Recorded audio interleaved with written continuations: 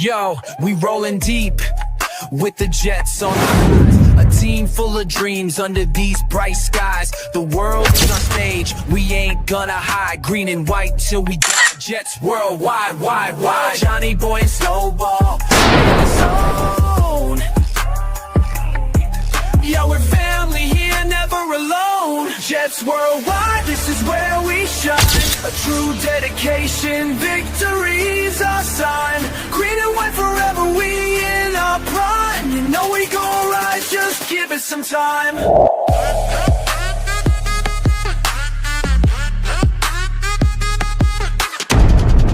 2025, hear the crowd going wild. You know we spitting truth, nothing but style. A city that never sleeps, we going buck wild. Our hearts beat as one. Jets worldwide, wide. Victory's a feeling, we won't let go. 2 weeks in a row, we are currently undefeated 2 weeks in a row, and it feels great. It feels great. I love being undefeated against the bye.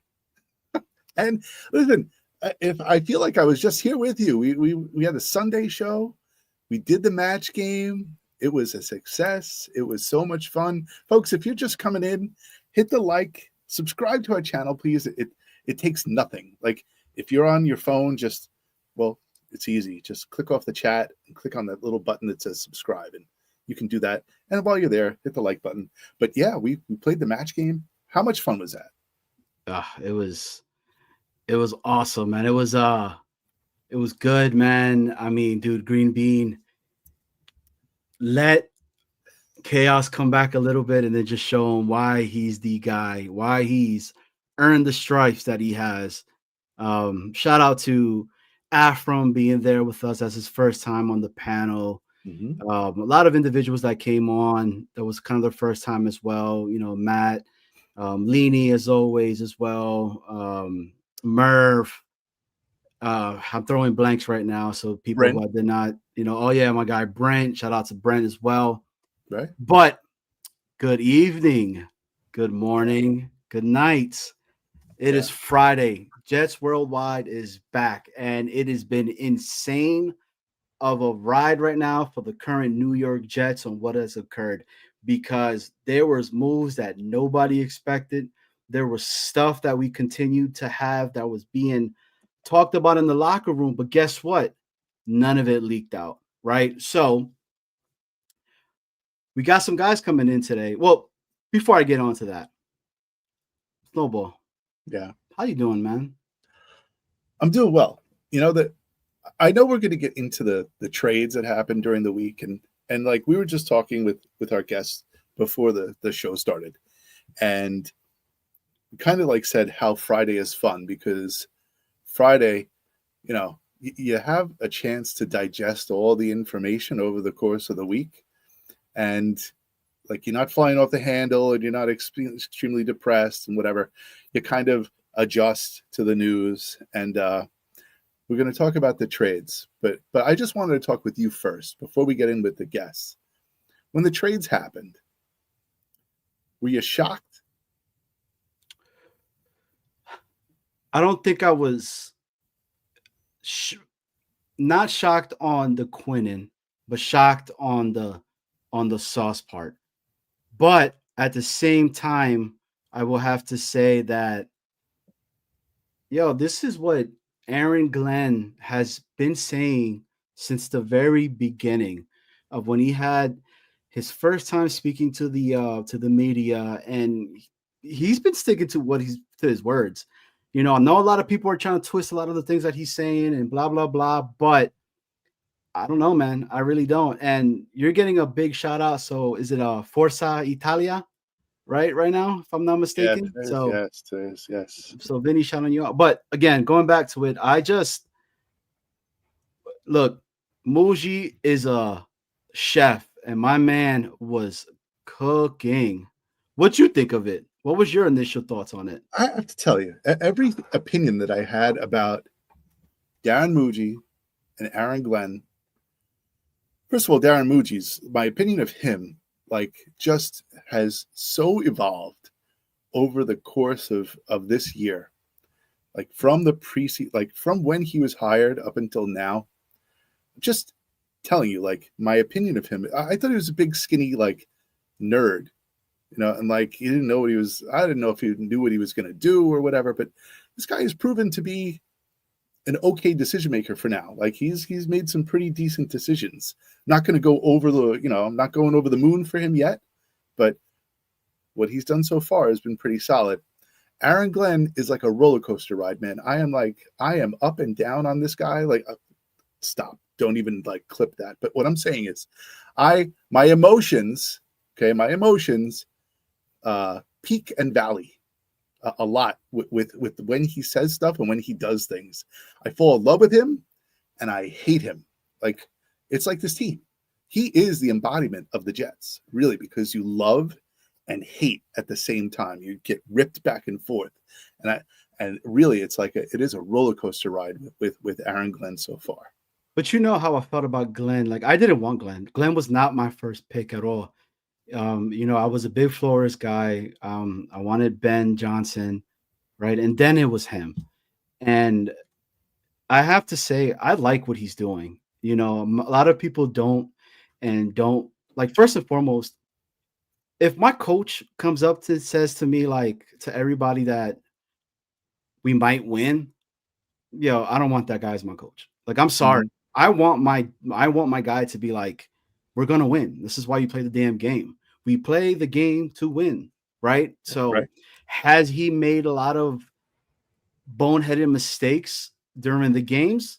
Yes, he has, hands down, right? But again, it's one of those that it's a give and take with him, So, but we'll get into all of that because I want to bring on our guests. I'm really excited to bring on the guest today as well. First and foremost, he is the reigning champion of the Wheel of Misfortune. But when we have our conversations and when we talk and things like that, I like the way he really brings it, right? Like it's not your ordinary talk. It's not your like conversations and talking about, let me look up a stat real quick or nothing. No, he has a real conversation. He brings stuff that it's not out there for everybody to be taken in and recycling and make it your own. So I always appreciate the conversations that I have with him. So let me bring him on. Reigning from Illinois, not Illinois, because I'll get beat up if I say that. Let's bring him on, Mr. ISU. Welcome, my good sir. How are you? Well, I'm doing good. Even my past opponent Leanie's in the chat. So shout out to Leanie. You just had bad luck from the wheel that night. That's all that was. And I had good luck. So is what it was. Sure. I wonder where the big fella's at, because the big fella's probably in the air, punching the air right now. He might be punching the bed. Oh yeah. There you go. Punching the bed. And now we got somebody else. So you guys might have seen him. He made an appearance at Boy Green. He's another guy, man, that I followed his channel. So you guys should too after he comes on and we talk to him a little bit. And I liked it because it was essentially, it just does not focus on just the Jets, right? To where at times it could be a lot. So to be able to break it up and talk a little bit about other sports is pretty dope and it's awesome.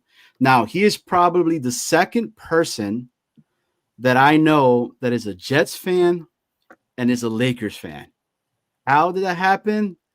Probably because of the jersey that he has in the back. But I say that also to shout out Addison, shout out to Addie. Because that's the other guy that I know that's a Laker and Jet fan, like you got one team that has so many championships, and then you got another team that only has one. So coming all the way from Macho Talks Sports, Mr. Macho himself. Welcome. Jets Worldwide, how we doing? Feeling great, man. It's Friday.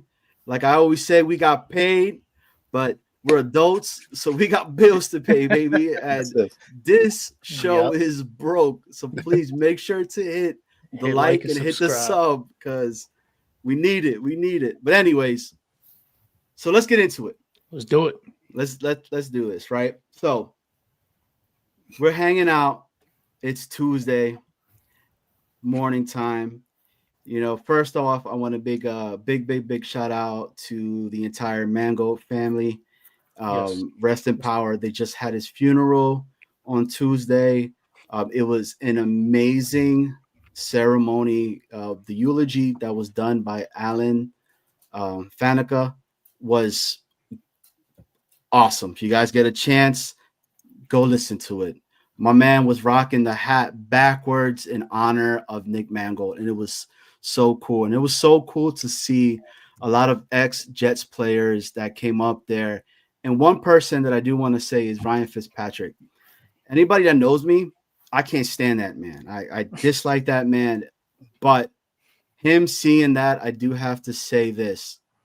He got respect out of me on that because that was pretty cool for him and what he's been doing and all that. But Alan Faneca's eulogy was amazing. Amazing. Were you able to see that, Snowball, by any chance?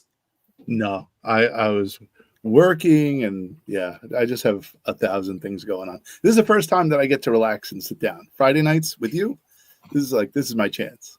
Hell yeah. Macho, were you able to see that? No, I was not able to see that. I was running around with my little one. But I did end up missing it. I did hear a lot of great things, though. Like you said, shout out to Alan Faneca. Shout out to the rest of Nick Mangold's family, and my condolences to them. Terrible news. Absolutely terrible news. So young. And that's my second favorite Jets player, or actually NFL player of all time. Number one is going to be Revis, but he was one of those only consistent players in a franchise that's full of so much inconsistency and so much loss and stuff. He was somebody that we knew that we can count on game in and game out, year in and year out. And my condolences to his family. ISU, were you able to see it by any chance or anything? No, I didn't see it, but I agree with Macho. It's incredibly consistent player and incredibly sad that he's gone so early. When this team has been very successful is when we've got really good centers, and he was definitely one of them that was like probably the top one other than Kevin Mougey, at least since I've been watching. And what was Mougey, then Mangold, right? Yeah. So good fortune for the organization to get those guys like that. Bam, bam, right? Mm-hmm. Yeah. But that's something that probably needs to be fixed because those guys, they're calling all the protections, right? Yeah. So there's a little bit of stuff now with Myers. Is he a problem? Like, right? I don't think so. I like what he's done. Keep it the way it is. I like what he's done. Stay consistent. Right. But we will talk about somebody that's coming out in free agency that I probably would give the bag to super fast if he ever hits free agency. But we'll get into that a little bit later on. They're not getting rid of him. But yeah. Okay. I know. But yes, ISU, you're completely right. Going Mougey, Mangold, and then after that, and this is where we're at right now, right? So Myers, M's, Mangold, right? Mougey, Mangold, Myers. Yeah, Myers. but you got it. But I'll tell you this, big shout out to our general manager in Mougey. Another M, right? Can't escape it. The him breaking, essentially knowing that the trade with Sauce already happened and he had reached out to the Colts GM and was like, please do not break this. I'm going to a Hall of Famer, a Ring of Honor, because I am saying, and I'm going to constantly stand at it, that Nick Mangold needs to be a Hall of Famer. Yep. At his funeral, and he did not want the alerts to go off when they're inside the church talking and doing everything they did. So shout out to the Colts organization as well for not letting that stuff slip out, because I mean, when it came out, bro, it was nuts. Everything like almost stopped in sports. Like anything that was happening, if you were playing pickleball, you were on your phone seeing that Sauce happen. Like it was wild.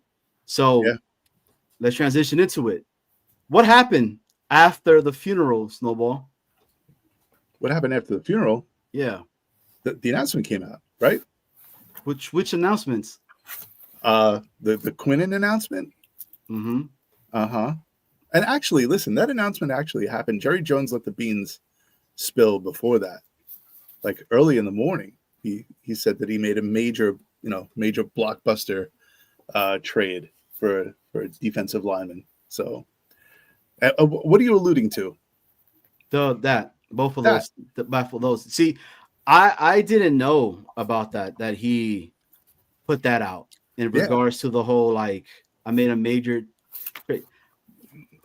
Did you though? Like, let's keep it a buck. I'll be right back. Hold on. Okay. So I think it was funny because he kind of leaked it the day before, and the very first trade, the very first trade that was announced that day was the Logan Wilson trade to Mhm. Dallas. So people were kind of clowning him, thinking like, "Oh, this is the announcement you were making. This is the big deal that you had on the table." And then it was the Sauce trade, then it was the Quinnen trade, and then yeah. What was your thoughts when you started seeing that ISU? So you got a player in Quinnen Williams that still was pretty much considered top 5 in his position, right? Everybody was saying that he was the leader, this and that, but we get rid of him.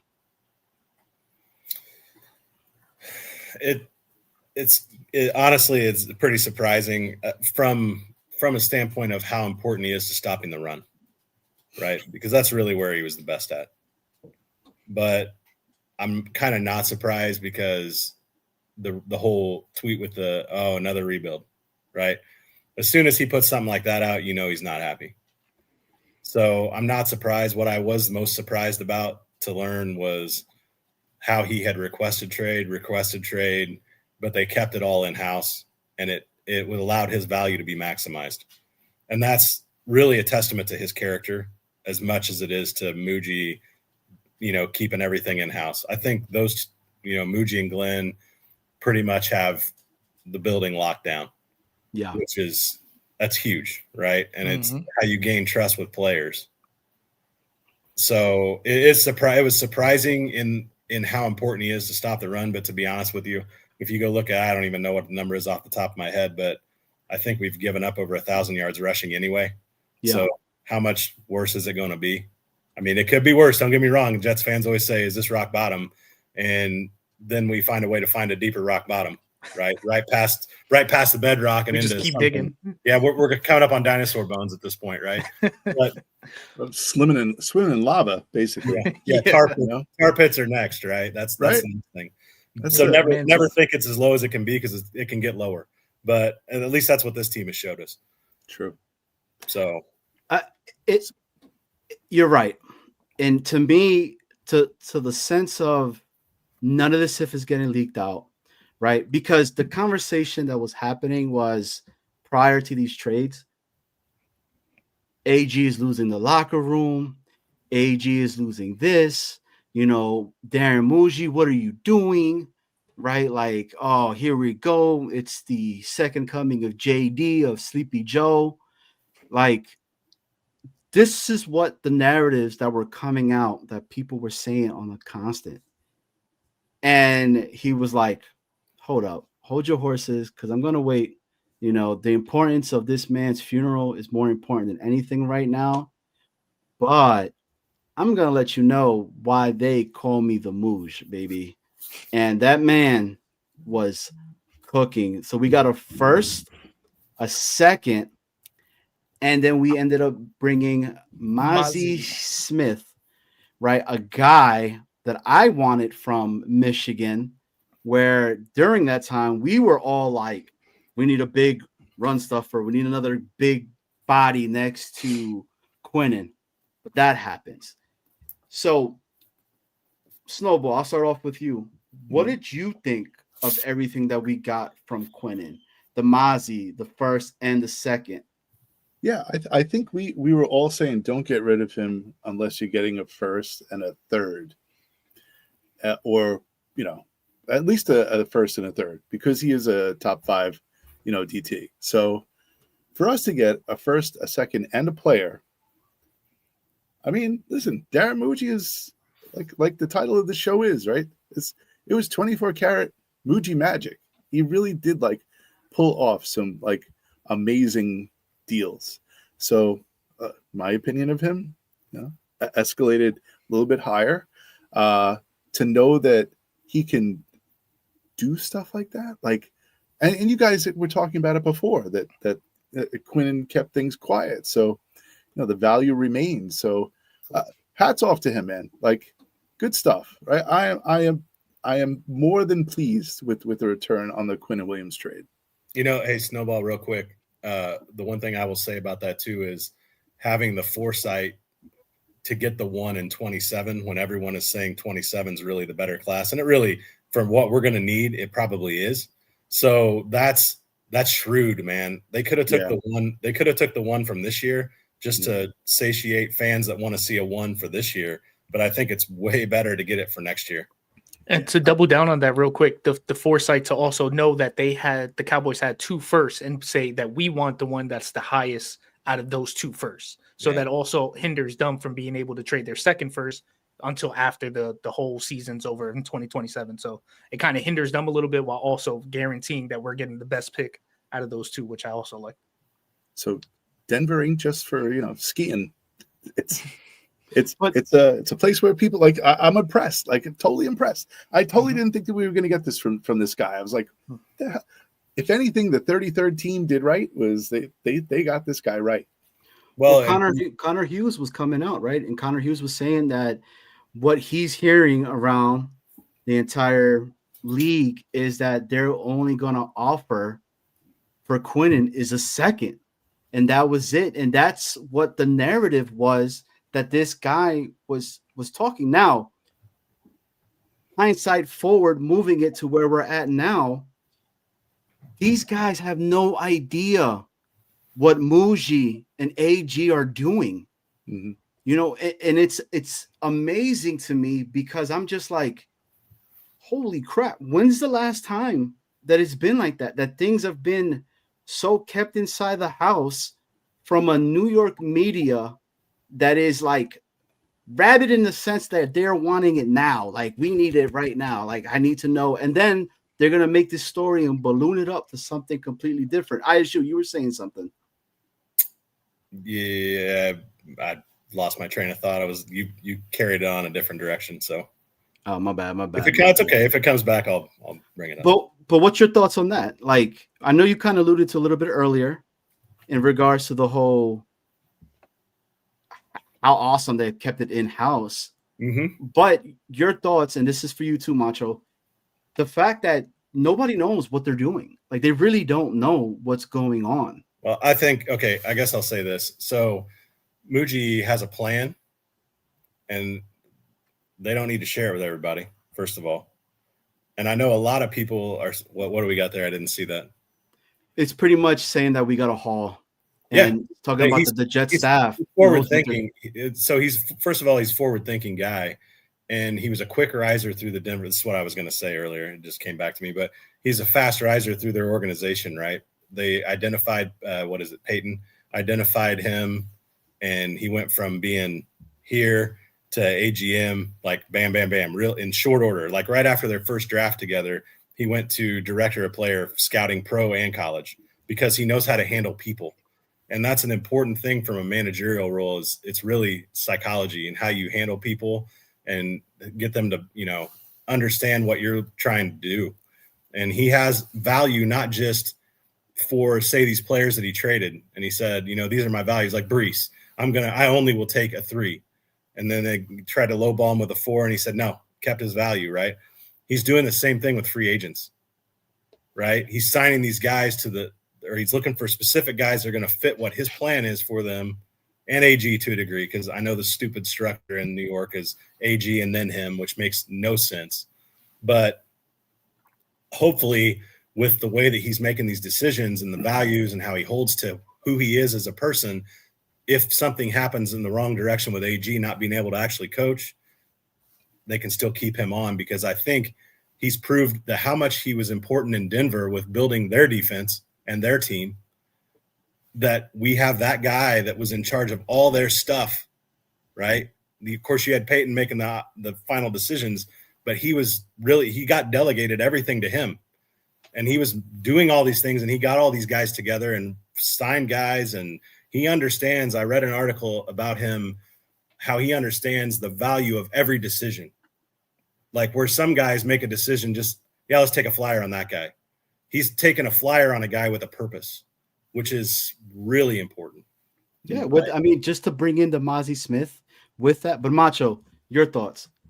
I love the job that Mougey's doing so far, and the thing that he does very well is identifying talent, not only to what their potential could be, but what their potentially specifically is to the system that they're trying to run here. So when they do something like signing Brandon Stevens, who wasn't working in those first couple of weeks, as soon as he starts to get more acclimated to the defense and to the scheme here, since week 4, he's been the number 1 ranked cornerback. Bringing in someone like Jarvis Brownlee, where we got him for basically nothing, a 7th, and then moved up to the 6th or whatever. And he comes in and right away he takes Michael Carter's job.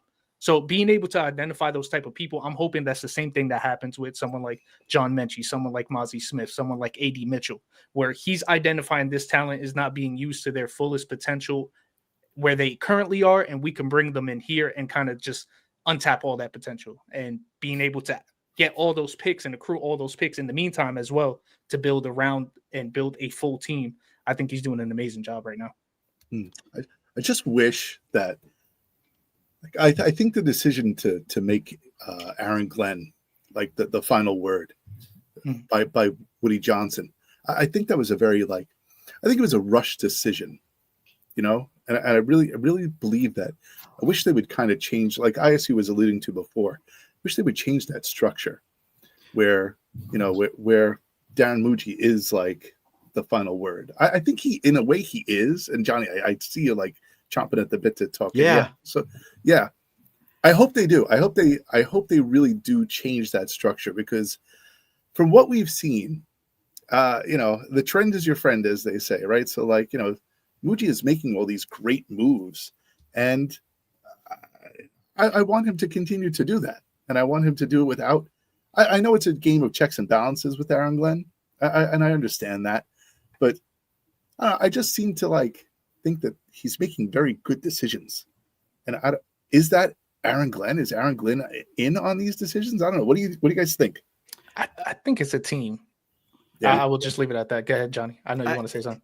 That's exactly where I was going at, Macho, because I have to say that I feel like AG has constantly said that me and what does he call him, Mougey, right? That's where the nickname comes from. Are going to talk about it together. Like it's never, or maybe he said it, I don't know, but I've never heard it and be like, this is my final decision on this player. No, it's always been like, we're going to take calls on everybody and anybody because it's our job. Now it's up to us to decide if we want to move forward with this individual.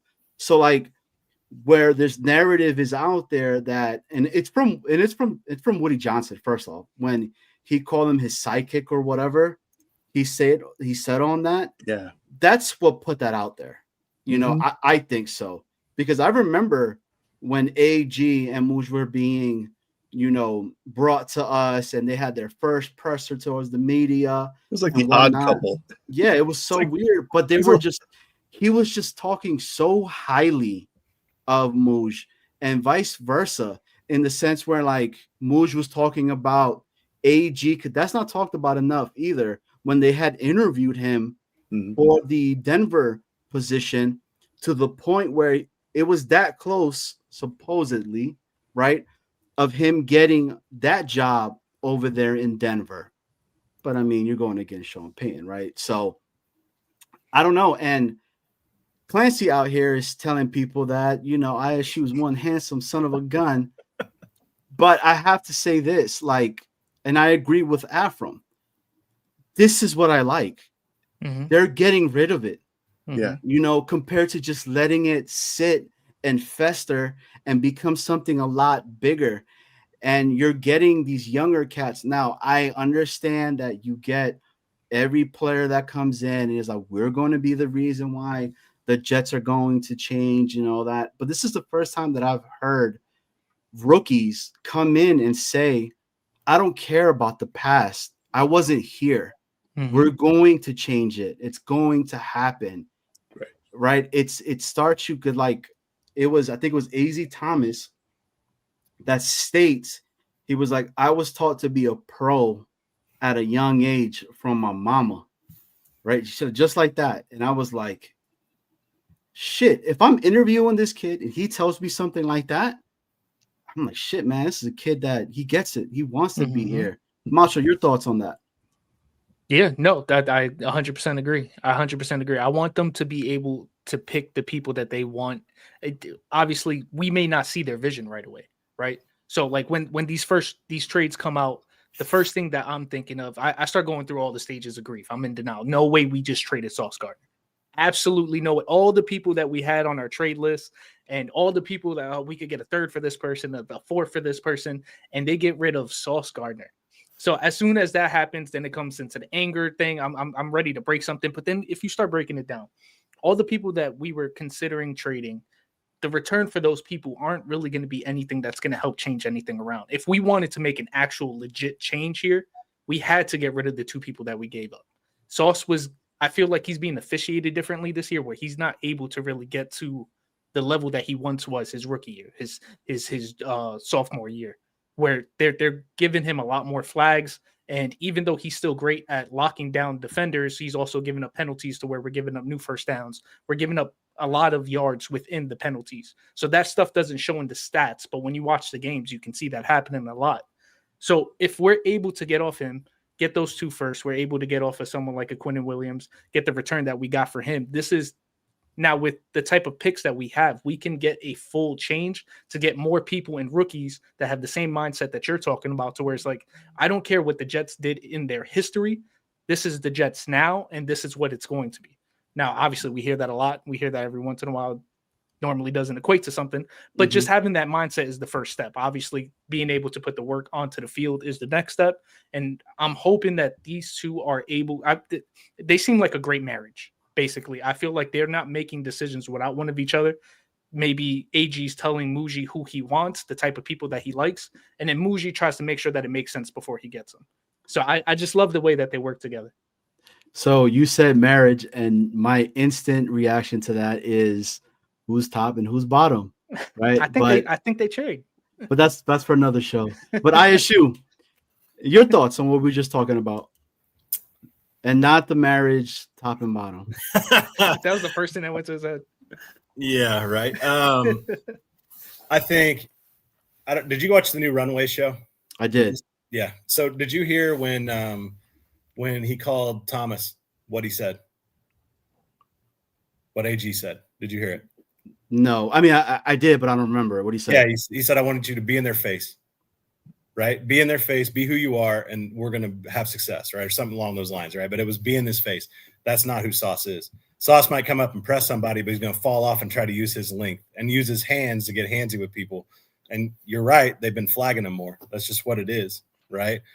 So I don't think necessarily that he's a great player. I'm not saying he's not a great player. Great player, right?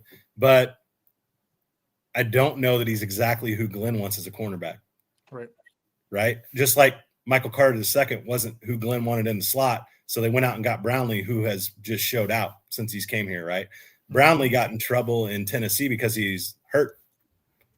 And I think when we see A.D. Mitchell, he got in trouble because he dropped the ball going over the goal line, which if you really watch that play close, I don't think it was intentional necessarily. You can kind of see him like go, oh no, and like reach out for it. It was so fast, right? But he went in the doghouse because of it, because you can't do dumb stuff, kind of like Corley did with us. Yeah. Right?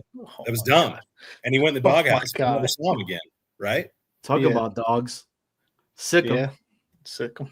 So, yeah, I'm ready to see Adonai Mitchell. I want to see what he does. Like, I'm ready for that, right? But I think it's important that they got what they got. They didn't talk these guys down and say, oh, you're not my kind of guy. They let them play, do their thing, and then they still managed to maximize their value. So that's the most important thing. They didn't trash them as players or anything like that. They just let them do their thing and then trade them, because that's not really who they want long-term, or who AG wants necessarily long-term. Yeah, this is that culture change that we've been Yeah. Like, hearing about Johnny Webb. I have to say, where like what you guys are talking about, that the potential of the players that they're bringing in, for me, it makes me be like, damn, the talent that we had here, did we truly overvalue that? And it's starting to show, because they're putting in, insert Malachi Moore to this position. Mhm. He's doing well. Insert Stevens, right, to take over Reed. He's starting to do well. You get a glimpse of an AZ Thomas into this position. He's doing well. Quincy Williams, right? You take him out, you put this other guy in, he starts doing well before he gets a concussion, right? You get Phillips, Harris. We could keep going on and on and on and on and on. That, you're getting these guys here that are truly trying to change the culture. Do we still suck in the sense of our record? Hell yeah, we're 1-7 right now. And I'll be an idiot if I didn't say that at the end of the day, your record is what speaks loudly for everybody. And if your record is not showing you winning, especially in the New York market, the outside individuals that are not true Jet fans like us, what does it tell you? So, and Snowball had those, I started to put them on. those green glasses. Started to put the green glasses on because But you were talking, and I was like, oh, this all sounds fantastic. But we're the Jets, listen, we pray that this doesn't continue. Like, the trend doesn't continue. Yeah, you said it. We're 1-7. mm-hmm. And I think winning that Cincinnati game and then having the bye week, like, you get to enjoy this bliss for a while, right?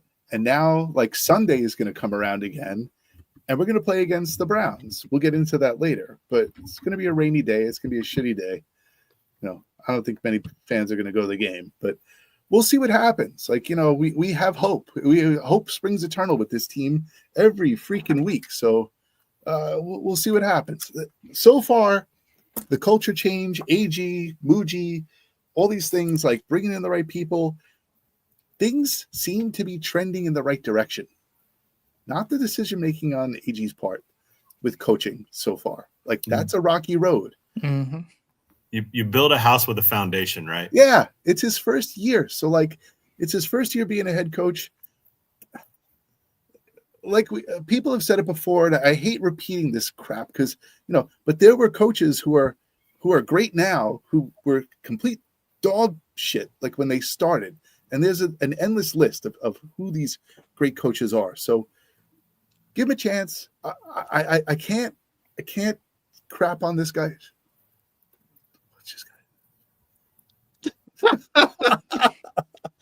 It's true. Shout out to Tigo, man. Hey, look, Right.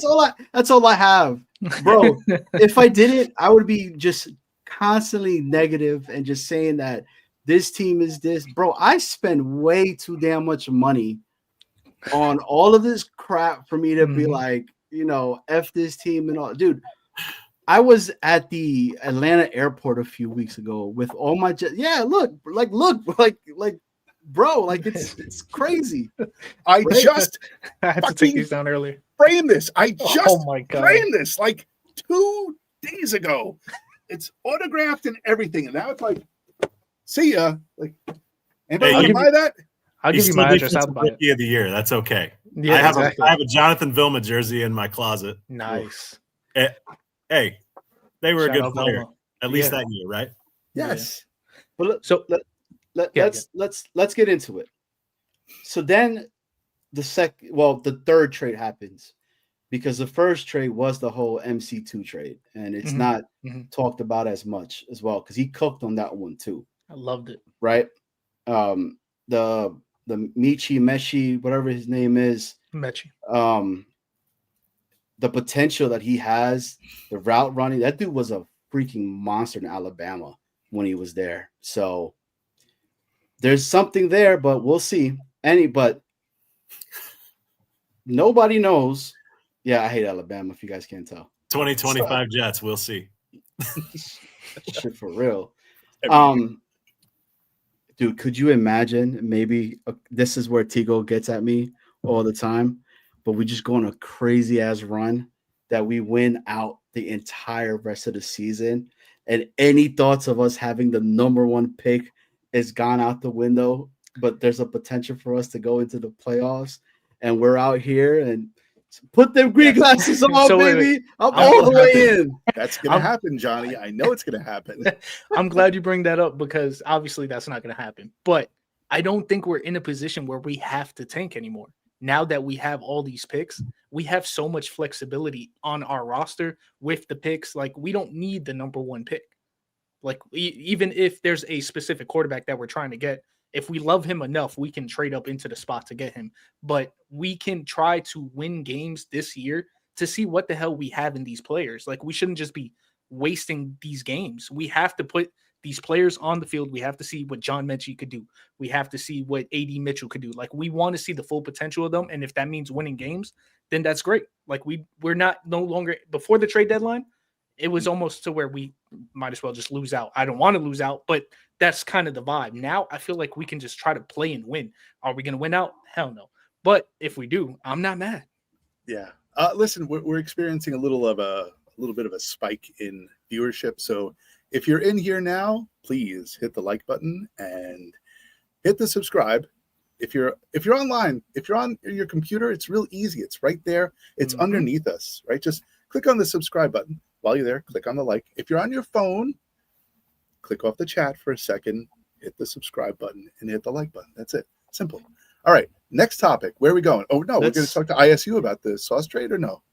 Well, we haven't even gotten into it, so we'll get. You know what? Into Let's talk about the sauce trade. Yeah, because that needs to. I was building it, man. I was building it to get it to this point because if you would have had any player that you'd have thought the guy that would get traded, it would have not been Sauce. No. Right? Like I thought this guy would end his career over here with the same 2 picks that he has. And right. But he's gone. Right? Like, dude woke up 1-7, was chilling with Ice Spice in his bed or whatever, right? I blame her. She's the reason why Sauce and everything has happened to Sauce. Okay, he's too handsy now.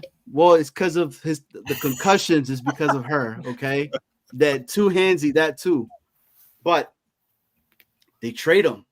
Yeah, 2 1s and AD Mitchell. Yeah. ISU initial reaction to all of this. Oh, that's a stunner. Only because the contract. To me, like, that's when I heard he got traded, I was like, no way. I thought it was a joke. But I went on and looked, and I said, oh my God, it's for real. But then, it came out pretty short order, like what they got for him. And like I was saying earlier, I don't know that he necessarily fit exactly what Glenn was looking for. And I did see earlier there was a question from Boomtown that he was directing at the entire panel, and it's kind of on this topic.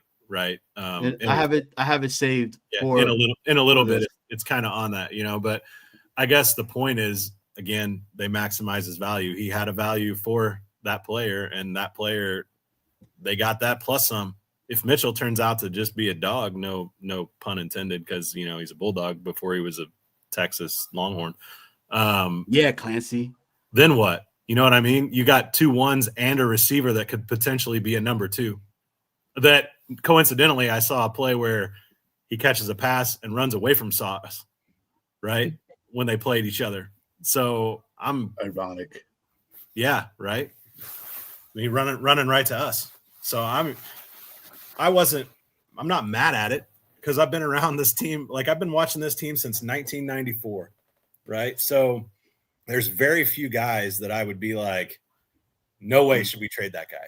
And honestly, like, after Revis left, why would you think Sauce would be here his entire career? The same thing happened to AG, right? He left. He even admitted it on I don't know, was it yesterday or today? Yeah, there you go, Nick. It's true. Like, that shit's wild to me. Where who would have thought that we would have got 2 1s when Darrelle Revis, when he got traded, we only got 1-1 for him. But Macho, your initial thoughts on what occurred when you heard the Sauce The trade? initial thoughts was anger. Honestly, I was pissed off because again, we have a set list of players that we're imagining could get traded, and it makes sense why they would get traded. Sauce was never on that list. Not only was he one of our best defensive players, but he just got paid. And not only did he just get paid, he got paid by this exact regime. Like it made more sense with Michael Carter, who just got paid last year, but it was by the last regime. So he doesn't fit this defensive scheme. This regime paid this player maybe less than 3 months ago, and then we get rid of him. So my first thoughts is anger and confusion because it's like, what direction are we trying to go in? And obviously losing a great player like Sauce in the prime of his career hurts. But then when you start thinking about it and start breaking it down, we just got our first win. He wasn't even on the field. You know what I'm saying? Like there's some things that I would love to keep him, but for the return that we got, everyone has a price, and that was just a beautiful, beautiful price. I can't imagine any other cornerback that would get traded for 2 firsts, and then even a wide receiver on top of that, and AD Mitchell, who was just drafted in the second round. Like he has some draft capital to him that's attached to him, to where even though the Colts are very good in their wide receiver room, that's somebody that they invested that draft capital in. So for them to be willing to trade him as well on top of those 2 firsts, it's hard not to like the move. Again, when they signed Brandon Stevens and he started coming and started working out, and it started looking like maybe a possible cornerback 1 on this team. Obviously, he's different from Sauce, but he works in this system. That, I guess, gave them a little more assurance to where we can move on from Sauce, get this great package back for him, and also still be competitive on that side of the ball. Same thing with the Brownlee trade when we traded when we traded away Michael Carter Williams. Like it was like we have someone that we can plug and play into that position. Let's get whatever we can for this player and try to maximize the potential with these new players that we're bringing in and putting on the field. So I love the trade in hindsight. As soon as it happened, I absolutely hated it, but in hindsight, I love it. Snowball, I'm gonna ask you a question in regards to Sauce and Mougey, and this is Right. for the chat as well. So chat, chime in on this, and you guys too. Do you think that Mougey from RIP, while the extension was going on, that he structured the extension of Sauce that he was eventually going to trade him, and that was always in back of his mind, that if somebody offers me the right ammunition for this individual, I'm going to pull the trigger and be able to go ahead and pull some insane trade that nobody would ever think of. Of course. Yeah. Because, I mean, we said it before that he's a forward-thinking GM. So, like, why not, right? Like, cover your ass and be like, oh, you know what? I'm going to make everyone happy. And we extended Sauce. And everyone's like, yay! All the Jets fans were like, this is what we wanted. And he's like, ha, don't worry about it. You know, like, if we ever have to move this guy, the money is backloaded. So, you know, we're out, which is great. So do I think that he, from the rip, structured that contract to be like a get out of jail free card? Yeah, absolutely. Like, what I definitely think that. When the trade happened, you know what I did? When the trade happened, I was like, damn, Mitch Trubisky just got Sauce Gardner traded. Remember that? Do you remember that pass? Mitch Trubisky came in for 1 pass during that game, threw it right over Sauce Gardner's head, and I forget what receiver he hit, but like it went for like a 20, 30 yard. He was the one that we drafted. He's escaping me now. He played for us. We drafted him a couple of years ago, probably like 4 years ago. Elijah Moore, right? Like Elijah Moore burned Mitch Trubisky. Like Mr. throws it to him, and Sauce gets burned. And I was like, damn. I'm like, wow. Like people don't forget that stuff. Like AG probably was like, all right. And Sauce not being well, we'll talk to that. You're going to bring Boomtown's question up later, right? I'll bring it up right now because it's a good question, and I think it fits what we're talking about right now. Yeah. So, but I believe it was. First off, shout out to Boom. So Boomtown, appreciate you, brother. A question for the panel: if Glenn says Sauce isn't a good fit for his system, is that a concern? Should the system not adjust for the elite talent you have, he's going to hang up now and he's going to listen. So I'm going to get that question moved on over to ISU. Start us off. I think good coaches can scheme their players into the best positions for success. Okay. That's a very safe answer. Well, it's pull that question back up again, Johnny, real quick, because you pulled both sides of it. Oh shit! In one term. Oh, where'd it go? I dropped. It's all the way. Gotta go dig it. Yeah, it's there. No, I think he took it off the star. No, I took it off the star. You unstarred it.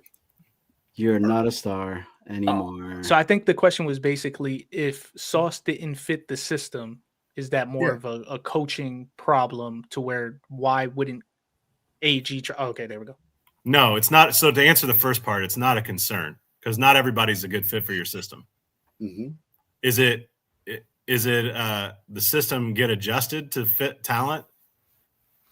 Should, but you got to realize the egos of these guys. Just like Salah had an ego, and this is how I do defense, and his defense works against Josh Allen. I think between him and Ulbrich, they've proved when the Falcons shut Josh Allen mostly down, right, this year, and Salah did it when he was with us, and we won games against him. That's their system, right? And the AG's got a system. And is it going to fit? Is it a concern? It's not a concern because this is what he believes is the way to win, right? But like I said, I think good coaches can maximize potential of every player. So is he good? I don't know. We're going to wait and see. He's evolving. I think he's evolving every week. He's learning when he does something stupid, like, let's punt on a fourth down when we had no business punting or whatever it is, right? You know what I'm saying? So I guess, boom, yes and no. I'm what's his name? Mets. Yes and no. Yes and no. Macho? Yeah, Macho. So I to answer the first part of the question, no, I don't think that's a concern at all. Should good coaches try to scheme up their best players? Yes. But the other part that we have to factor in is the offer that we got for him. So does his play on the field match the offer that we would get if we were to move him? And does that make sense for the team? Even though he was good, he wasn't good enough to completely ignore the fact that we could get 2 firsts for him and get a wide receiver, which is a position of need right now. We have literally just Garrett Wilson, and he's hurt. So we don't even know if he's going to be 100%. I think he's limited in practices still. I don't know if he put in a full practice yet. So we need as many bodies as we could get when it comes to that position. So that's another part of the factoring that we have to think when it comes to that question. Yes, I think they could have found a way to make Sauce work in the system, but was it enough to keep him and not take those 2 firsts for him? Absolutely not. Yeah. I gotta say this to Boom. So I'm gonna have to say that why are we talking as if like Sauce was a bum with us when he wasn't? He was still putting up really good numbers as CB1. So I don't think that went down, but I always questioned Sauce's leadership because we constantly wanted this dude to be the leader of the secondary. He was supposed to be it this year. That didn't happen, right? Somebody else was the captain. Last year, it was DJ Reed. So does that come into play with it? Can you coach leadership? I don't think you can. I think that's something that you're born with to be a leader, right? So I can't fault it. I can't not fault Sauce. I don't believe that, Glennis and Wilkes and whatever they do, that Sauce went to crap and he was just this trash ass corner and everything, right? We as an organization, as a Jets fan base, want the defense to win us games. And that's where we kept killing Sauce on, where he would have these layup of a interception and he just would not bring it in. And we wanted that dude to win it for us. We wanted him to be, and it pissed me off every time the comparison of him to Darrelle Revis when they're two completely different styles of players and should have never been compared. Off the rip, he's had that. All pro, did all this. He did stuff that Revis never did, right? That had that whole all pro, whatever thing that he did on his first year itself. So to answer your question, Boom, I would say, nah. Like I think what AG and them are doing is there. We just have problems at other places. Mm-hmm. A lot Snowball? of places. Yeah. Listen, I'll go back to when Steve Wilkes was at the podium at the beginning of the season. They asked him about what the defense was going to be.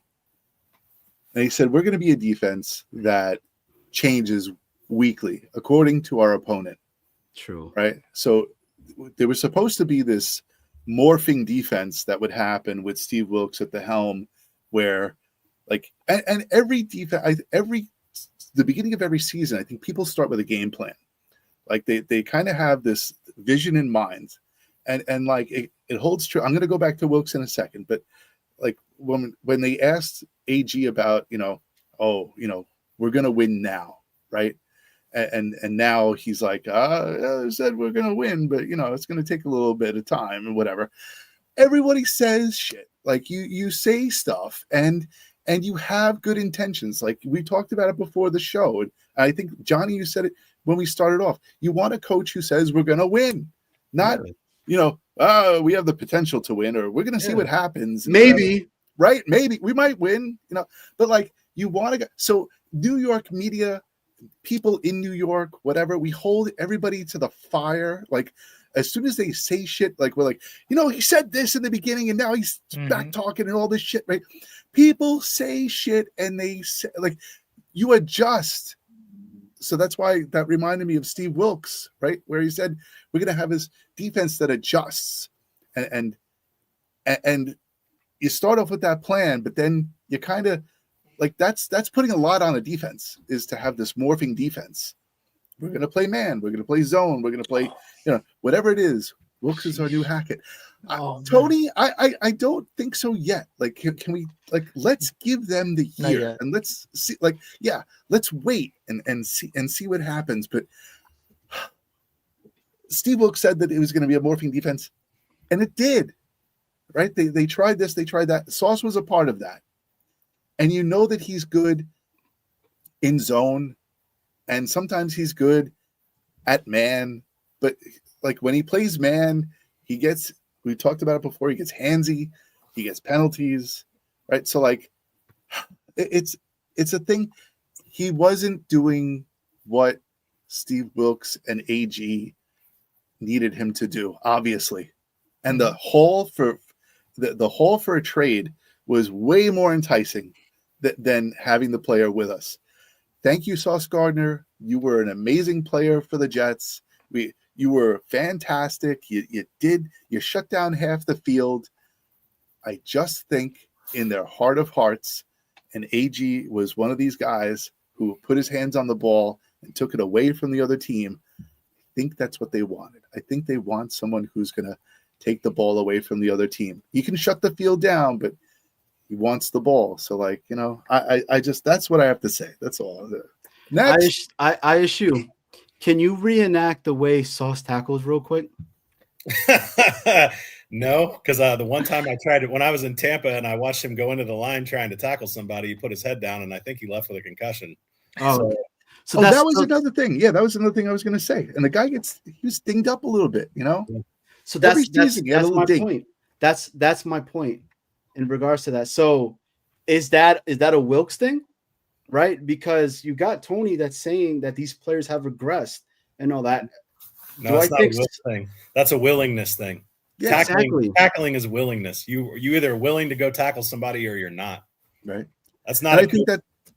Yeah, and being a leader too. Like I think you can become a leader. I really do. I really think you can become a leader. Like if you're playing at the top of your game, like Sauce, you lead by example, right? And all this, you can become a leader. Who is like the CJ Mosley, right? Like CJ Mosley was the most underrated, soft-spoken guy ever, And then when they told him, like, listen, CJ, you got to step it up, man. Like, you got to become the leader of the defense. He did. He became like the voice. So, like, I think he could do it. Who was the voice? Who said that they were the voice? Michael Carter. The second. So not anymore. So with CJ, right? Yeah. That's a good example, because I have always thought that CJ was a guy that let his work ethic and the way he play on the field truly talk about him being a leader. And he didn't have to go and like curse you out in front of everybody. No, he didn't. No, he would talk to you as a man and be like, nicely, but yo, you're fucking up, bro. Like, what are you doing? You're supposed to be here at point A, and you're over here at point B. Like, what are we doing right now? So that's a difference in regards to it, right? Like, he let that show with CJ. CJ's missed. Like, I'm not gonna lie, he's missed but he was old, bro. Like, and he had that neck injury, and it was done. But I don't think, and it goes back to this question that I constantly kept asking. Who had the most pressure? Was it Tanner or was it Wilkes? You know what I'm saying? Like, and it just constantly goes back to me to that, because I feel like it changes every single weeks. Like, one week is Wilkes and then the other week is Tanner. And it's like, at what point is it balanced for both of them? So, but let's get into this. So the trade happens, 2-1s, and then we get a potential. And a guy that when he was coming out, a lot of people had him really, really high on their board in AD Mitchell. Georgia transferred to Texas. What's your guys' thoughts when that happened? Snow Bizzle? From Georgia to Texas? I mean, what? From him moving from Georgia to Texas? You want my thoughts on that? Him coming over here to us. Like, him not being coming with us. All right. Listen, first of all, we talked about Georgia and we talked about Texas, two very reputable college programs, right? So, and I think his track record with both teams was fairly high. So him coming to us now, right? Us getting, right? Yes, Thunderlips, trust the process. Adirondack Fly Guy. Hi. You're a nice guy. So, yeah, he is a nice guy. Him coming to us, where was he? He was trapped behind a couple of other receivers, correct? Yeah, Pierce, Pittman. What's the other Colts receivers? And then you add Tyler Warren there. Yeah. Alex Pierce. Alex Pierce. Pittman. Who's their third? I think Pierce is the third. Josh Downs is the second. There you go. Downs. So being trapped in the system, sometimes you get pissed off, right? Like, you never get your opportunity. So yeah, he only went to Texas for a whole year because he got. Oh well, listen, we do things because out of when we have to do things. So of course, but him coming to us, let's see what happens. Let's see what the guy might have some potential. We heard from Garrett Wilson this week when he said, the guy's a dog, right? Obviously, and he's had the infamous, right, to quote Jake Asman, he had a great week in practice. So we don't know what this guy's going to bring us. Hopefully he becomes a number 2. Listen, we have Alan Lazard, so we always have Alan Lazard to fall back on. But that's true. We're praying that AD Mitchell becomes like that number 2. He definitely has the body size. He definitely has the speed. So yeah, Macho, go ahead. So to piggyback off of what Snowball said, he does have the intangibles, the 205 pounds. I think he's like 6'2" or something like that. So he has the size to be an X receiver. But I have noticed that the NFL has kind of been changing as far as the X receiver size. Like, people are 5'11", 195 pounds now, like, because they like to be able to move that X receiver into the slot, move him pretty much all around the field. But AD Mitchell was great in college. He hasn't really done much in the NFL. A lot of that due to what you're saying, being buried in that depth chart. We haven't really spoke about him yet, but same thing with John Mechie. He's been buried in that depth chart, as well as having his injury history, leukemia, all that stuff played a factor. But with AD Mitchell, I think he's perfect for us for this year, at least, basically because we have nobody else. So we can literally see what he has, see if he's somebody that fits into the system. And he's in a position of need. So I love having him there. When he was in Texas, he had to compete with like Xavier Worthy, JT Sanders, like Jonathan Brooks. So he's familiar with having some competition around him and being able to try to battle for some of those receptions and those targets. But here, I think he has a great chance to kind of flourish. I just saw that question. ISU, your thoughts on that? Because look, he's been patiently waiting to explode right now in regards to AD Mitchell. I love the speed. I love the hands. As long as he doesn't show up with a soccer ball and he knows how to block, he'll take Lazard's place. True. Nobody can trace Lazard. I don't need soccer balls. I need guys that catch footballs. And I need guys that can run away from DBs and do it. And this this is the ultimate flyer to me because he's a second-year player. Yeah. So we got how many games left here? 9? 9, yeah. Let's see him. Let's see him for all 9 games and see what he does. And I don't think he's going to do something stupid like drop a football before he gets into the end zone. And I think he's going to score some touchdowns for us. So I'm more than happy with him being a throw-in. That's crazy talk to considering our wide receiver core. Terrible. It's a no-brainer to get a guy that you're going to control too, because he's only a second-year guy. So if he comes and he plays well, worst case, he maybe ends up a 3 and we draft a 2. Listen, 2027, that kid Jeremiah that plays Smith. over there in Ohio. Jeremiah Smith. Sheesh. Bro, you could just you have imagine? Him and Garrett Wilson. Oh, yeah. Man. We just Yeah. need a quarterback. I can you have to imagine. you just have to take your hat off to Darren Mougey. Yeah. Honestly, like Mhm. the guy has just been pulling move after move. He's like the Michael Jackson of GMs. Does AD instantly move to Bill M's question instantly to wide receiver 2 ISU? Right now, he kind of has to right now. I mean, there's just nobody else there, right? Unless you're going to consider Arian Smith a 2, and I didn't like that draft pick you probably know because I was all over you, Mr. Bulldog, about how this guy can't catch footballs. Let's draft him. Like that's like drafting Stephen Hill. How's Carson Beck doing? How's Hey, Carson Beck doing? You know what I'm saying, though? We draft Stephen Hill in the second round, and that dude came out of a running offense. That was stupid, right? True. So it's kind of like that. Let's draft a guy that can't catch a football. Great idea. Just really great. But they're making up for that because they said, oh, yeah, he is fast. What they were looking for was a guy that's fast that can stretch the field. Glenn said it like, 3 different times? Jameson Williams. That was his Jameson Williams try. Didn't work. AD Mitchell might work. Right? So I got no issue with him jumping the line if he comes and shows it. Macho? Yeah, I completely agree with ISU here. I mean, he's kind of has to be that number 2 receiver. Will he produce like a number 2 receiver? That's still yet to be said. But as far as in the depth chart, you have to put him number 2. Hopefully he can learn the offense pretty quickly so we could get him acclimated and get him going right away. But yeah, we need him to step up and be that number 2. We have no one else. We have Tyler Johnson. Josh Reynolds is out for another couple of weeks on IR. Alan Lazard, if you want to count him as a wide receiver. Like, we have nobody. He has to be our number 2. And then hopefully John Mechie steps up too. We got to see what he does. Am I expecting John Mechie to step up as much as I would expect AD Mitchell to step up? Of course not. But we still have to get both of these guys on the field and see what they can do in our system. And then we can then move on in the future based off of that. Macho, your thoughts on Fox telling you that it's great that you took down your Sauce jersey next to Kobe and then replayed with the Rivas? So yes, I did have the Sauce up here and I had to take it down. So I record my shows on Tuesdays and release them on Wednesdays. And obviously Tuesday was that trade deadline. So I had to do it that day. But it's still, I root for Sauce, man. I like Sauce. I like Sauce a lot.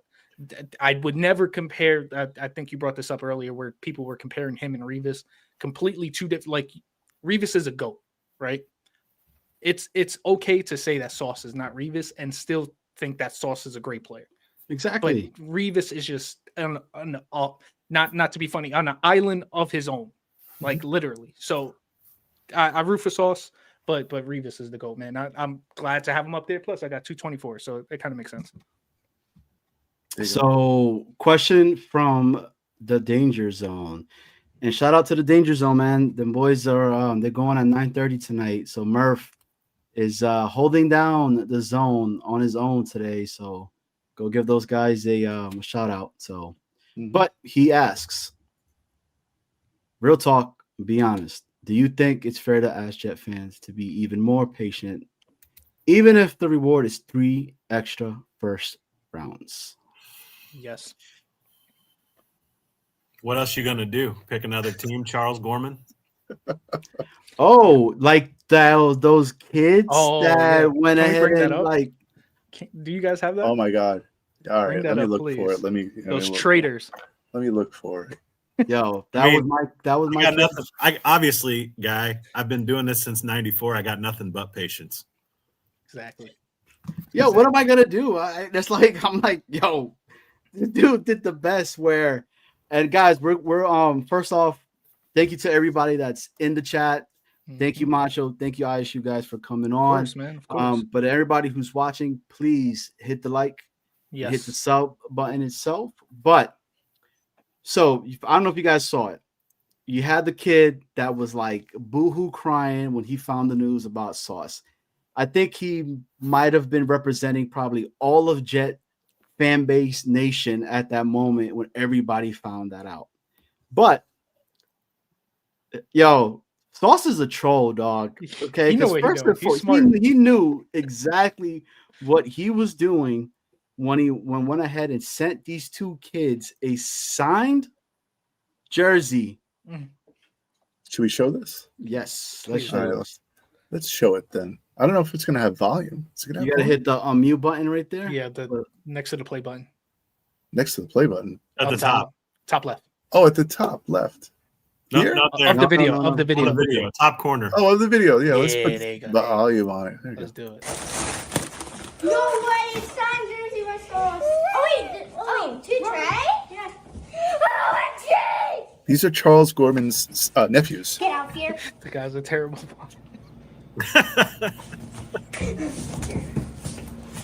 I am so excited. Me too. My Sauce. I would have took my belt out. I would have took my belt out right then and there, bro. It was the way that he threw the Jets jersey that really pissed me off. Yeah, bro. That thing flew off him so quick. Crap. So I did not see this. There's a video. There's a video out of Sauce actually signing that. Is there any way, Snowball, you could find that? After I agree. They were losing the thing. Okay, and I know. I guess I'll keep quiet for a minute because you're planning on talking about those press conferences. No, go ahead. Talk about it. I guess my whole thing with the press conferences from both those guys, and Johnny, you and I were talking earlier today, but you said he looked really happy because he's getting transplanted into a team that's been winning games, and all he wants to do is win games. But I question whether he's truly a winning player because he's been what he is for us for that long. Thank you. All they've known is losing. So that's why I always talk about that mental headspace that a lot of these players that have been here for so long, how much has that affected them? These guys come from winning programs that all they've ever done is win, win, win, win. They've won since they were in Pee Wee. They've won since they were in middle school, then high school, then college. Like they were those guys, right? Because first and foremost, it is very difficult to get into the NFL. You're not just like that. Oh, I'm an NFL player. Because if that was the case, then there'd be a shitload of more NFL players out there, but there's not. I agree with you, ISU. Like, it was insane. Like, when I watched that presser, I was like, yo, how long has this guy been that unhappy? Like, how long has he truly been like, I want to get the hell out of here because I can't. But still a good soldier, right? He wasn't, he never, they did ask him the one question, did you ever request a trade? And he said no. What's going on, Bryce, Trey? Just want to say I appreciate y'all for the support. With that being said, I'm going to be giving y'all 2 of my first coach jerseys. Am I still with you guys? Yeah. The Jets traded Sauce today. To where? The little kid even says it in this video. He said, I don't like the Jets anymore. Okay. I don't get that. We think I get a rivalry jersey. It's okay. I'll get you a different one. He went to Indianapolis, and they also traded. They also traded Quinn Williams. I play Sunday. He did, but so did Sauce. No, I don't like the Jets. Now did Quincy leave? No, Quincy's still there. We're taking all the Jets stuff now. No, it's fine. Quinn Williams on the Cowboys. Sauce went to the Colts. It's okay. I want the Colts now. Guess what? We got 3 first-round picks for it. So we have 3. What's going on, Bryce, Trey? All right. Say I appreciate y'all. Yo, I'm not even gonna lie. Seeing that dude in that jersey is so weird, bro. Yeah, It's it doesn't so- look right. It's so tough to watch that, but yo, bro. One thing I guess I want to say real quick, I'm not going to run down Sauce. He is a great player, Yeah, he is. right? And I wasn't by any means, I'm not calling him a loser or any of that kind of stuff, because he was part of Cincinnati getting as far as they did in the college, the whole deal, getting up in, what were they, top 4 or whatever. And no, we just lost Snowball, I think. It's all good. But I'm not running him down like that by any means. Yeah. But what I'm saying is he's been beat down so much. Yeah. He looked like the cat that swallowed the canary, right? When he's at that press conference, because I'm gonna win. I'm with a winning program now, right? He wants to be, and he did say, I think, I want to be a piece, right? And that's better than change my tone. I'm not changing my tone, Modine. I'm not gonna call him a loser. I'm just saying he's been a losing player, and that can wear you down. And now he looks like a different guy. And we'll see if he plays better. Maybe he will. I don't know. Afram is throwing out some GOAT comments tonight, man. He's it's the truth right here. We were talking about it at ISU, right? They're really good players and they're game changers. You decide on what. Was he a game changer? That was the biggest difference with him and Revis, right? That Revis would, when you need a pick, dude, I'll never forget that Tony Romo game. And he throws that ball and freaking Revis just undercuts the receiver, catches it and brings it back. And I was like, yo, was the route so bad on the receiver, or was it that the receiver was Darrelle Revis that ran it for the Cowboys receiver because he was that good? It's crazy.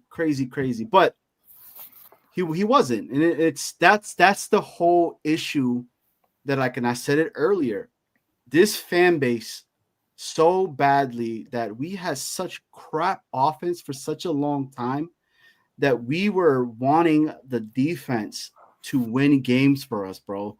There was people who were like, yo, we should have so many pick sixes and we would win the game if we had this turnover, this is the blah blah blah. And I was like, that's not what the defense is supposed to do, though. They're supposed to stop the ball from going into the end zone and then giving us the offense a chance to get good field position to potentially score. Yeah, great teams play complementary football, and we don't have complementary football. We have spurts, glimpses.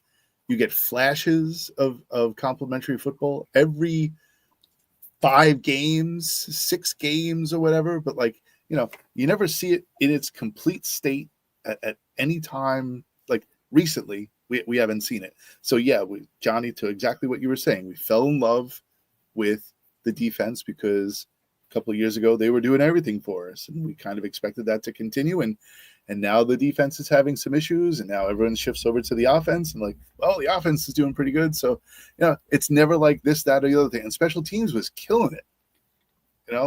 In the beginning of the season, they were absolutely on fire. And I still think that Chris Banjo is not getting enough credit. He really isn't. He's killing it too. He's doing really well. So he's got some great players on the special teams, but I don't know. All right, we're handling this. If we could take the defense when we were top 10 and then put it with the offense that we have right now that's scoring a little bit more, and then the special teams the other years where we were just a field goal away from winning 7 games or some crazy amount, of it, we would have a winning season. Dude, that's all I want, bro. Like, I don't even care about the whole freaking like playoffs that everybody know. Yo, just give me a winning season. Like, let's start off with that. Yeah. A question from the danger zone. If Sauce had 10 career picks and not 3, is he still a Jet? It depends. Are we winning? Because if he has 10 career picks and we're still 1-7, I think we're still trading him regardless. What would his value be? Would his value be? Maybe we get 3 first. I was going to say, would his value be higher if he had 10 picks, right? Like maybe we'd get even more. Maybe they'd throw in like half the offense. And it also depends when those picks come in, because it's career picks. So if it's all those picks come in within those first 2 years, or is he getting a lot of them this year? Because then that would change the value as well. But yeah, I mean, if he getting picks and not getting picks, I don't think is the complete story there. Like if you don't get picks, doesn't mean you're not a great player. He was a very good shutdown corner, and I think his style of play did keep us in games a couple of years ago, not this year, a couple of years ago. But we have so many holes to where it's like, it's as good as he is, he's not going to help us win because we have to fill all these other holes around him. Modine, I say to you, it's because Sauce plays for New York and this guy plays for Denver. And that market is completely different. But Modine, like, what you need to understand that this panel right here is not saying that Sauce was trash or anything like that at all. We're not. We have not been since the beginning of it. I said it. I was like, why are we acting as if like Sauce was some bum? Because he wasn't. That dude was good. And he did what he was supposed to do as a corner, where he would not let the receiver get the ball. Okay, that's what they're supposed to do. But we put the expectation of this guy to be Darrelle Revis. I want you to get me a whole bunch of freaking interceptions. I want you to tackle like Darrelle Revis did. I want you to tackle like AG. And AG, you know, he was out there being like, yo, when I played your position, bro, you see the shoulder pads, right? I was getting in there to make those hits on people. So what happened to those shoulder pads? I don't know. I wish they brought them back. But I assume those big shoulder pads. You saw the CTE. question. What's your thoughts on that?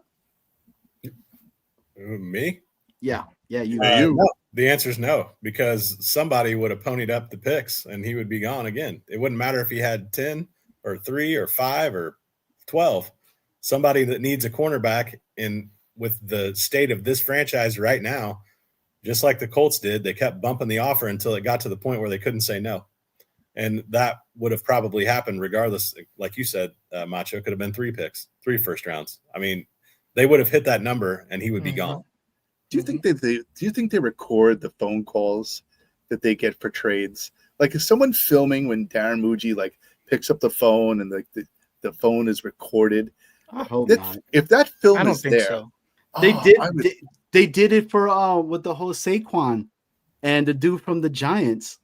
Yeah, remember that it came out on that Giants. That was a Hard Knocks year, though, right? Whatever it was. I think they were on right. Hard Knocks. Yeah, I think that was the only reason why. And they were killing the GM about that. Yeah. Right?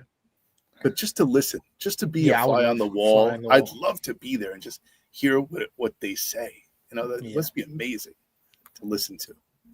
I wonder how he talks to the players, because like you said, Snowball, like when I see Mougey, you know, I think of like a Poindexter, right? Like a nerd. Like he's this big, gigantic, tall white guy. He's all like gangly and stuff. He just walks like, "Hey, how you doing, guys?" You know, like, not even that cool, right? Like, but he looks great in a suit, and he looks great in like a Jets pullover. Like, he's no Joe Douglas. He's not wearing like a camouflaged hat and like look like he's, you know, gonna go on a quad and fly through the mud and like shoot a bear. You know, like. It's just not him. Right. Rusty Spooner coming in. Soft Gardner. Off the rip, baby. I love it. Man. Damn. So it's Rusty Spooner is saying Sauce was no good. Yeah. I think Sauce also went to a really good team. like that I feel like is going to fit his play style too. So I mean, it definitely worked for both sides because they got Kadarius Ward, who can get those interceptions, who can make those type of plays, and then you got Sauce on the other side who's just going to shut down somebody. So it worked out for both sides, man. So all this happens, right? And I'm gonna go to ISU on this, right? So the draft comes, and I'm gonna go and say we win 6 games, and it drops us back. What are we picking? Who are we picking? What should we do? Are there some players that are out there that are not being talked about enough that we should be looking into? And this is where, ISU is that dude when it comes to this, because he's going to break some stuff for you guys that you guys are going to be like, oh shit, let me go see this guy. Let me go check this dude out. So ISU, you're Mougey right now. And I'm picking where? So we won 6 games. So that makes us 7. We got 7 wins, pushes us back. Let's say we're picking 10. Well, I think you got to make a decision. First thing first, you make a decision on, are you packaging stuff up? Because I honestly believe that Moore's going to go back to school. I think Nike money will keep him at Oregon for another year and he'll improve himself. Right? Then I think Simpson's going to probably stay in Alabama because they'll pay him to stay in Alabama. And he needs to, because one season's not enough, really. Mm-hmm. I think you got to decide if Mendoza's the guy or not. If he is, you got to do whatever you got to do to get to where he's going to get picked. So if the first team on the board doesn't need a quarterback and they're going to take, say, Bain from Miami or something like that, then do you just need to get to 2, right? But that's the first decision, right? Mm-hmm. 10's probably too early, but me personally, we skipped on Bowers, we skipped on Warren, we got Taylor. Taylor looks like he can play the position, right? I like Sadiq in Oregon. The dude is a monster. And if you could put him, say AD Mitchell pans out, that's the other part of this, right? So if AD Mitchell pans out, we don't need a receiver in the top 10. But I would damn sure take an upgrade over Ruckert with Sadiq and put him with Taylor and let them grow together. And I'd probably move back a little bit to be able to do it. I don't know where they've got him pegged to go, but I've watched him in the game against Indiana, and that guy is a freaking monster. But I personally believe, I think I need to see a little bit more of Mendoza, but the guy is smart and he processes the field. And that's what we haven't had, is a guy that's capable from a size standpoint that can process the field and make the throws with anticipation, which is what he does. At least from the games that I've watched. I watched him carve Illinois up and threw like 5 touchdown passes. And the game against Oregon, he didn't throw as many touchdowns, but he made some damn good throws and he was very decisive. So is that the guy we want? That's for those guys to decide. But there it is. See you, Dane. Sorry for a long-winded answer. But I guess now, if you don't think he's a guy, then like I said, me personally, I would go to Sadiq and fortify the 2 tight ends, be done with that position for the next 5 years, and then maybe take a flyer in the late round on like Luke Altmaier from Illinois, who has similar type statistics to Mendoza. He's only 6'2", but he's only thrown 4 picks and he's got like 19 touchdowns or something like that. He's a solid player that's also decisive. So, and he plays against Big Ten teams. I don't want a tight end at 6. No. That's not what I'm saying.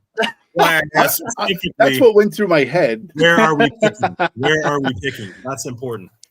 Yeah. So I said 10 because, just to like, I know Tigo's in here and I was like, if we win 6 games, it drops us out and all that. But bro, it's fucking Jets, man. Yeah. But the reason and Matt Smith I'm not going to talk about Illinois necessarily, but from my standpoint with Altmaier, if we're going to take some kind of a QB this year, take him later and then let him become your backup quarterback long-term over like the next 5 years, because I want a young guy that can learn and be behind whoever they take in 27. One thing that I did like that when you and I were talking about that I had no idea, and you were the first person to tell me about this, was where before going to Cal, where Mendoza was going to go to. Yale. You don't go to Yale and you're dumb. That's what I'm saying. The guy's smart, right? And he went to Cal Berkeley, which is a good school also, right? We talked about that.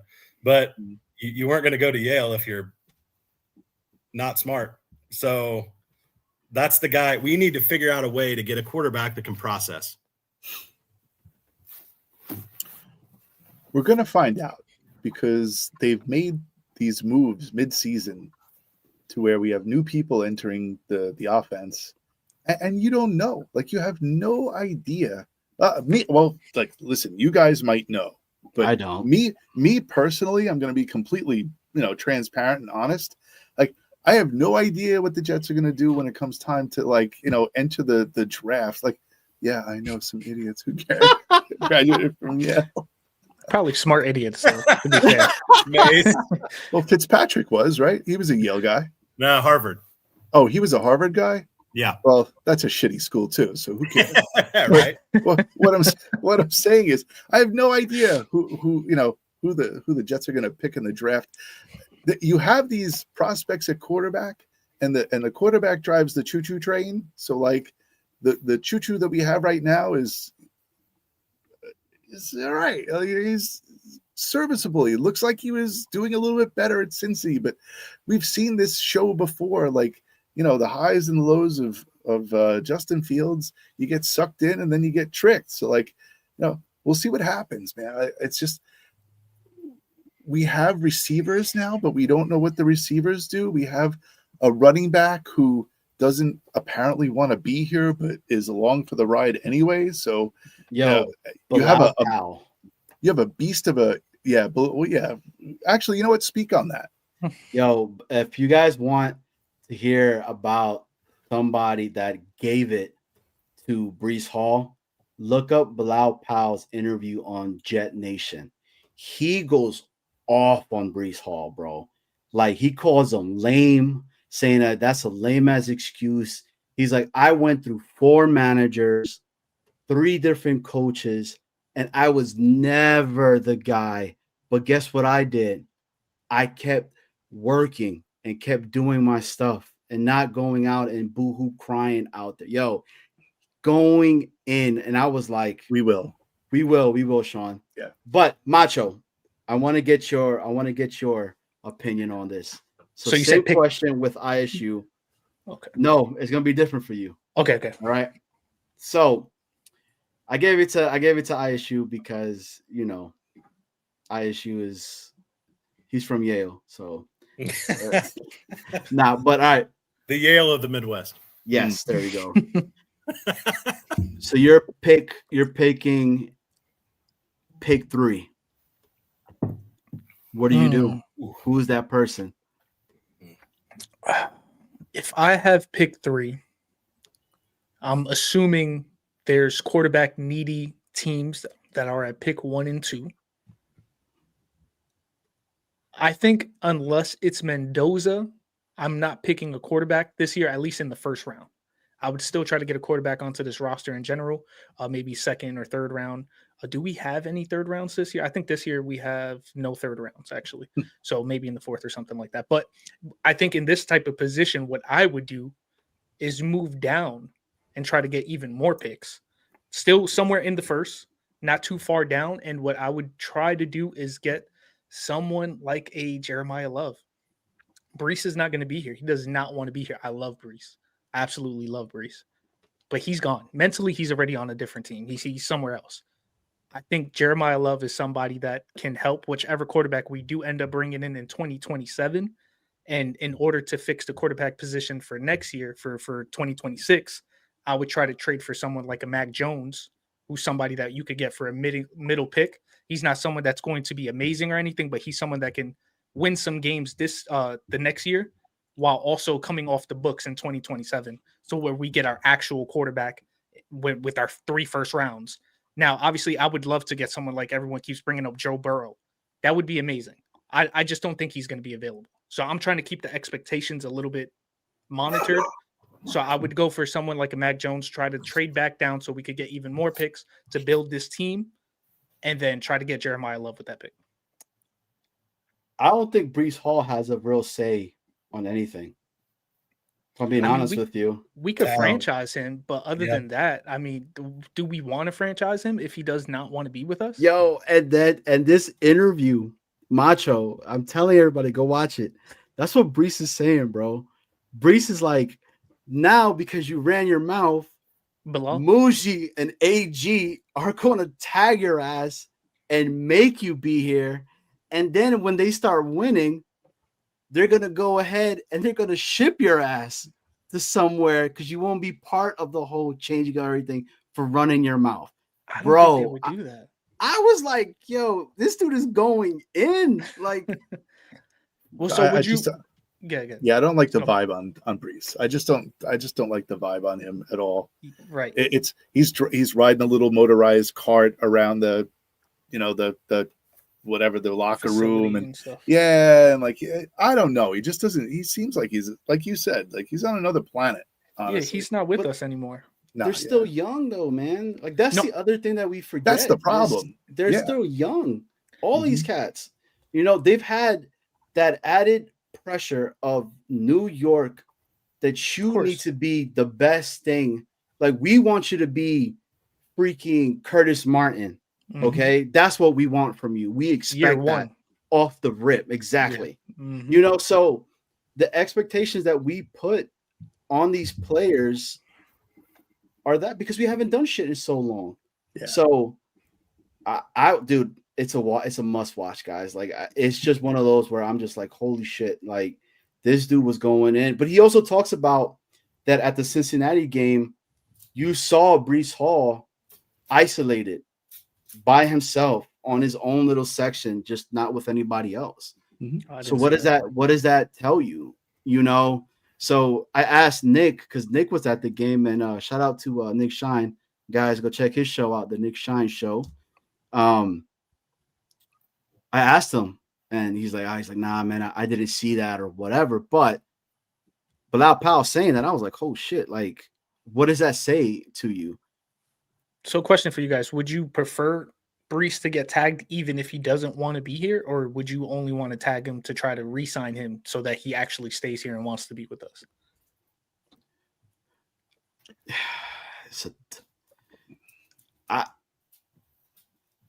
Tag him. No matter what, just tag him. He's Yeah. good, bro. Like, Yeah, he's a good player. I was off on him coming off this injury because I was like, I need to see how he's gonna come off this injury, right? Let's check that out first. And then, but look, I'm gonna be 100% honest with you guys. If he doesn't want to be here, get out. That's what I'm Like, saying. just go. If Well- you don't want it, just give him that and let him go. You already did it for Sauce. You already did it for Quinnen. Yeah. The beginning of the season, he was kind of booty cheeks, right? Like he's what, 2.4 yards average on a carry or whatever. Then, like, do you think just because like the trade deadline was kind of approaching, the kid started to ball out, Yep. right? And like then when he didn't get traded, now he's like, he's got the sad face on again. So I don't know. Do you think the trade deadline brought on some extra effort? 100%. 100%. Yeah, I think he was making a business decision Mm-hmm. Right? early in the year. He's been pussyfooting, going into holes. Yeah. Mhm. You saw him on that touchdown run. He was not going down. He needed one at least going into this trade deadline. Right? And Yeah. and Matt Smith says it, tag his ass, let him waste his career or make him play. Like, I don't think that's a good move for the locker room, though. Like, and especially coming off of these two big trades that we just had, to where these are players that we thought were going to be here for the next couple of years. With Quinnen, I thought he'd be a Ring of Honor guy for sure. And to get rid of those players, I know that has to hurt the locker room a little bit. Obviously, that hurts Quincy. That hurts a lot of people. And I don't want that type of vibe around us while we're trying to build this new culture. Yeah. What were you saying, ISU? Yeah, I was just laughing at Mo Dean's comment. Well, Just hilarious because it's true. Which one? This one? 90%. Yeah, that one. Yeah. Feel that way? Do you want to have a jet or not? These guys That's that what we lose. need to change. Yeah, it is. It totally is. And I understand what you're saying about culture, but I think in this instance, running backs have a very short shelf life, right? Right. Yeah. So we've already got 5 out of them. Let's tag them, and then make it. And then you got to go for the extension. If you're going to tag them, you got to give them an extension. If you're not, then you give them an offer now. But that way, that the compensatory pick is where we want it, right? Right. Mhm. Yeah. I think also the fact that we have Braylon Allen, obviously he's injured right now, but having Braylon Allen and Isaiah Davis makes him a little more expendable to us. Even though as much as I love him, we have some good running backs. But then if we could also get like a Jeremiah Love in the first round, I think that kind of solves everything. We get him out of here. He gets to go wherever the hell he wants to go. And then we get this new running back on this new contract, rookie contract, have him for the next 4 to 5 years, and then build around that offense. hell yeah. You saw what Matt Smith said, ISU? Yeah, I saw it.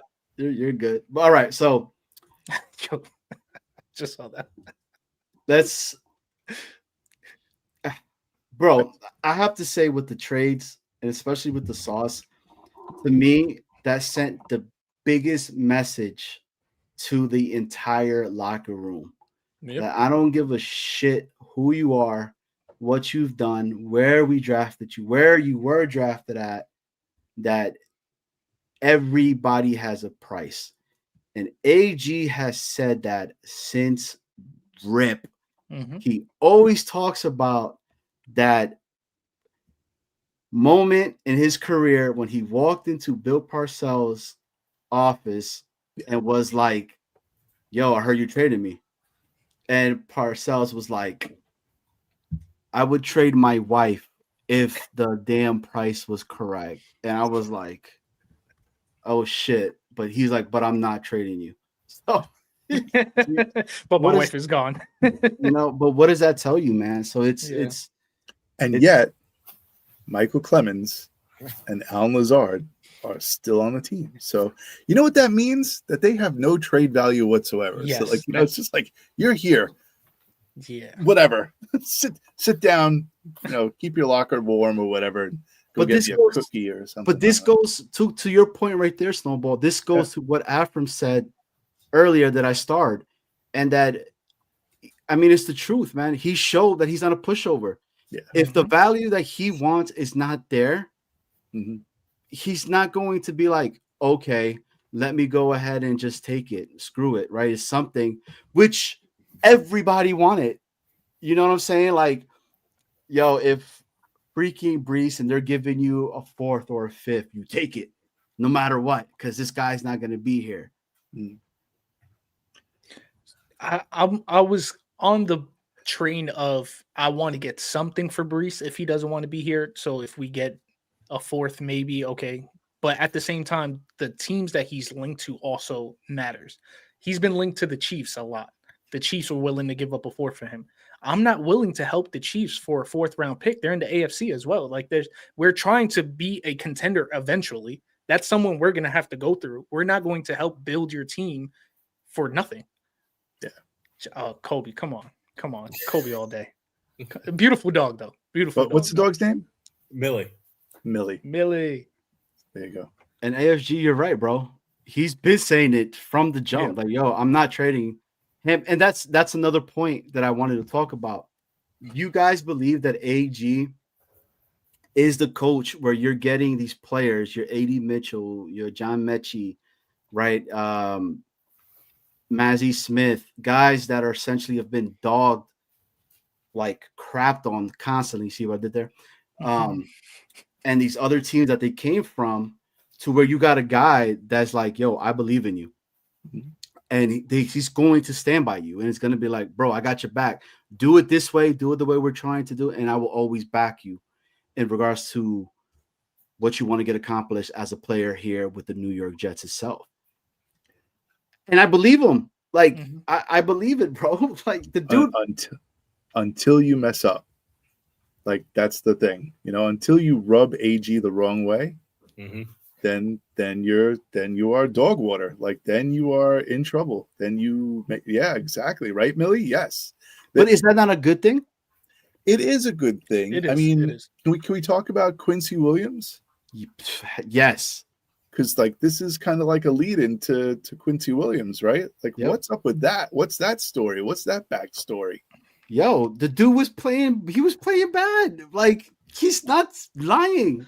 We were saying it from the beginning of the season. The dude looked lost out there.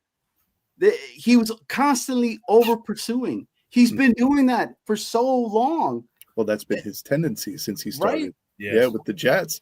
I don't know about when he was with with Carolina. No, he was with the Jaguars. Oh, he's with the Jaguars, right? We picked him up from the cat. Jags. He Yes. played decent with us a couple of years, but a lot of that was also tied to CJ Mosley being able to tell people where to go. We don't have that this year, so it's just kind of it's just him doing whatever the hell he thinks he feels right. And that's exactly Salah when he had him in there was like, yo, Quincy, bro, you got your guy there. He'll be all right. He'll cover what you need. Go do your uppercut, bro. Like if you see and you want to do it, go and do it. Yeah. But these guys are like, no, you need to be more up here. Okay. I want you to really be looking at what you're supposed to be doing and covering more. Is he doing that? ISU, I want to get your thoughts on that. Oh, no, I agree with. Hold on a second. Let me put her down. I agree with. Don't bark. No, she's gonna go outside now. I think so. Barking will be outdoors. Yeah, he's been over pursuing, and he doesn't, like you said, he doesn't have CJ Mosley to get him where he needs to be, and it's a different scheme. He was brought in to fill Salah's scheme, so it's a different style. It's than they want him to run, make plays, run fast, make plays. It's pretty simple for him in Salah's scheme, and he had CJ saying, "Be here," right? Yep. So, yeah, It just mind boggles me, like, and I go back to it, and Afram, Matt, Sean, Wild Wave, Modine, Havmo, Genergy, all you guys that are in the chat right now. I want your guys' opinion, like in the comments. Write it. Did we overvalue the players that we had here? Was the talent not what we thought? And AG came into this saying, oh shit, the coaches that were here before didn't do that. I'm the new guy on campus, baby. I'm going to do what I need to do because these guys are going to do it the AG way. And then quickly realized, yo, these guys are not that good. Like, they've been coached like shit. And I'm trying to fix this. Snowball? I'm sorry. I've been communicating with somebody on the side. Repeat the question, please. Did we overvalue? Oh yeah. Players? I was listening. I was listening to that part of it. Of course, we overvalue people because they become part of our family and we love them. Like, what else do we have to? We are Jet fans. We suck. Like the team is 1-7 and we've had limited success with these players. So of course we're gonna value these people because they're all we have. So that's it. You put all your stock into these people. You're like, no, that guy's awesome. Like if you put him on another team, he'd be like on the practice squad. So of course we overvalue these people, but whatever. I mean, what else are we gonna do? So it's hard to tell because players regress. Yeah, not everyone can I don't know, I'm speaking from personal experience. I hated math, in school. I hated math. I couldn't do the computations fast enough or whatever, but no, I loved art. I was good at that, but I was bad at math. I loved history. I could write, but science, sometimes I had problems. So different schemes, different playbooks, different things.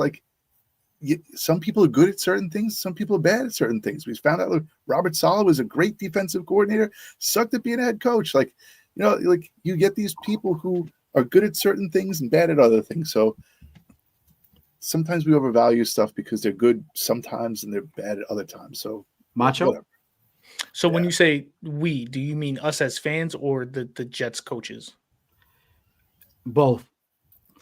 So us Well, I guess it kind of works for both sides. I think we overvalue them to an extent because we're basing them off of what we've seen, and what we've seen them do versus what we want them to do is two different things. So they have to use some foresight to see, okay, maybe he's doing great in this type of defensive scheme, but when we come in and change it, is this somebody that can fit what we're trying to do? And that's a little easier said than done. It works better when you actually see them in the positions that it is that we want them in. So obviously the scheme is different from this year to last year, to where someone like a Michael Carter was thriving in that scheme last year, but he doesn't work into this scheme. Does that mean he's not a good player? No, that doesn't mean he's not a good player. It just means this scheme doesn't work for him. So when it comes to overvaluing players in the middle of a regime change, I think it's very easy to overvalue players because we don't know exactly what to expect when we see them in these new different schemes and this new locker room with these new players and new coaches. So yeah, we overvalue them, but I think in this specific type of year, it's very easy to do that. When we go into next year, I think we'll have a better expectation because we know what it looks like now. Same with the coaches. I agree with that 100%. We as fans are always going to overvalue guys that were productive and successful in previous years. Guys that played really well in the system before. We all thought, hey, they can go right in this next system and they're just going to be just fine. And because our roster is really good. Mm-hmm. Our roster is really good for the scheme that it was built for. Mm-hmm. But now we have a new scheme. So it's a matter of, just like the offense, you got to get the right guys for Tanner Ingstrand's offense. Exactly. Right. Have any of you guys ever welded? Welded? Yes. No. All right. So tomorrow I want you guys to go on a destroyer and I need you to weld a panel. Okay. That's what the hell was going on. Like, yeah, you're expecting fucking people to know it. Boom, boom, boom, right then and there. Yeah. And it's because, again, we want it as of yesterday. We don't have the patience to want to continue. And I get it too. At the same time, like, I can't fault people for, I'm fucking tired of losing. I'm sick of it. Like, I get that part of it as well, because you don't want to continue to keep losing. But I just can't say, you know what? The hell with AG, throw him away and everything. And now because I got Mougey that did something really awesome, right? Let's keep him for that. No, keep these two guys together. Let them keep cooking. But I do agree with you, ISU, that if AG is the one, like, there's between Mougey and AG as of right now, because of what Mougey has done, I would keep the Mougey, because you're seeing what he's doing and he's putting you in a position to not just win potentially like next year, right? But for the future as well. That forward thinking that man has, it was a huge like story for me or a tell in regards to him and that contract he did with Sauce. So look at Modine's comment. It's hard to evaluate. Forget about Modine. He doesn't know what he's talking about. I'm not going to forget about this though, because this is very true, right?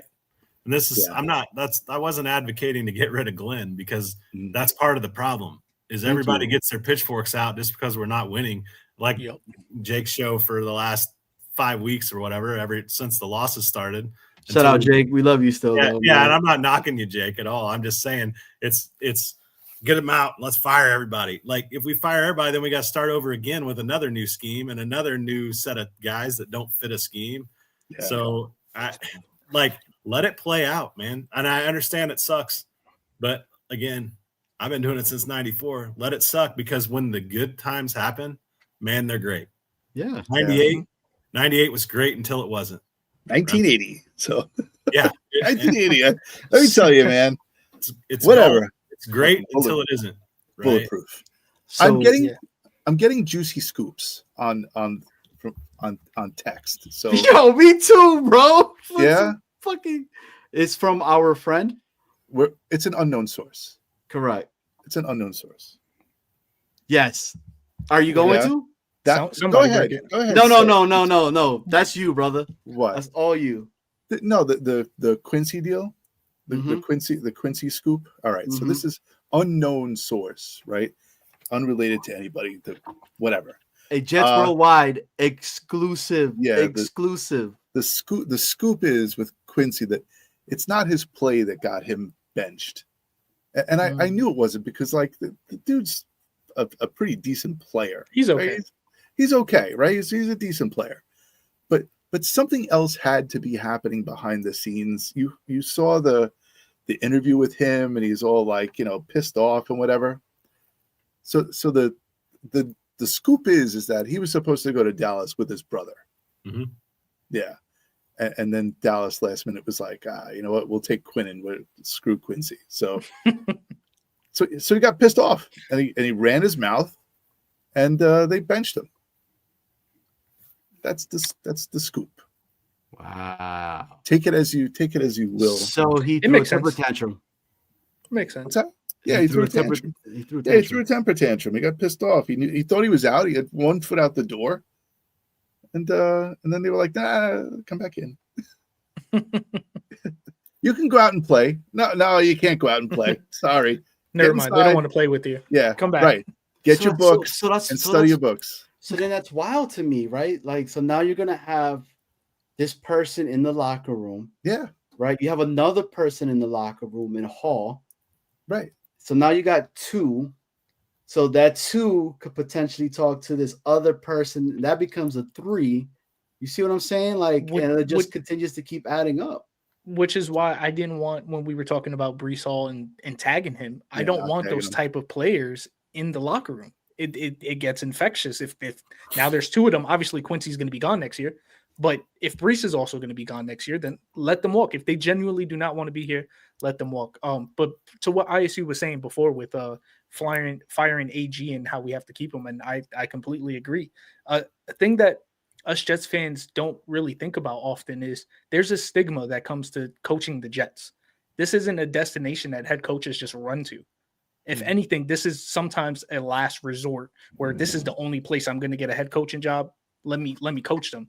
I think AG is one of those players. I mean, one of those coaches that genuinely wanted to be here and genuinely wants to try to see us get better.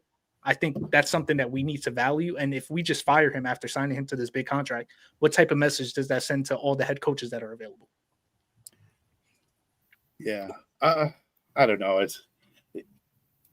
I deep down in the back of my brain, like, see what he sees. Like, I see what Aaron Glenn is trying to do. Mm-hmm. And he's setting the stage, even pissing off the New York media, the way he's pissing off the New York media. Yeah, he's setting boundaries, right? He's like laying the foundation. He's kind of like saying, I love that even shit, by the way. as stupid as the quarterback issue is, with not saying who's going to start a quarterback when it's blatantly obvious who's going to start a quarterback. These are kind of like his training wheels, like he's trying on soon he'll take the training wheels off, but like he's still got the training wheels on, and he's trying to train the media that this is the way things are going to be. Like he's got that stubborn attitude. He's got that Parcellian way of thinking that, it's this way and that's it. This is the way it's going to be. So get used to it because I'm not changing for anybody. And I kind of see what he's doing. But he himself is changing. Like he's not going to change for anybody else, but he's going to change for himself. So with the coaching, hopefully that changes. Hopefully he gets better. Maybe he can, like ISU said, now not call a punt when he should, throw a pass. So let's do this then real quick, right? ISU.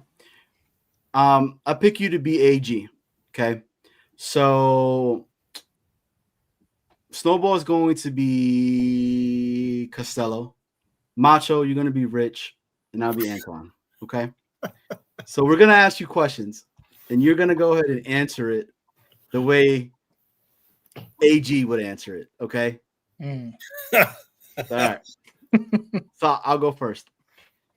AG, so Sunday is a couple days away. Who's going to be the quarterback? We're going to have a quarterback. I understand that, but is it going to be Justin Fields or is it going to be Tyrod? we're going to go out on that field, and we're going to have a guy get under center, and he's going to play quarterback for this team. Thank you. That boy's good. You forgot to say, listen. Listen. Rich? Oh, you're Rich. I forgot who's Rich. I'm Rich, right? Yeah, You're Rich. Okay. I kind of just want to reiterate quarterback right now. Tyrod Taylor is progressing in his injuries. It looks like he's going to be ready to hit the field. Is that going to cause a change at quarterback, depending on if he's healthy or not? I know who's going to play quarterback. I know who's getting the reps in practice. Has Tyrod been getting more reps than Justin Fields, or has Justin Fields been getting more reps than Tyrod?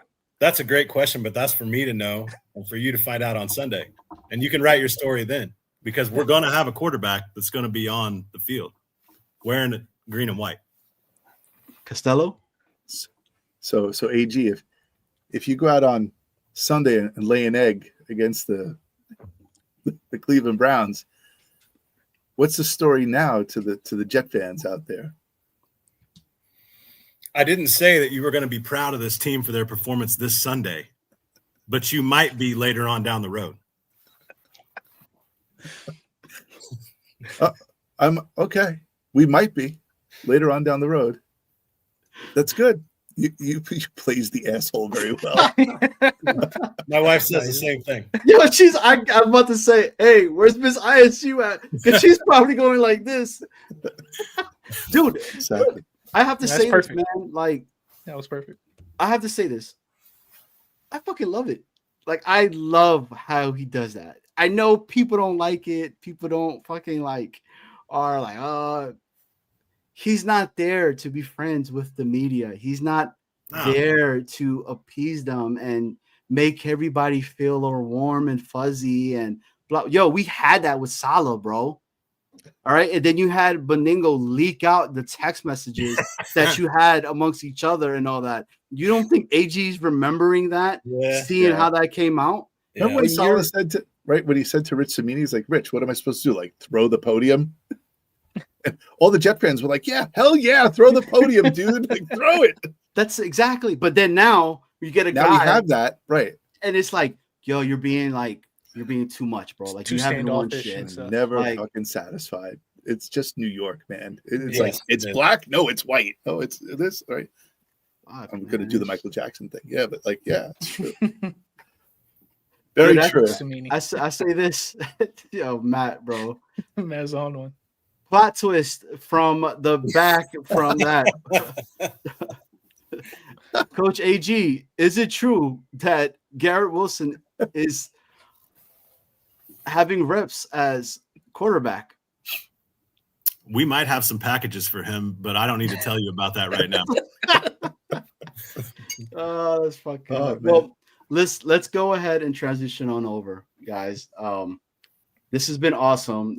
I think and this is why we love coming on Friday nights, because everything that we've heard from Monday all the way to now, we kind of had time to really process it, kind of think about it. And I think everybody that we bring on is seeing that and it's kind of getting an understanding of it. But we got a game. There's a game coming on. And I want to ask you guys, is this a test for the offensive line? Do you feel like it's going to be tested?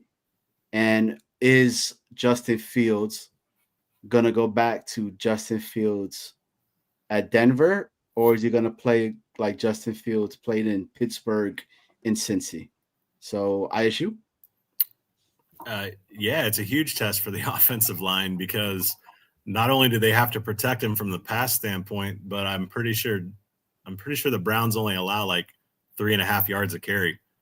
And for us to be successful, we're going to have to run the ball.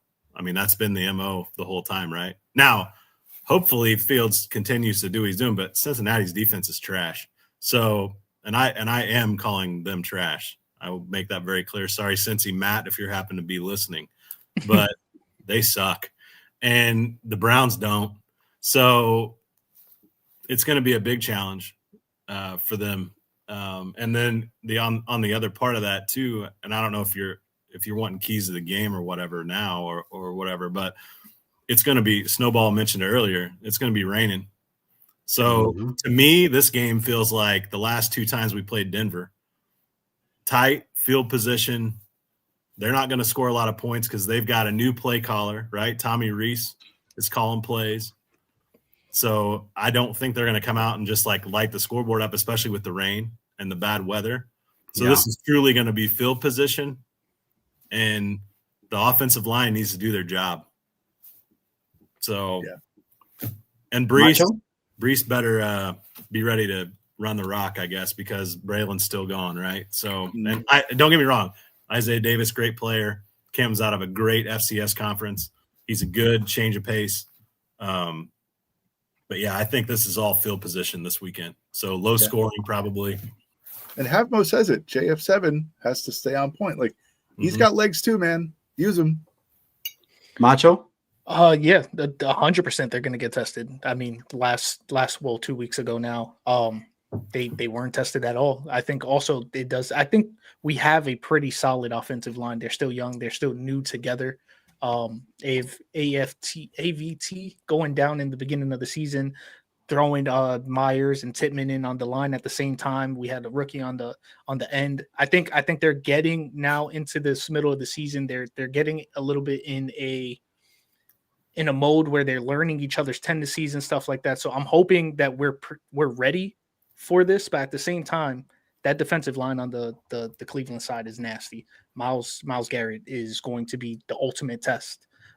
You've seen him get to the quarterback, but he got to Drake May like 5 times in their last game. They still ended up losing that game, which I'm hoping is kind of the same recipe here. No matter what Myles Garrett does to us, I'm hoping we still come away with the win somehow. But I think they're 100% going to get tested. Is Justin Fields going to be able to step up with the rain? I don't think it's going to happen, if I'm being honest. He struggles to throw when there's no rain, so I'm assuming the rain is going to make it just a little bit harder for him. But I'm hoping that these new receivers come in and give him a little more life. Maybe we're able to get the ball out a little quicker. Hopefully he goes through his reads a little more. But back to what ISU said, I think this is 100% going to be a Brees Hall game. 100%. We are the best running team in the league right now. We have like 184 rushing yards. 143 rushing yards per game. But the Browns are pretty good on run defense. So it's going to be a match made in heaven or made in hell, depending on how you look at it. So hopefully we're able to stand up to that test, and hopefully Justin Fields is able to get some of these throws off, and hopefully nobody comes away hurt, because rain always gets scary when it comes to that. And I hope he's not forcing throws to Garrett just because Garrett's back. We got new guys. That's a good point. Yeah, that's the other thing. It's awfully tempting, though, ISU, to throw the ball to that Garrett Wilson guy. Yeah, it is. It really is. But yeah, it seemed like with him out, he just threw to whoever was open. Right. Yeah, the temptation was not there. Yeah. Just to reiterate, if you're just joining us, hit the like button and try that subscribe button too, because Johnny, very exciting. We are on the cusp of cracking the 300 mark. Let's go.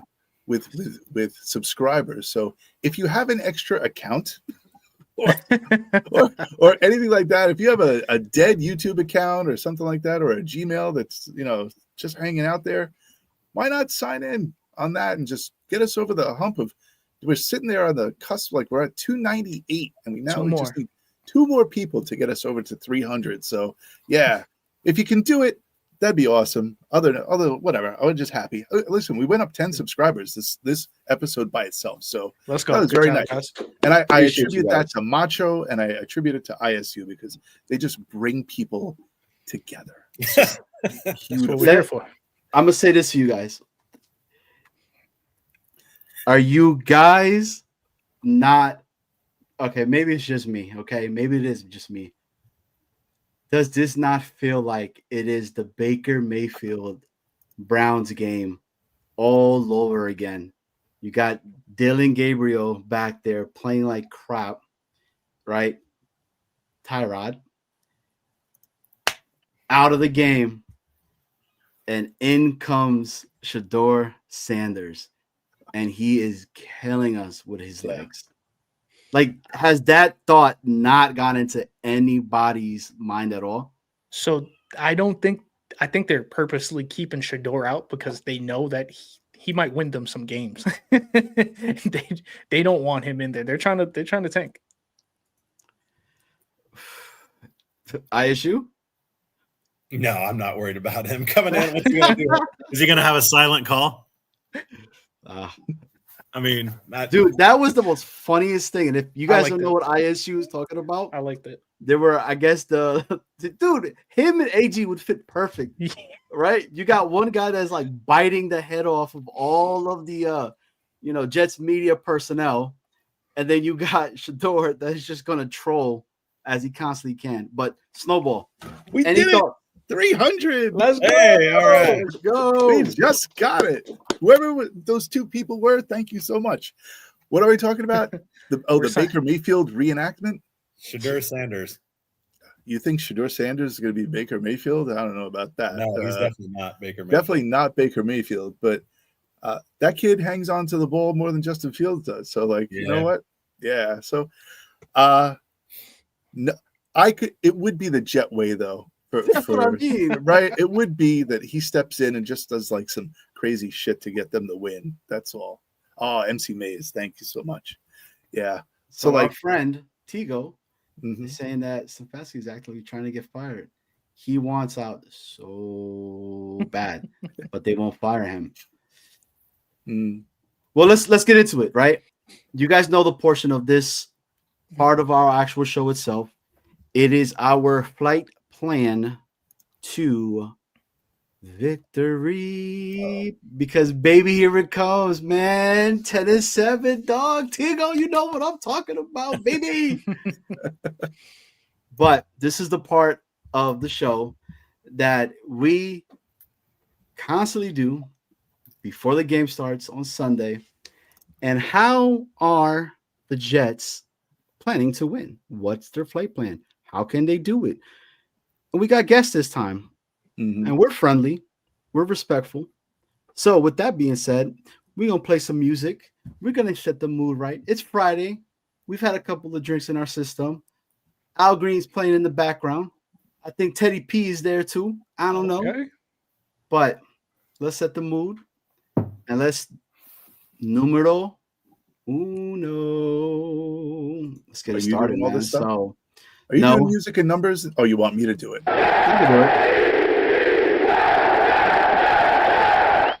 All right. Was that Johnny Boy? Yeah. Oh no. Key number one. Key numero uno. Oh, you want so to? Let's go ahead. ISU. What is your plan? What's the top two? Well, I kind of already alluded to it a little bit, but I think first things first, the line has to hold up in both sides. They got to win the game. It's all about the line. All right, Macho. My first one is feed Breece Hall and feed him often, whether that be through the run or through the pass. He could do both. So if you got to get off a couple of quick screen passes or anything like that, we have to feed Breece Hall, and especially if he's not going to be here next year, let's use him to the ground, basically, at this point. Well, here Tigo says 31-9. Cleveland is beating the living bricks out of us, but a good guy of a friend of the show itself, Green Bean. The Jets are winning. Tigo, how many times I got to tell you? Winner of Chat, this game show. Give us your guys' key. The winner of the return of the match game, Mr. Green Bean. But chat, let us know, what are your keys to winning this Sunday? But I'm going to go ahead and take it over and say we need to be balanced, and we can't be straight run from the very jump. Bro, throw it. Air it out to Arian Smith. Air it out to somebody. Do what you did with Tyler Johnson when he ran that and just right in his basket. Do that. Scare the shit out of Cleveland from the rip and be like, these are the New York Jets. Snowball? Yeah. we know that Cleveland has a good run defense, so don't play into their hands. Let's actually throw the ball to Mason Taylor. How about that? Number one, let's use the tight end the way we should use the tight end. Screen pass? Tigo says, keys to victory 1. Play Brady Cook. Cook. And you know why he's saying that, right? Tank. Because he wants us to lose. Tank. So that's how No. you win. But Don't he do it. predicted that Tyrod Taylor was going to come in week 7 And take and it we over would- since and then. we would go on a tear. So that didn't work. But the tear might still happen. You never know. All right. Tearing We'll up, they're tearing us our hearts when we talk about them. Anyways, Now we're doing key 2. numero dos. I'll start it off. I'm probably going to say the run defense. Simple. Fucking stop the run. I think that's all they have over there right now. Just stop them. Their offense is trash. Okay. All they have is run. I don't even know who's a receiver in Cleveland at the current moment. So that's my numero dos. Okay. Should I do 2? Yeah. Yes, All sir. right. Let's do number 2. Give Olu a little bit of help against Myles Garrett. Give him a little bit of help, right? Like, keep a tight end in. Jeremy Ruckert, we need you. Put your Superman cape on and help your boy out and block that son of a bitch so that he doesn't get to our quarterback. All right. ISU, take over. For the love of God, do not fall behind by 2 scores. Oh, man. Fair enough. Macho? Do not turn the ball over. Win the turnover battle. Obviously, we've had a lot of issues with trying to turn the ball, get turnovers. But if we can limit our turnovers, especially with that rain, that'd be a great start to trying to get this win. But yeah, win the turnover battle. Okay. Oh, yeah. So some of the guys in the chat, we got Tigo that says, keys to victory. Only call Sorry. Go ahead. Say it again. Only call for first. No run plays. No routes other than go routes. AD Mitchell gonna shine. MC Mays have 3 big splash plays using our speed on the outside to open underneath for our running game, and Mason Taylor. Good point. Actually, that's a really good one. So Micro goes, let it rip. Don't be afraid to make mistakes. Hell You think any of Yeah. these new guys are going to be in the game? yes, I think Yeah. so. I Probably think so. not the whole game, but they're You definitely. think AD Mitchell comes in? Yes. 100%. Yeah. Yo. You think Smith comes in? Yeah. Oh, that'd be interesting. It'd be interesting to see this stuff. Can you I don't imagine? Can you imagine that? How nasty that would look? Like you're putting speed everywhere, bro. And it's like shit. What are we gonna do? But Mhm. Yeah. Is there a 3? Because Yeah. my number 3 is Yeah, there you go. win the field position. Win field position. Yeah, because that's the game I'm seeing. It's rain, nasty, field position game, low scoring. Don't fall behind by 2 scores or we're in big trouble. So Let's- MVP of the game, McNamara and Folk. They share it. Sure. Okay.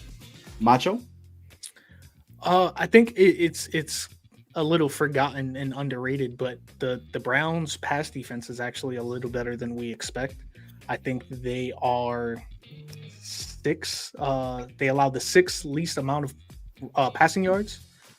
We have like the lowest amount of passing yards. If we can improve on that, improve on the pass offense, smart passes, don't try to force anything, especially with the weather condition. I think that would help us a lot. all right. Well, I'm gonna go ahead and say, when you get into the red zone, be aggressive. Yo, if it's 4th and 3, fucking go for it. The hell with it, right? Just do it. Yep.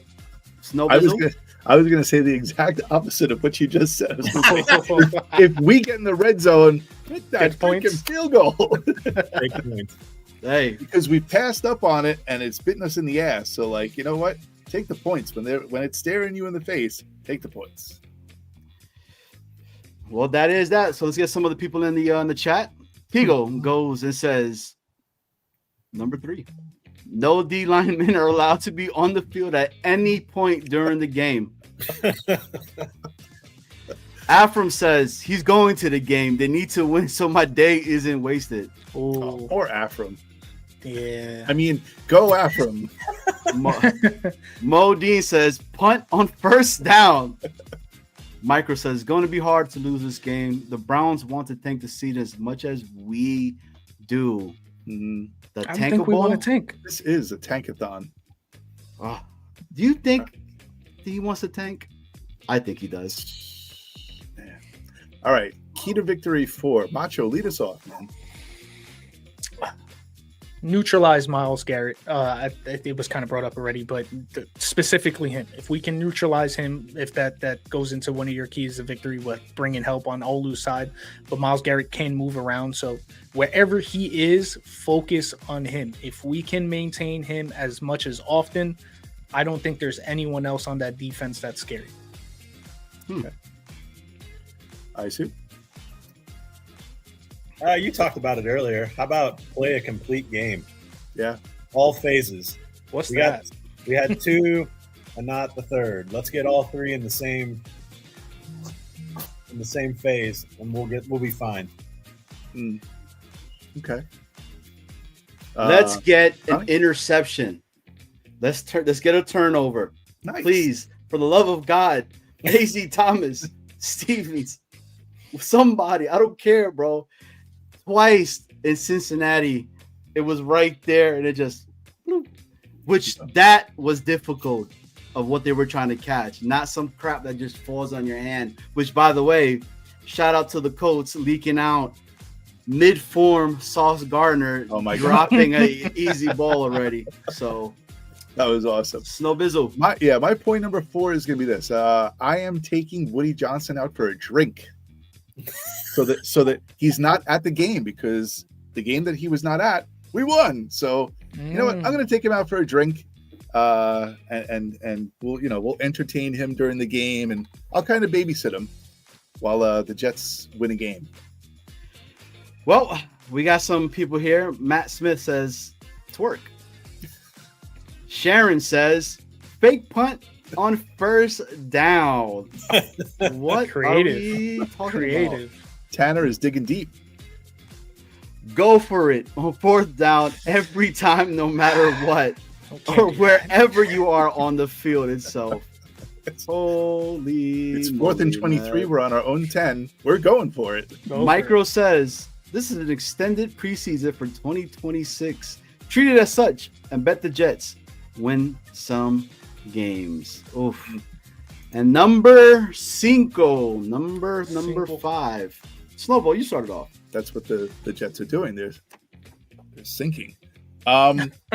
So let's say, what's the 5th key to victory? Yes, score more points than your opponent. There, done. That's the key to victory. And if you follow that, you will win. Should have been number 1. That's it. Number 5. We'll still figure out a way to lose. Do the opposite of everything that Teagle has said on the show tonight. All right. But also, exactly, man. Just if you need to kick the ball and it's like 4th and 8 and you're on the 30, that's when I say don't go for it. Kick the field goal, take the 3 points. He did it in Cincinnati. He knew when he needed to do the 4th and 1 with the QB sneaks. Mm-hmm. Make it make sense, okay? Yeah. ISU. Number 5. Last one.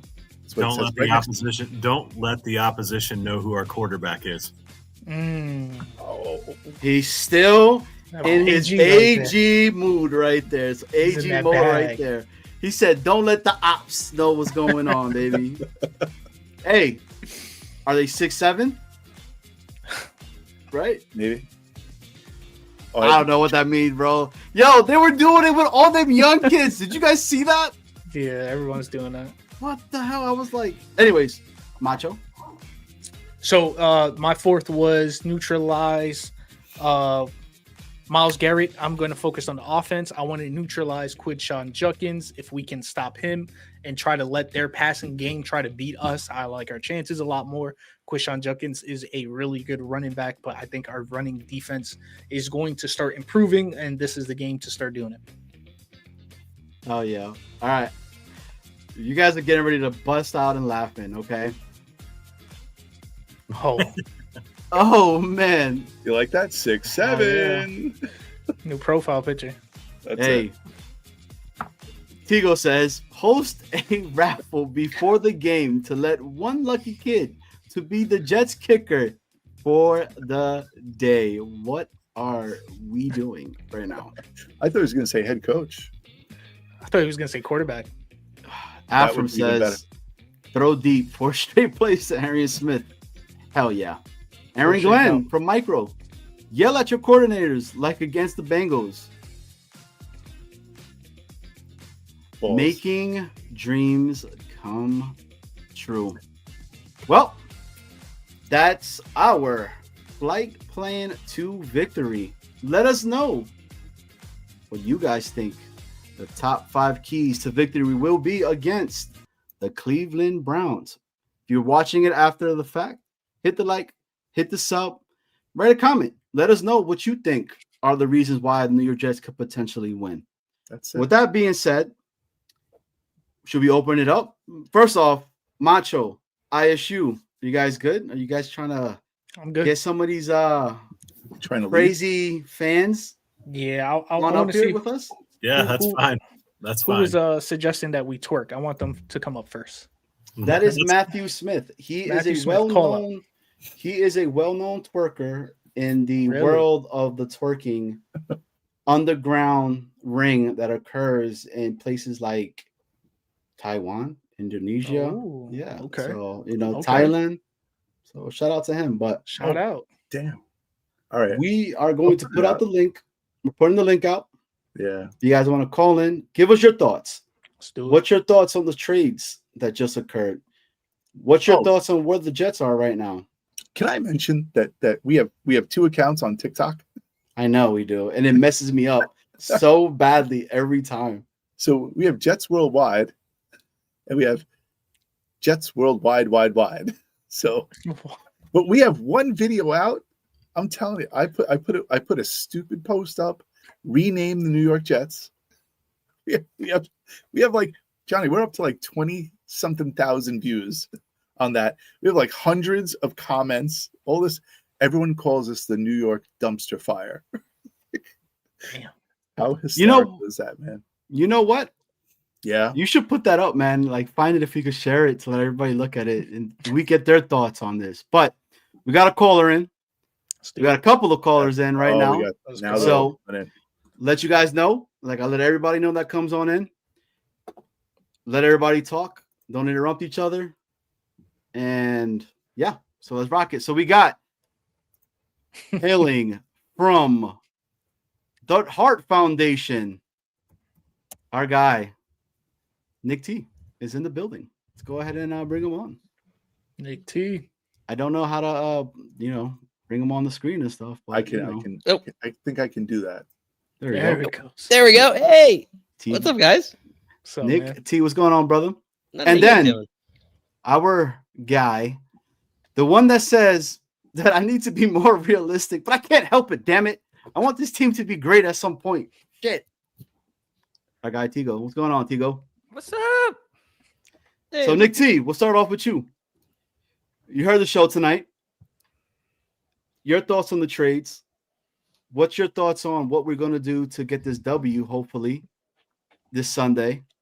Let us know. I love the trades. I think I'm shocked that I think the timing. Yeah, I said this for I think the timing is interesting because the off season. I think no one would have had any negative. I think response like there would have been negative response to the people who really like Sauce, right? Like and Quinnen. But like if this was the off season and this happened, everyone would be like, all right, complete rebuild. We know what the season's going to be like. So expectations are different. So I think the timing of it really perplexed a lot of people, myself included. But the contract was structured for Sauce specifically, was structured really interesting, that it's not really that much. It's dead money, but it's not really that much dead money. The other thing that I really take into consideration is the timing is important in the sense of value. We don't know, none of us will ever know, unless we're inside the building, what the value was at the time. And with Sauce, you're talking about extending the guy, giving him the contract, particularly. So I don't know that you get the extra one at the time in the offseason if you do that. Quinnen, I was expecting, up until a week ago, was expecting a 2 and a 4. So to get a 1 and anything for him was shocking to me. So both trades, I think, are a big win in a lot of ways. But again, we don't know what could have been offered at the time in the offseason. I just think the timing is really the big issue that everyone's kind of perplexed about to some extent. Tigo, you were killing it the other night on Gunny, and one of the things that I think resonated with me is you said that the person that is Ahmad Gardner, the person that is Quinnen Williams, sucks to see those guys go. But you understood the business aspect of it because we have been losing with these guys for a while now. To the audience that did not maybe watch Gunny's show the other night, right? So shout out to Gunny, friend of the show itself as well. Can you talk a little bit about that and what were your thoughts on the trade? I think the trades were a masterstroke. There's no other way to say it. What Mougey did was out of this world. Because there's not a player on this roster. There's not one player on this roster right now that if you were to call and say, here's 2 first-round picks plus a really good prospect, that I would say no to. There's not one player. You want anybody on this 53-man roster for 2 first-round picks plus? Yeah, you can have them. And that's what he got for Sauce. And look, it sucks. Like, I have 2 Sauce jerseys upstairs, a green and a white. And it sucks that I don't get to wear those anymore. And it sucks because Quinnen has been nothing but a professional. Like, and it came out that he asked for a trade 3 different times this year. And he never made us think about it. He went out there and was a professional. And it was like, hey, be patient. We'll get you off of this team, but we're not going to do it for free. Like, and he was nothing but a professional. He came in and he worked and he did his things. And we didn't just get a 1 for him. We got a 1 in 2027, which is such a bigger deal than people realize. Because people who don't look at the draft and don't watch the draft and all of that stuff, I know ISU does. 2027 has the possibility to be an all-time class. And I'm not talking about like in modern, like, I mean, since football was created as a sport, that's how good that class has the possibility of being. And so, look, does it suck to lose your 2 best players on defense? Yeah. Is this team objectively worse today than it was on Monday morning? Abso-freaking-lutely. But 5 first-round picks in 2 years. What is Crazy. it? 9 top 50 picks or top 60 picks in 2 years. Dude, there's only 11 players on the field at one time. Yeah. You can fix an entire side of the football if you wanted to. Well, like hypothetically speaking, if we just said that the only players we're keeping on offense are Garrett Wilson, Mason Taylor, the 2 tackles, Joe Tittman, and that's it, you can use those 9 picks to fill out the rest of the offense with just first and second round picks. That's absurd amount of value. Question for, I don't know if it's Tigo or everyone here. Is 2027, is there a particular position that's supposed to be like rich? Is it quarterback rich? Like everything? Like, but like, is there, I mean, like people say this every year. Offensive line, defensive line, the secondary, and I'm talking about the whole secondary. Cornerbacks. To be fair though, how many? Not to be negative, but like we say that a lot, where there's people that can't miss prospects, right? No, like, no. the time. But like this is just we're saying every draft class, or is there a particularly rich certain classes? Because I think I am a particular believer that like not every class will be as elite, right? Like there's probably maybe more a better batch of quarterbacks this in 2027 than 2026, which I agree. But like, I don't know. That's I guess my question. 2027, just really quickly, and then ISU, I want to hear your thoughts on it. Like it's going to be a better wide receiver class. It's not just that it's better and deeper. That's the whole point. Like this class this year is not Better a good draft and class. deeper. Like just objectively speaking, the top end talent isn't all that great, and it's not all that deep either. Which is why getting the 2027 first was a big deal, because you don't want picks in this class because it's not all that great. It's the same thing with last year's class. Last year's class wasn't all that great. And in at least the last 5 to 10-ish years, we've had classes where it's like it's really good at like 1, 2, maybe even 3 positions, and then the rest of the class is bad. Like next year, again, this is a big assumption because you have to assume that everyone progresses the way that they're supposed to. But like, we're going to have a legit wide receiver. Smith might be, I haven't like fully done a breakdown on him. He might be every bit as good, if not better than Marvin Harrison was. And Marvin Harrison was the best wide receiver prospect I had ever seen. Coming out of college, yeah. Coming out of college. He hasn't worked out in the NFL yet. And that's partly, but like 2027 is stacked at every position. And like I said, and it's deep. That's where you're going to get like guys in the 3rd, the 4th that are just going to start on your team because it's truly 150 players deep. So before you go, Nick T, I want to welcome our guy, the guy that I say that could fix the New York Jets, in Afram.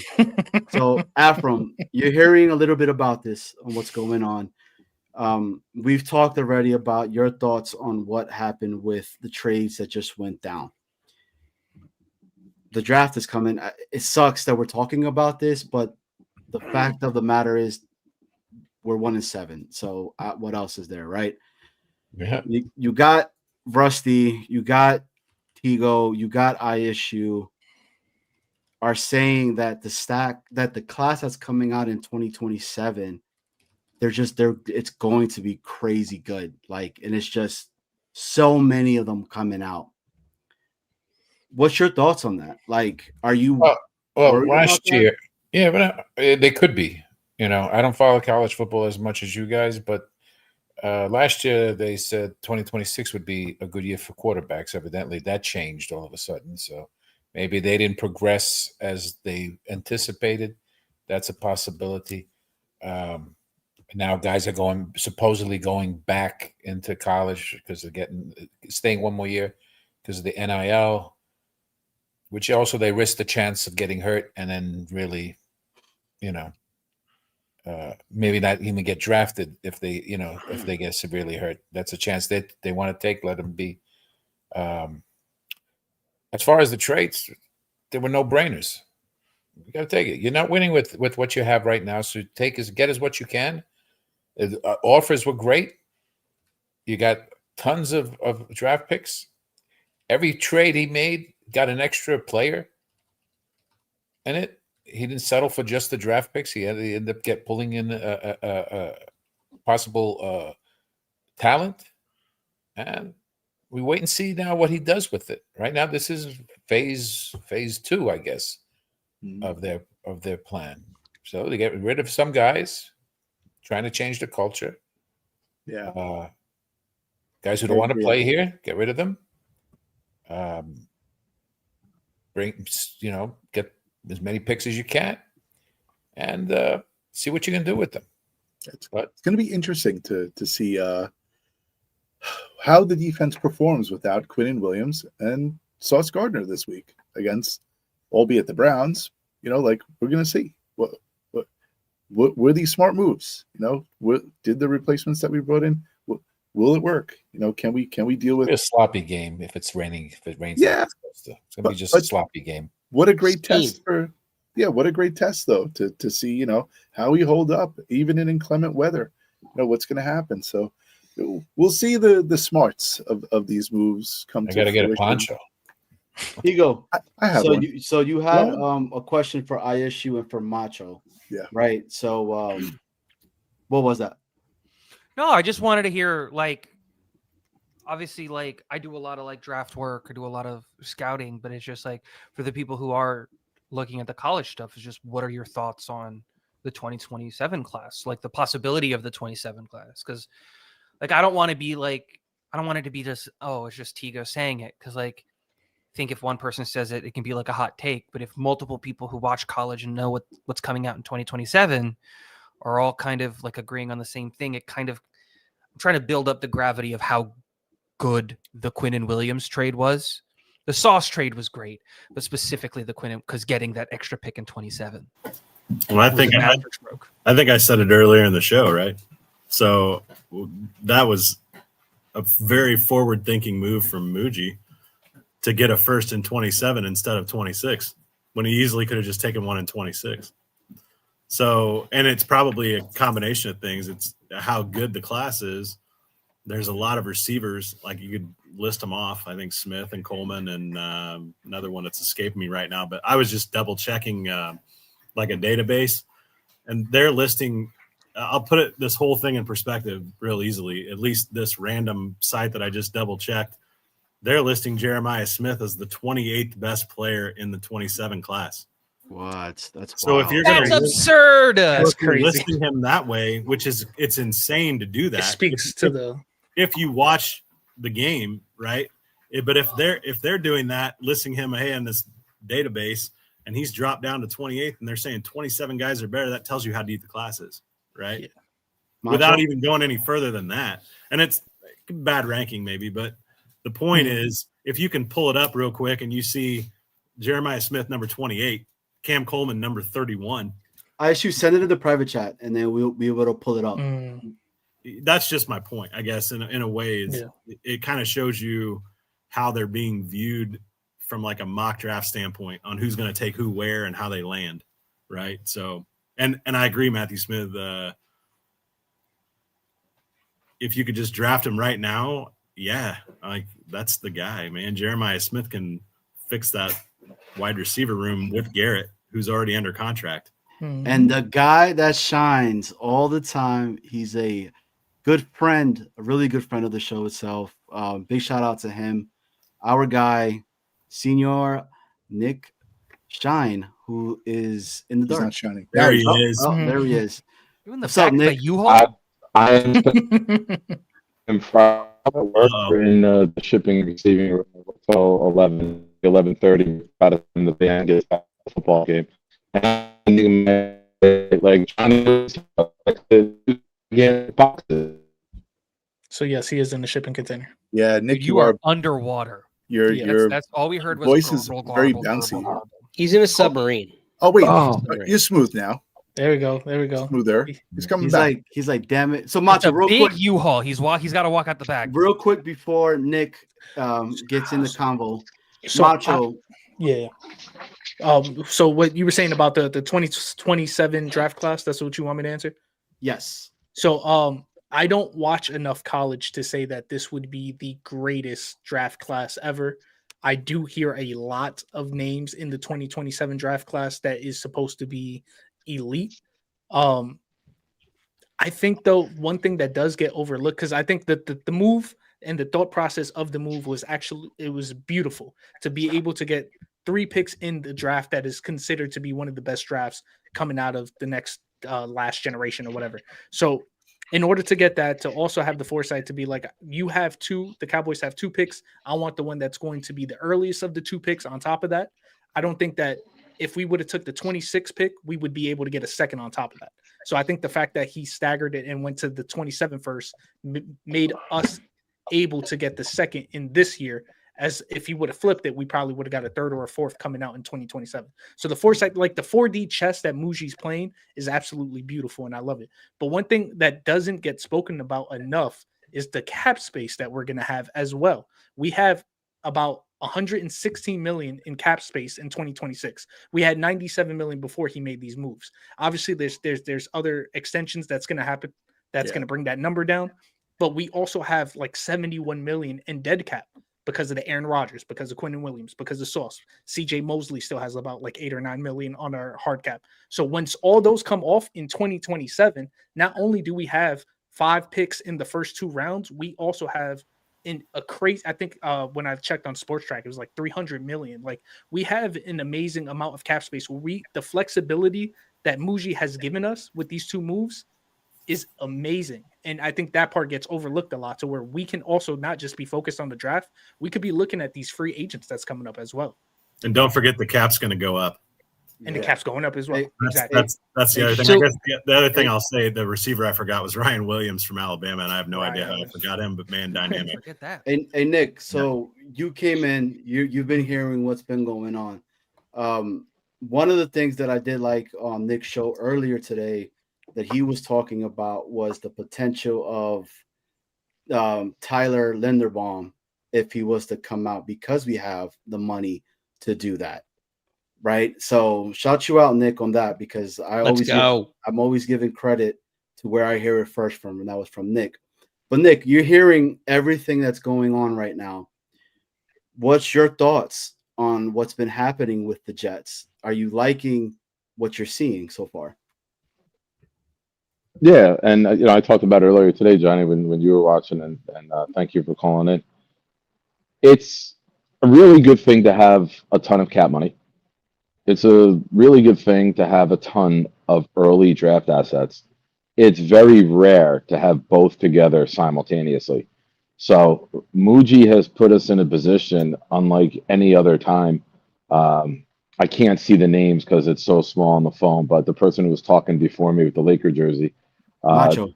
He said, Macho. All right, what's up, man? We have 117 this year. We have 207 million available in the following year. Now, the cool thing is, yes, we'll make signings. We'll extend maybe Brees. We'll probably extend Tippmann before 2027, hopefully. Maybe Simpson, But guys of right now, Garrett Wilson's the only guy in double-digit figures on the books in 27. So they've cleaned up the cap. They've gotten rid of bad deals. And they did it, and they acquired draft picks. So normally we're cutting guys and taking massive hits. The way they structured the Sauce contract is a little aggravating, to be honest, because you had a star, you extended that star, but you also have to put an out clause in that in case you traded him where you don't take the hit, the team buying him takes the hit. So I like the way Mougey is operating, but as we've known through John Idzik, as we've known with other GMs, if you don't hit on the quarterback, who gives a shit if you have an all-pro defensive tackle, if you have an all-pro cornerback, if you have an all-pro left tackle? Who gives a shit if you don't have the quarterback? Hit on the quarterback, and we can deal with a 18th ranked defense if you have the right quarterback. So I think all of these assets getting traded off are to do something the Jets haven't had in a very long time. It's to get to a modern-day elite NFL offense.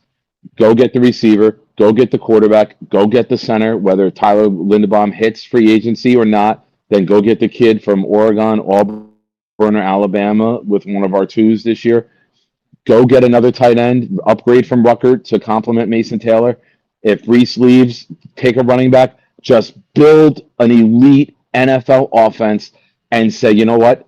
We can find guys that fit our scheme in free agency. We can bargain shop. But don't fuck around anymore. Don't be looking to score 16 points in the modern day NFL.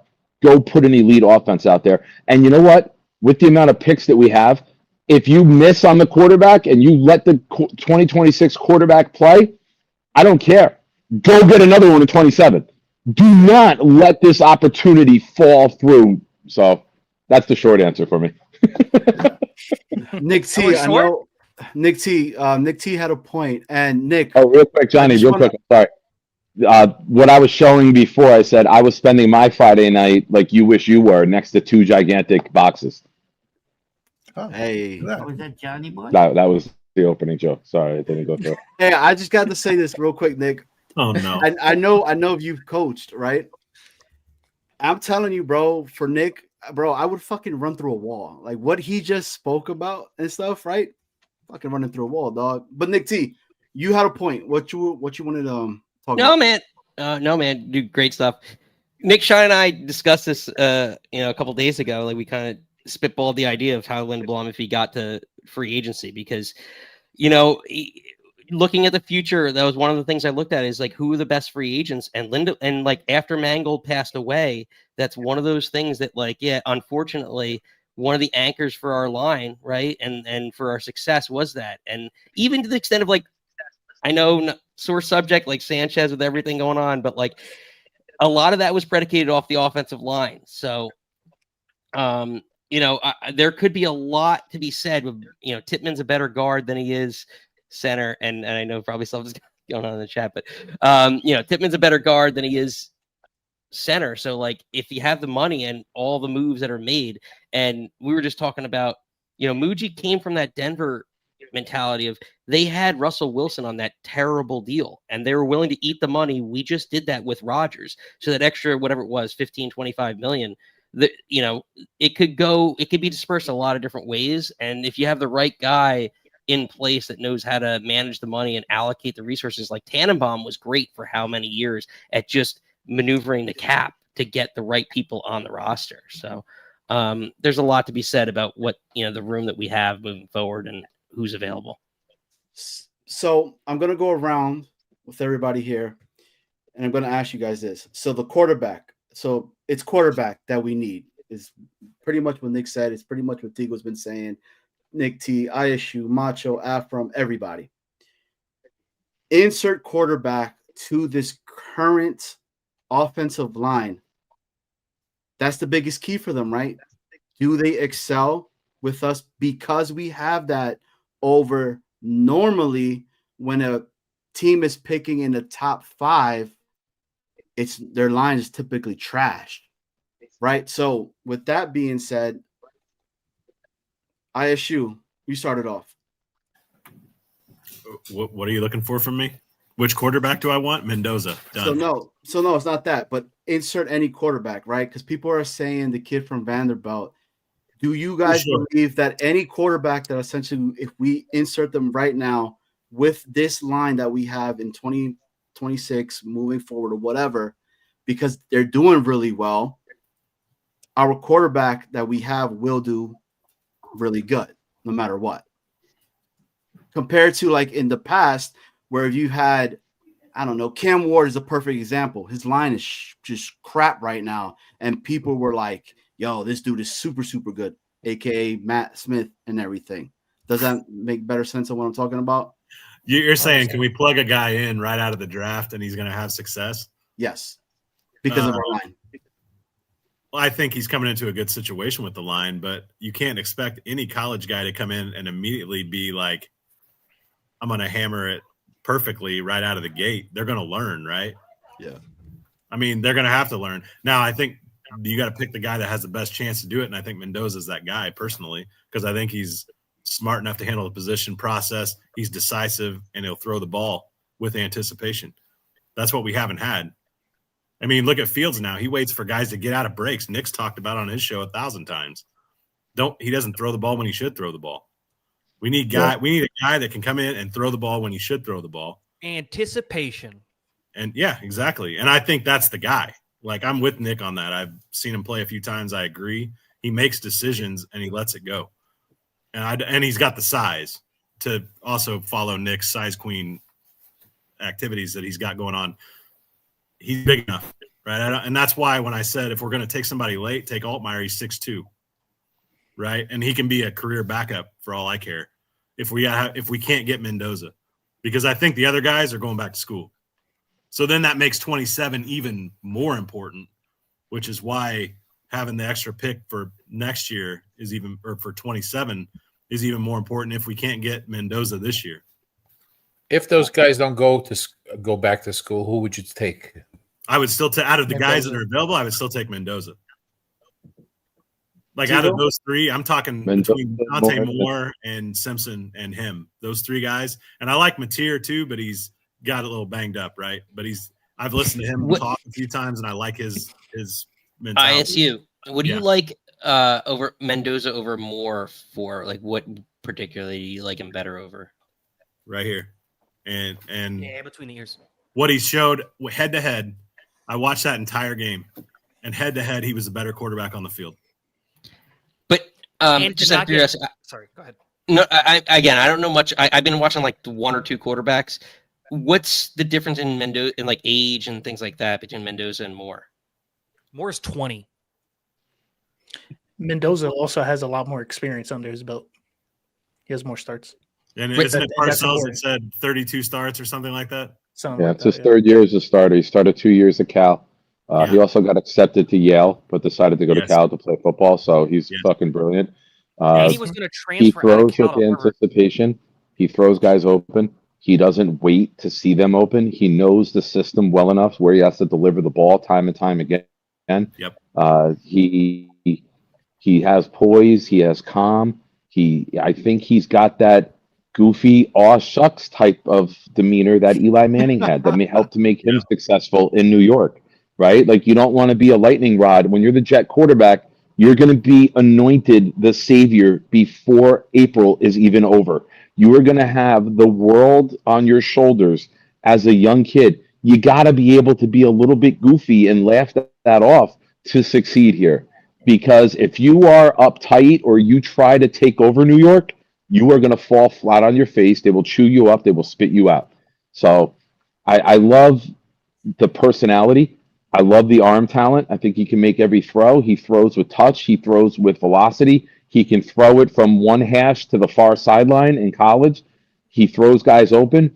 The most telling thing for me that he did that I've seen is in the Oregon game. They were up 2013. He throws a bad pick six. It came out. It was a wet day. I don't know if the ball came out bad. The guy undercuts it, returns it. It's 2020. What does he do? Goes right back down the field. Yeah. Answer. They walk out the game 30-20 with a victory in Oregon. It didn't fucking rattle him. We've seen many Jet quarterbacks where once one mistake happens, it's a negative domino effect, and it would have been 37-20. The other team wins because he just never mentally resets.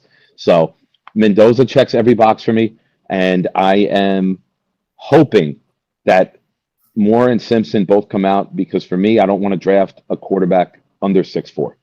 I do want him tall. I want him in the pocket. I want him upright. I want to be able to see, read, and make all the throws.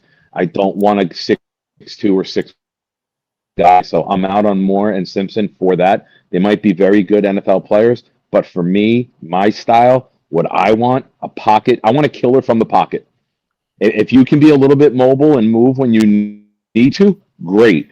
But I am still a firm believer that, yeah, he is. Stafford won a Super Bowl. Killer from the pocket, no mobility. Burrow got to a Super Bowl. Has some mobility, but will kill you from the pocket. Rodgers in his prime, all the MVPs. When he broke the pocket, was still looking to kill you downfield and would only run when he had to. So I want that guy who can kill you in the pocket, embarrass you, make throws time and time again, and put a beaten, battered franchise on its back and fucking carry us to victory after victory. So I see that in Mendoza, and it's going to break my fucking heart when he doesn't come to us because we win stupid, meaningless games. Nick T, I know you have to run. Do you have any closing comments? No, man. Thanks for having me. Always a pleasure. Always a pleasure chatting with you all. No I agree with you all on most of these points. We Take know care, guys. you wanted to come on. We know you wanted to come on last week, so this was the opportunity to bring you in. No, man, most of the time I just love busting balls and giving you guys some insight whenever I can. Agree or don't agree, but always a good mission time. accomplished, Nick. All right. Pleasure, guys. Nick. So, Tigo, you hear all of this. Your thoughts? I love Mendoza, man. I really, really do. He's got anticipation. Oh, I'm out. I'm out then. I'm out on him now. No, you'll be right back in. Let me finish. Just let me finish. No, I really do. But he's my QB1B. I Who's your really like QB1A? Mendoza. I really, really like Mendoza. And I think the thing is like why I would, if I had to make the pick, I would take Mendoza is the starts. The number in the NFL that all the statistics point to is 26.5 starts. If you're over 26.5 starts, you are more likely to be successful at the NFL level. If you are under 26.5 starts, it is a much, much harder hit rate. And all of the things that Nick said about Mendoza is right. He throws with anticipation. He doesn't wait for guys to get open. He throws the ball where the player's supposed to be. He can process really, really quick. really quick release, which is something that translates directly to the NFL. He's not mobile, but he's not a statue. And when he escapes the pocket, it's with his eyes downfield and all of that. And so I love a lot about what Mendoza is doing. But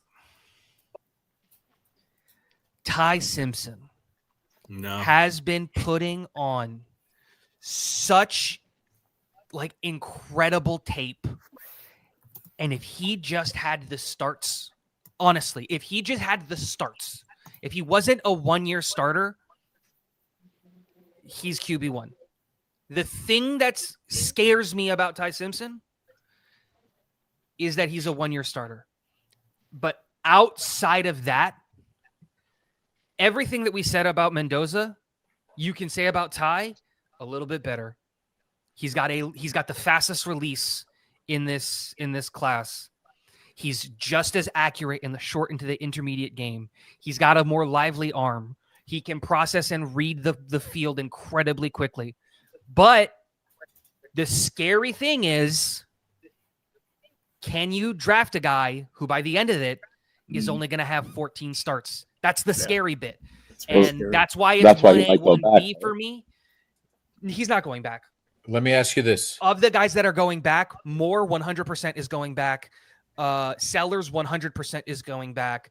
Mateer 100% is going back. A lot of the guys are going back. He's 22. He can't afford to go back. Yeah. He's also only 6'2". Yeah, I don't care about that. If Mendoza and Ty are in the draft and Mendoza goes and Ty is sitting there for you, you take him? Absolutely. Yeah. I want either one of them. I'll take either one of them. I mean, you need a quarterback. Yeah, I wouldn't. Here's my thing. This is the perfect way I can summarize it. I will be a raging bull beating the shit out of every single person I encounter in Pittsburgh because a bunch of us are going to go after this with this amount of draft capital that we have. If Mendoza's there and that's not the name called. Now, if Mendoza gets drafted, all right, I'm going to be crushed by it, but I'll be okay if we get one of these quarterbacks. But for me, it's Mendoza and everyone else. Now, the biggest thing for the Jets, and this is really, really big. We need the Titans to end up with the number one pick if it's not us. Because if it's the Saints, I believe they're going to stick and pick. I believe the Titans, who just drafted their quarterback, will be the team to wheel and deal. Now, the luxury that we have, there is no fucking way we get outbid. We want the pick. The pick will be ours. And I'm sure people will say we overpaid for it, whether we go from 3-1, 6-1. Who cares? If you hit and you get the quarterback, say Mendoza for discussion purposes, and he becomes your franchise quarterback, and that's the guy, you'll never give a damn about what you gave up for him because how long we've waited. So the Titans losing and New Orleans finding a way to win a game is so paramount because I don't see Tennessee winning a game the rest of the year. So if Tennessee is that team that is number one and we're 3 or 4 or 5, whatever, what is the price point that you're willing to jump up to where they say, okay, this is what we want, and you say no to it? Like what is that line that you're willing to spend to move up to get Mendoza as opposed to being like, okay, this is too rich? I would start with our number. Say it's number, would you say 3? Yeah, let's say 3. All right, 4, you get 3. Mm-hmm. You rounder this year. They're probably going to want 1. You give them a second rounder this year.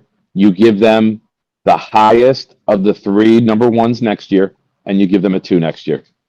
Nope. So where we still have 3 1. We'd still have 4 1s. 2 1s, 2 seconds. And if somebody can go bid more, and you give them you freeze your other number ones for next year, like Dallas just did with us, where you give the highest number 1 to them. And that's from going from 3-1. You'd get 2 1s, 2 2s. Who else could do that? If you got to add a third one, so be it. I don't care. Go get Mendoza. I feel like that's too rich. I don't know. You're shaking your head. Absolutely not when it's a quarterback. Absolutely not. Go look what the San Francisco 49ers gave to the Dolphins. They gave up 3 1s to go from 11 to 3. Coming from, that was the wrong pick. But that was going to 3. Yeah, that's coming from 11. I'm not. No. But also, not You only stick and that, pick. You stick and pick. I'm not trading up. Because that's a good point. The San Francisco gave up 3 firsts. Obviously, they were a lot further, but when they did that, they did it for the wrong quarterback, and then it kind of messed them up a little bit. To where I'm scared of doing the same thing now. If we know Mendoza is the clear answer, then if we had to give up 3 firsts in hindsight, and we know that he's the answer, then I'm for it. But the fact that we just don't know yet, and we don't have the history of being able to draft quarterbacks and bring them along, like it's just hard. I don't know. I feel like that's pretty rich. You can get a second. That's it. I'll give you 3 and our second. I think we get outbid though if that happens. Then get outbid. I get what you're saying, and I agree with you. We need the quarterback. That's the starting point, though. That's the starting point. You're not touching any of the ones. Don't get outbid. You're not getting any of my ones. Yeah. You're not getting any of my ones. Then you're not getting a pick. I'm not so desperate for Mendoza that like that I'm trading away, dude. This team, we need those picks, and the only team I'm worried about is New Orleans. And I get it, like some of you guys might not be there, but the reality is, if it's just Ty Simpson and Mendoza come out, we're gonna get a quarterback at 3, and we're not picking higher than 3. Don't believe the Johnny Boy Gotham green colored copium right into his veins. We're not winning more than 3 games. Oh no. That's if we're lucky. We're winning 3 games. Like it's this. I think we'll fuck up and get the 4. We'll beat Cleveland. We'll beat the Dolphins, and we'll beat the Saints. Yeah. I don't think we beat the Saints. I think the Saints beat us. We're not. We'll beat the teams that we need to lose. That's our luck, Tigo. We'll beat the 3 teams that we need. And I get what you're saying. And even if that's the case, that's fine. I'm going to stick and pick. And if I'm moving up, I'll give you a second. I'll give you a third. That's cool. But the reality is like, hey, if 26 doesn't work and we can't go get the quarterback. Hell yeah, micro. 27, we get the quarterback. We're not a team that we're not San Francisco that can afford to give up 3 ones. No. San Francisco gave up 3 ones because they were a quarterback away. They had a perfect roster and they needed the quarterback. And everything, yeah. But all right, Tigo, let me comment on that.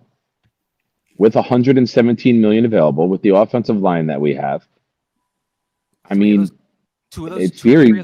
We could be a quarterback away, right? If we get a couple nice pieces, we don't break the bank. You find scheme fits. Your secondary, your cornerback room is set with Thomas, Stevens, and Brownlee. You don't need to go cornerback. People are like, draft a corner in round 1. Like, no, we have our 3 cornerbacks. Our tackles are set. We don't have to spend premium money to go try to find an offensive tackle. We got Garrett Wilson. We got a good running back room. Like, I was against it, but now I'm okay with it. If you got to tag Hall with the amount of money that we have now, I'm perfectly fine with tagging Hall and then saying, all right, we'll give you 3 for 33. The first 2 are guaranteed at 22. But that's what I was saying with our offensive line. Man. I don't think we're that far off. That it's good. So let's say we don't get Mendoza. It doesn't happen. Ty Simpson, it doesn't happen.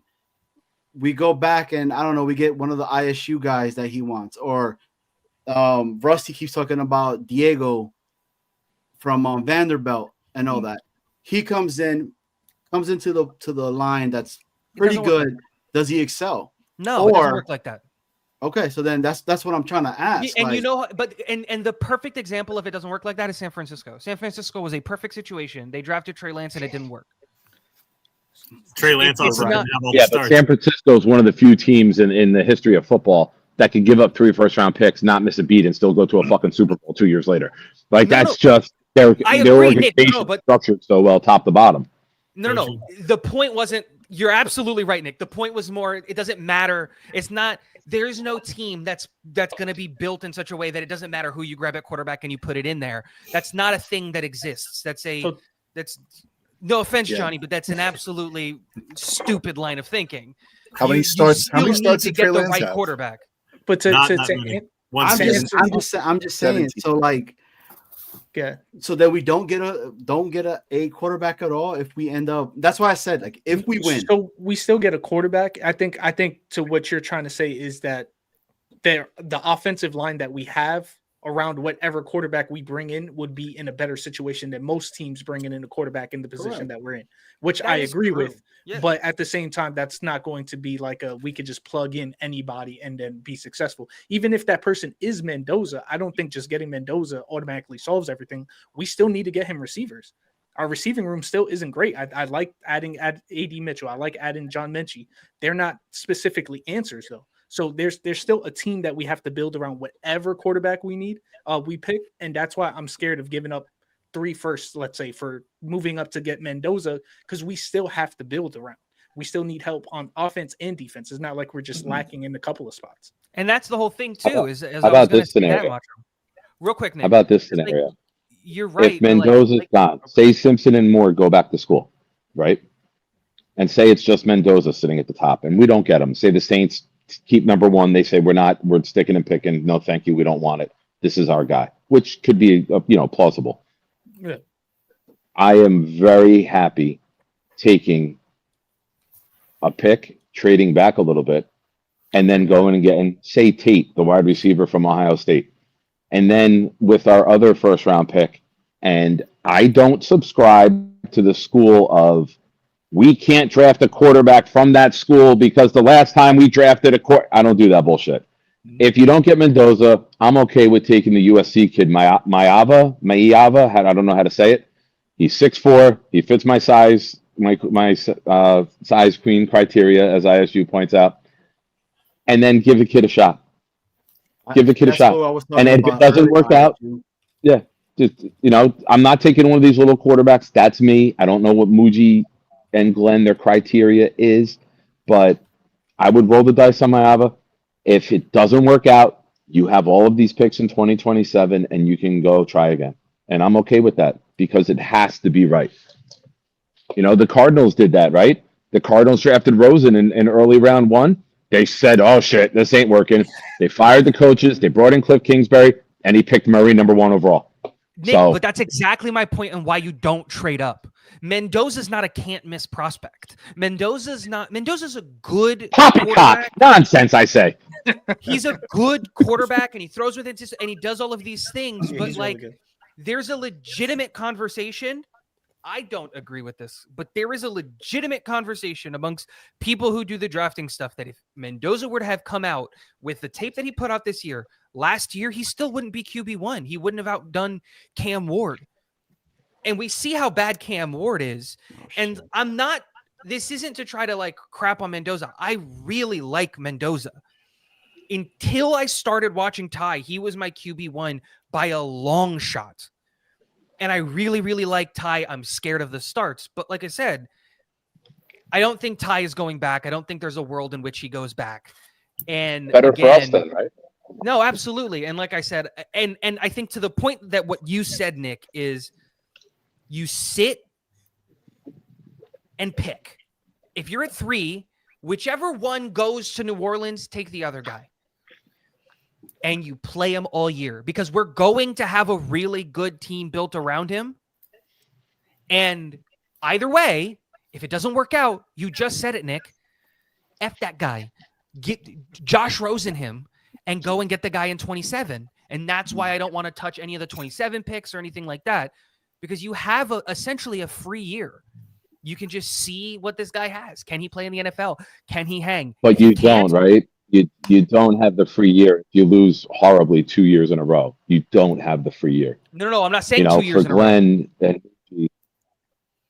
would be this year and next year. If you're losing that bad. F that. I got you. But there's 2 schools of thought with the assets that we've acquired. There's 2 schools of thought.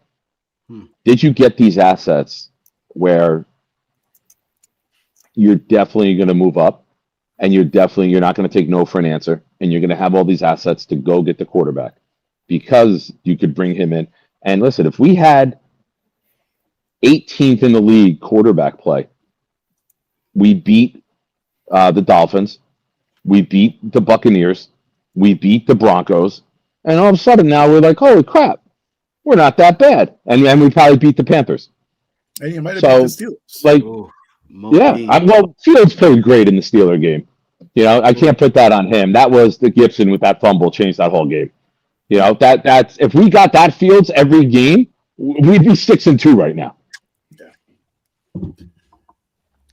Listen, But that's the thing, we go ahead. don't have it. I don't think, and I think our defense has been put in a bad position. Some of it's been self-inflicted, but I think the offense not doing anything in the first half has hurt them. And I think that they've been out on the field more than they deserve to be, and they got worn down, and we don't have that elite pass rush, and we've been down by so much, we haven't been able to do it. And the one time that we did have a lead in the fourth quarter, and we did have to get a stop, Will McDonald turned into Mariano Rivera and was the closer and got the sack. So we need that situation more for guys like Will, who's primarily a pass rusher. We don't want him playing the run game for the entire second half. And that's what we did in several, the Buffalo game, the Dallas game, most of the Tampa Bay game. We haven't given guys who are pure pass rushers the opportunity to go be pure pass rushers late in the game after they wear down the offensive line on the other team. So the team that we're built to be, we're not being that team, which is fucking frustrating as a fan. And I'm sure it's got to be frustrating to the coaches and players as well, because everything they talked about hasn't come to life yet. One of the big changes was when Jermaine Johnson came back healthy, because the first 2 games he did play, but he wasn't really healthy. And you see the change instantly when he comes back and he's 100% healthy. Yeah. Extend him now, by the way. The longer we wait to extend him, the more expensive he becomes. I'd give him the contract. I disagree. Here's why. Get through the year healthy. Same thing with Breece Hall, right? Like, I don't need to extend Breece now. I'm not even going to offer either one of them a contract now. Get through the year healthy. You got the money. You got 117 this year. You got 207 next year. If you got to give $3 more million a year, who gives a shit, man? It's monopoly money at this point with the amount of money that we have. You have to spend the bare minimum, so you're going to have to pay some guys. I'd give him the contract now. I get what you're saying. I get what you're saying. 100%. And I'm on that same with this guy, with Elijah Vera Tucker. I want to bring him back, but like on a cheap Mekhi Becton like team friendly, heavily incentive laden deal. Just for depth. Why not? When he's healthy, he's one of the best guards in the league. I'm not saying rely on him. But here's the thing. Why not? Here's why not. I cannot give a starting spot to him because it means now we don't have another quality guy to start. We're relying on a backup. Nick. I cannot do it after we've given up. But he's good enough to be a starter. And if he's on your roster, he's going to be a starter because the quality of play when he's there is deserving of a starter. But I cannot give him another dollar because he cannot finish a season. Pittman is now your right guard. No questions asked. Pittman's right guard. Myers, you keep playing this well, I'm okay bringing you back 2 for 12. And if you go draft a center, or if Tyler becomes available, you pay Tyler like a fucking tackle. You give him $30 million in 2027 when we have all this money available, and that's how you structure the deal to the point where Baltimore can't match it.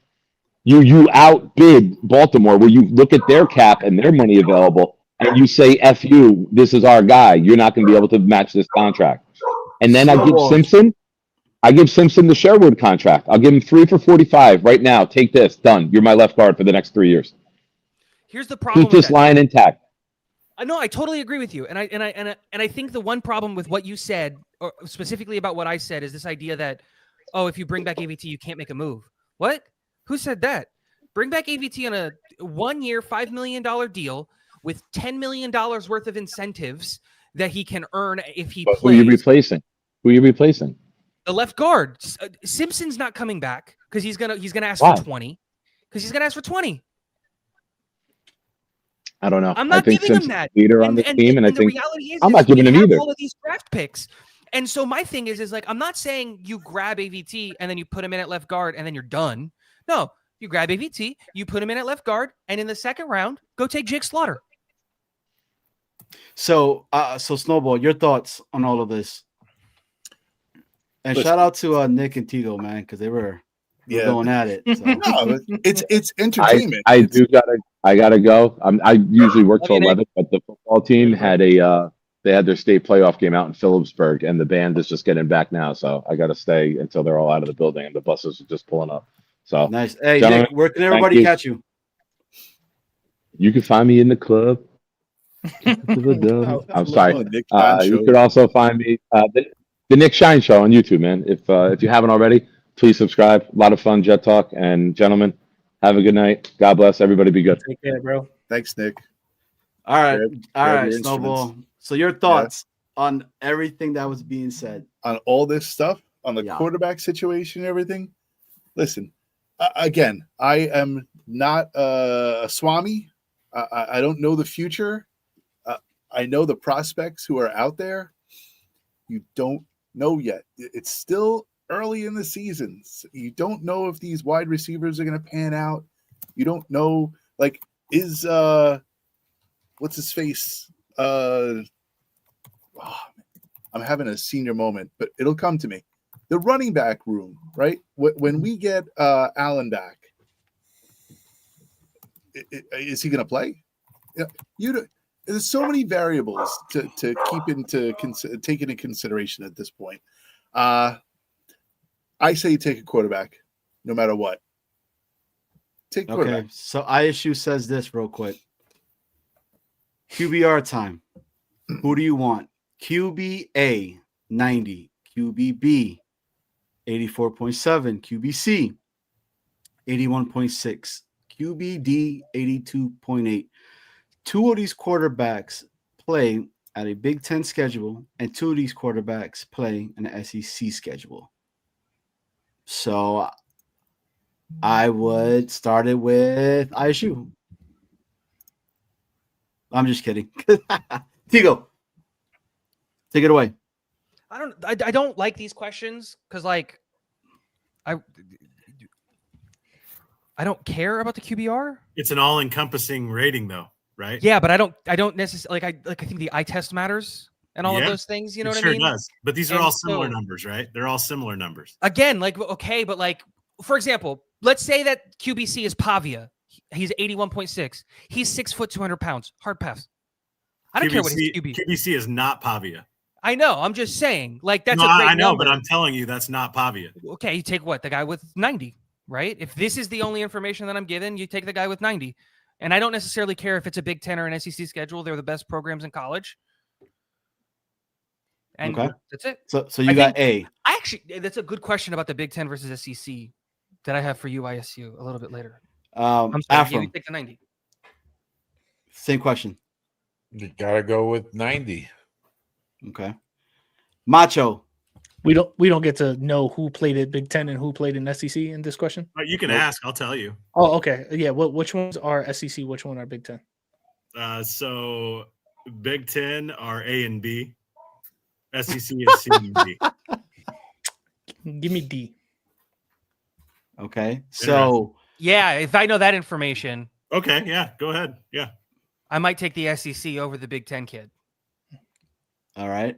No, but Snowball. So but which one though? Which one? 90. No, I would take the 82.8, but 90 in the Big Ten is not like the Big Ten. You know, you probably stick with the 90. All right. So Tigo is A. No, he just took D. Okay. No, I switched it back to A. Oh, you did go back to A. Okay. Yeah. So he's I'll just A. take the 90. Afram is A. Macho is D. Big D. You know what they, Snowball, where you at? You know what they say when you have no idea, choose C. So I'm going to choose C. Okay. It's a good. You could use a lifeline if you want, Snowball. Yeah. I'm gonna go B. Mm. Okay. So A is Mendoza. Yeah, makes sense. D is Pavia. Oh, is it? Now, let me ask you this. You automatically threw out 81.6, right? No, I know 81 point. So I didn't want to pick 81.6. I know that's Ty Simpson's QBR. Yes, I know it, right? I know that 90 is Mendoza and that 81 point. The real question for me is, could I guess who QBB and QBD were? I didn't know D was Pavia. Is D more? B is it's his guy. Luke Altmaier. Oh, yeah, no. Again, I'm not anti-Mendoza. Right. I'm not at all. At all. I just think it's interesting when you pull up all these guys' statistics and you kind of look and see where they are. And you look at Mendoza at a 90 QBR, which is third overall for a QB, right? I'm gonna do a quick thing real quick. Keep going, but I have a question for you, ISU, about that specifically. Because this is a great point. This is a really good point. So we still need a wide receiver. Let's Yep. just say we get Yep. Mendoza. Do we bring in his guy and Surratt? Yes. Why not? I like him, I'm bro. down. Why wouldn't you? Bring Surratt in regardless of who you get Yeah. at quarterback. If it's At Ty what Simpson, if at it's what Moore, point though? second 'Cause round. Yeah, I was gonna say if we could get him in the second and not have to reach with that second first, then hell yeah. Shout out to E Boogie in the building. He's There you saying I'm picking at one, snatching up Mendoza, and I pick 20 and 30, trading it away for some extra picks, baby. Hmm. I don't know, man. I'm kind of look, Tigo. I've been on board with you with the whole AVT with the 1-year deal and put him there as a death piece, earn it, right? Let's just see. Why not? But does he want to do that? I don't know. But what changed in the beginning, I thought that it was going to be a hell no because he moved all his family back to Cali. Yeah. But then he's still with the team and the offensive linemen. Dude, that's what swapped my brain around. Yeah. I was with you. Me and you, we had this conversation, Johnny. He Yeah. moved his whole family back to California. I was with you. He's gone. And then we saw that video. Yeah, and he's still hanging out with all these guys at Islanders games and all that. Maybe So he just couldn't take his family. Just maybe moved she him away. wanted to go. Maybe she just maybe the wife wanted to go back Exactly. to be with that, and or I don't know. But Alfred, you've been quiet over there, man. What's Well, your thoughts? My thought is I definitely need to get a quarterback this year, and I don't want to wait another year for a quarterback. Mhm. Okay, but when I listened to Connor Rogers and some other guys, they like Mendoza, but they feel Simpson has a much higher ceiling than Mendoza does, a very high ceiling.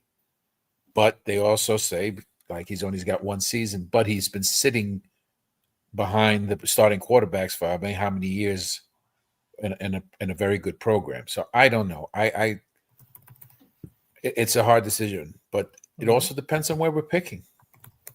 Yeah. This could all be moot. Yeah. But definitely, I hate to just wait another year. Yes, we can get guys this year, but you just want to start winning this coming year.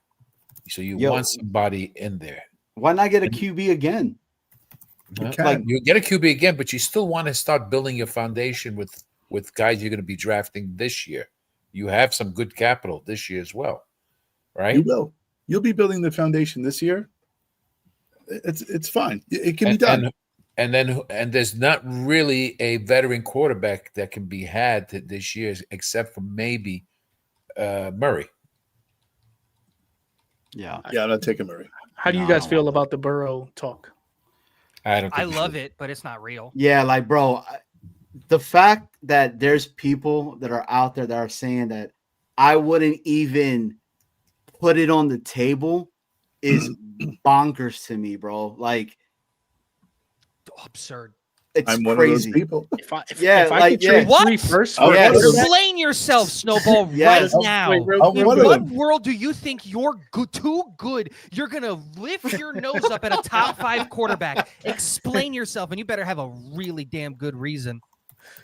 Trend is your friend. That's all. That's all I say. The trend is your friend. So in Vegas, if you go, trend's your friend. Atlantic City. I look at this guy and I just say, "Oh, he's going to turn it around if he comes to the Jets."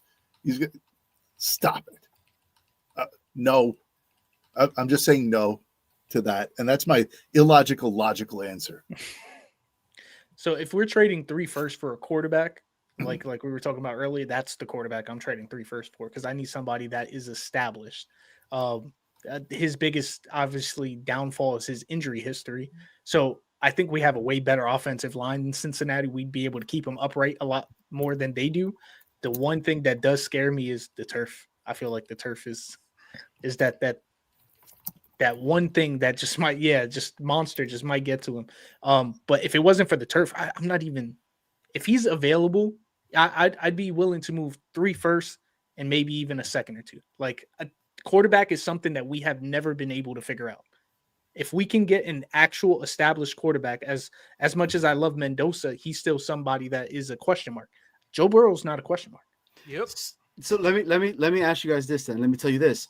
Mhm. There's been the biggest comparison of Aaron Rodgers and Joe Burrow again. That's what's going to happen to us. And I say Aaron Rodgers was old as dirt and Joe Burrow is 28. Not even 30 yet. So I need to understand with our O line. That's the Ex- biggest thing. Is like people bring up exactly. the injuries. It's like, okay, cool, I get you. You're There's not no going to one be able to protecting ignore him. those injuries. He's also never, ever in the history of ever had an offensive line that could protect a massively large inflated beach ball being pushed with a soft gust of wind. He would get sacked by that beach ball. The O lines that it's criminal. It's criminal. There's And two he people that almost won MVP still with that shitty which line. was Super Bowl. Dude, there are two GMs, in my opinion, that should go straight to jail. Straight to jail. It is the GM of the Cincinnati Bengals for refusing to build up that offensive line, and Nick Caserio, the GM of the Houston Texans, for doing that to their offensive line when they had CJ Stroud. Straight to jail. No trial. This is Cuba. They straight to jail. Right? Like this is Zoran's whatever his name, Mamdani's New York style, straight to jail, no trial, nothing. None of it. Straight to jail. Tigo, what was the average for the Bengals line? The last he's been in the league now 6 years. No if idea. I'm not I'd mistaken. have to look it up. I thought it was like bottom 6 consistently since he's been in Sounds right. the league. I wouldn't doubt it. That Like sounds if you right. were to sit here and say that like their pass blocking has been consistently, like this year they are 4th from the bottom in pass blocking just alone. And I'm just doing really quick like PFF grades, so take that with a grain of salt, right? Last year they were 29th. In 2023 they were 22nd. In 2022 they were 31st. Somebody look when he got drafted, because I'm going to keep going and I can't. In 2029, they were. This is the year they went 13-8, by the way, because of the playoff games and all that stuff. They were ranked 29th. In 2020, in his first year, they were ranked 27th. He has never gotten an offensive line ranked higher than 22nd. 22nd? I did say 22nd. I think it was a 22nd, yeah. Then 22nd. What year was that? Which is In a still bottom pass-blocking 10 grade. Like that's crazy. Again, we're living in a fantasy world. He's not going anywhere. Correct. Everybody I know in that. Cincinnati and in that front office and in that team would sacrifice their firstborn to keep him there. Like they'll fire everybody and even sell the team if it meant keeping him there.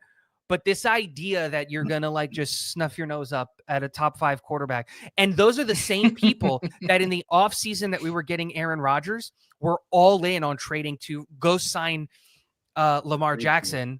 And it's just like Lamar Jackson also, I don't think has ever completed a season ever in his entire time in the NFL. And everybody would take Lamar Jackson. So I was wrong with, that year. I was sniffing up my nose at it. And I was wrong. I was talking with ISU earlier today, and bro, the Cincinnati like Daily Post or whatever, they're big, like one of the newspapers out there, wrote a legit article, bro, about this conversation with the New York Jets. ISU, can you talk a little bit about that when you were reading that earlier? You're muted. You're muted. Is this like the New York Post? No. It was a Cincinnati. No, just their Cincinnati newspaper. But they were talking about it like maybe it could be a thing, which is surprising. Well, it's a fire that's smoldering, maybe. Then again, nothing happens in Cincinnati, so they got to make up a story too. That's also true. ISU. How many starts did Brock Purdy have? Brock Purdy? 59,000. I don't know, probably a lot. Let's find out. Start 5 years or like 4 years? He started 4 years. That's easily in the 40s. Yep. Because they never made the playoffs, right? While he was there at Iowa. And then the Iowa State. It was Iowa State. One of the Midwest colleges from a state that begins with an I. It's Snowball, ISU, Macho, Afram, Tigo. The narrative about next year being an all-in year, I don't see that being an all-in at all with any of this stuff. I just want a damn winning season. Yeah. Like, give me a season that we're not in the losing column for the whole season itself. Like, is that difficult to answer? And if it is, plug this quarterback in there. Why the hell not? I just feel like, because that's not a real thing. Damn it, Tigo. Johnny, I'm gonna correct you on it until you get down to reality. That's not a thing that you can say about the quarterback position, because if it was that easy, we'd have 32 starting quarterbacks, and it's not. We maybe have 19 in the NFL, people who are worthy of starting. It's the hardest position in football. Brady Cook, no. Brady Cook. Brady Cook season. Snowball, 48. 48? Jesus Christ. Starts. Yeah. So where's the theory on that? Well, that's probably what helped him transition from actually be good draft to a good starter. It's competent. Yeah. And then the league average. caught up. He's not good. He's average. Yeah. He's Brock Turdy for a reason. But that's what I'm saying. So, like, but you put it's like San Francisco. Stop comparing. But it's also a to San system. Francisco. Yeah, it's not just their offensive line. It's also their whole offensive scheme in general. Leave me alone, Armand. I can dream. Damn it! Stop trying to pick your. We're not San Francisco. They made it far with Sean Jimmy McVay. With Garoppolo. Like, you put any quarterback in there, they're going to be decent. Except for Trey Lance for some reason. Except for because he couldn't started get it, like man. 7 games. Well, actually, 17. no, 17. But Damn, in college, Mougey it saying felt like 7. If I plugged college football Justin Fields into Indiana's offense, he'd be as great. Careful, Yeah, he would. And he's talking about the coach and Signetti, whatever his name is. I'll be right back. By the way. All right, Macho. Yeah, that's true. But Signetti want to be a coach? But a lot of times it's always about the coach. Yeah. No. You see, Modine was saying that trying to like be like anti Mendoza, and like I understand what he's saying, but like it's absolutely true what he's saying. But the good thing is that we're not scouting wins. Like, I don't care that Indiana. What is Indiana ranked right now? Are they the number 1 team in college football? Number 2? Who's won? Ohio State. Ohio State, right? Like, I'm not scouting that. You have to look at like the player, the mechanics, the release, the lower half. Ironically, what does that ass do when he's throwing the ball? Like, those are the things that you're looking at. And it's one of the reasons why I got crucified for this. I didn't have a draftable grade on Justin Fields. I did not just like I didn't have a first round grade. I said, you can't draft Justin Fields. It's why I came on this show at the beginning of the season. I was like, dude, his elbow is still in Narnia when he's throwing the football. It's the same reason why a guy like Tim Tebow could be arguably, a lot of people argue this, like one of the best, if not the best college football player of all time, and still be a guy that like you're never going to take.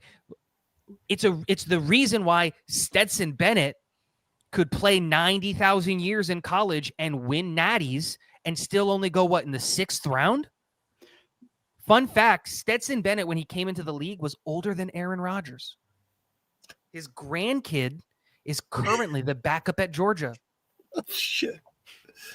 Man. Hey, Tigo, but you and Alan were one of the only cats that were out there that at least I remember that was really high on Drake May. And you guys were getting crushed about that. So I had him QB1, unapologetically QB1. Yep. And you didn't care. You were like, nah, bro. Like, this dude's a dog. Like, he's gonna be that guy. So Tigo, I hate that he's on the Patriots. I hate it so much because I fought and I pounded the table and I said, this guy's the guy. And then he went to New England. And then I wanted to be wrong.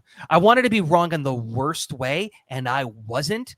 And it just sucks because now New England has a guy.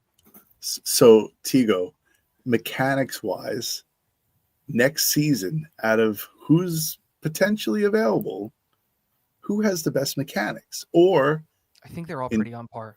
Or in 27. So I haven't I don't do deep dives on 27 cats.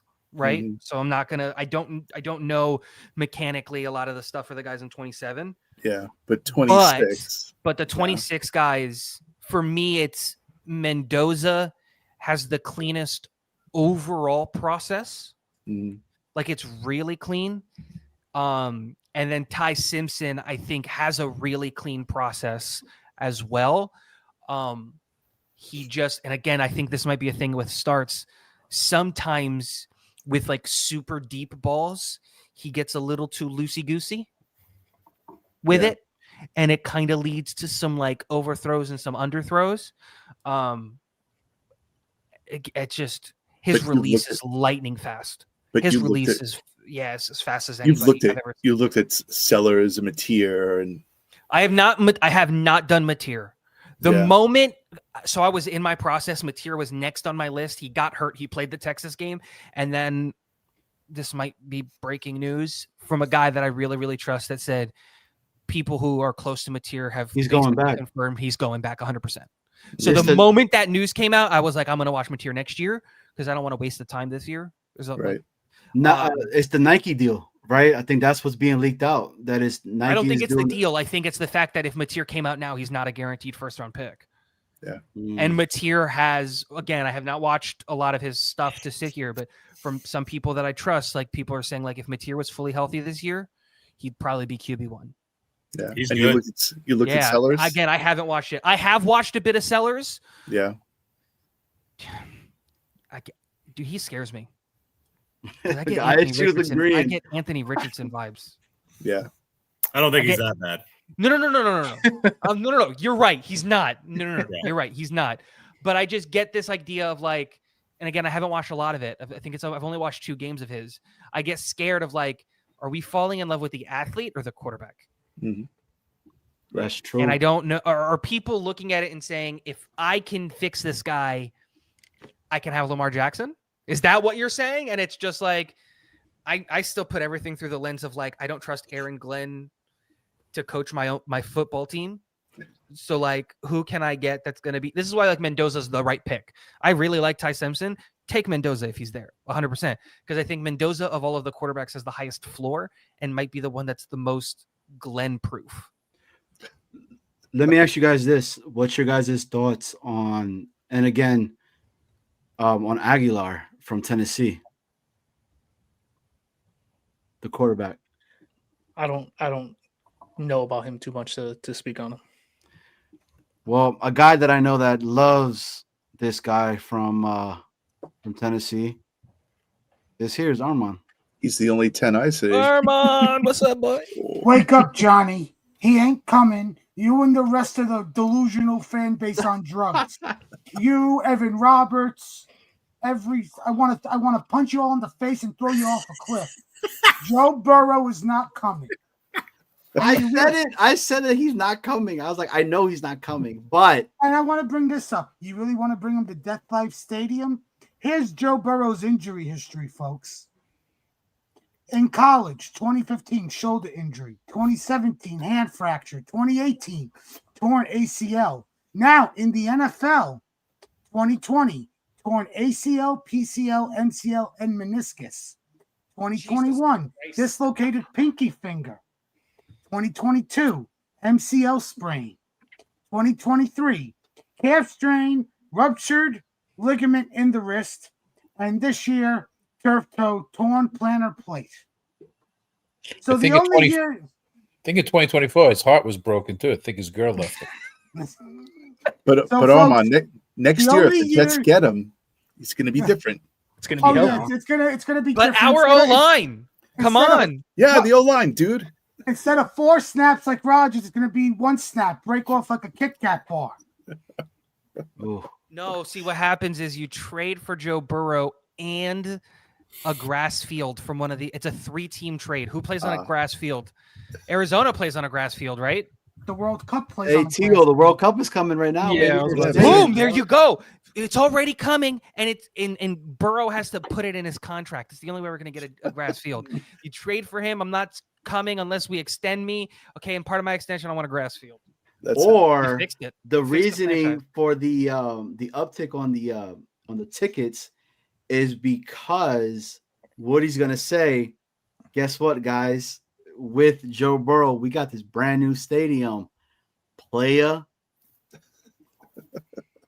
Not happening. Oh, you Why would they really want want to that? give Woody that much credit? You want it? He has a stadium that he can play in essentially for free for the rest of forever. Woody is a lot of things, but he's not dumb with his money.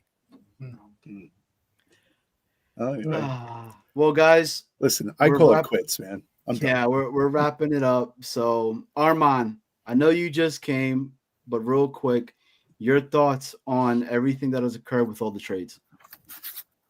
I knew Quinnen was getting traded. That was a great job by Mougey. He fleeced the delusional Jerry. You know, that's what he gets for flicking us off.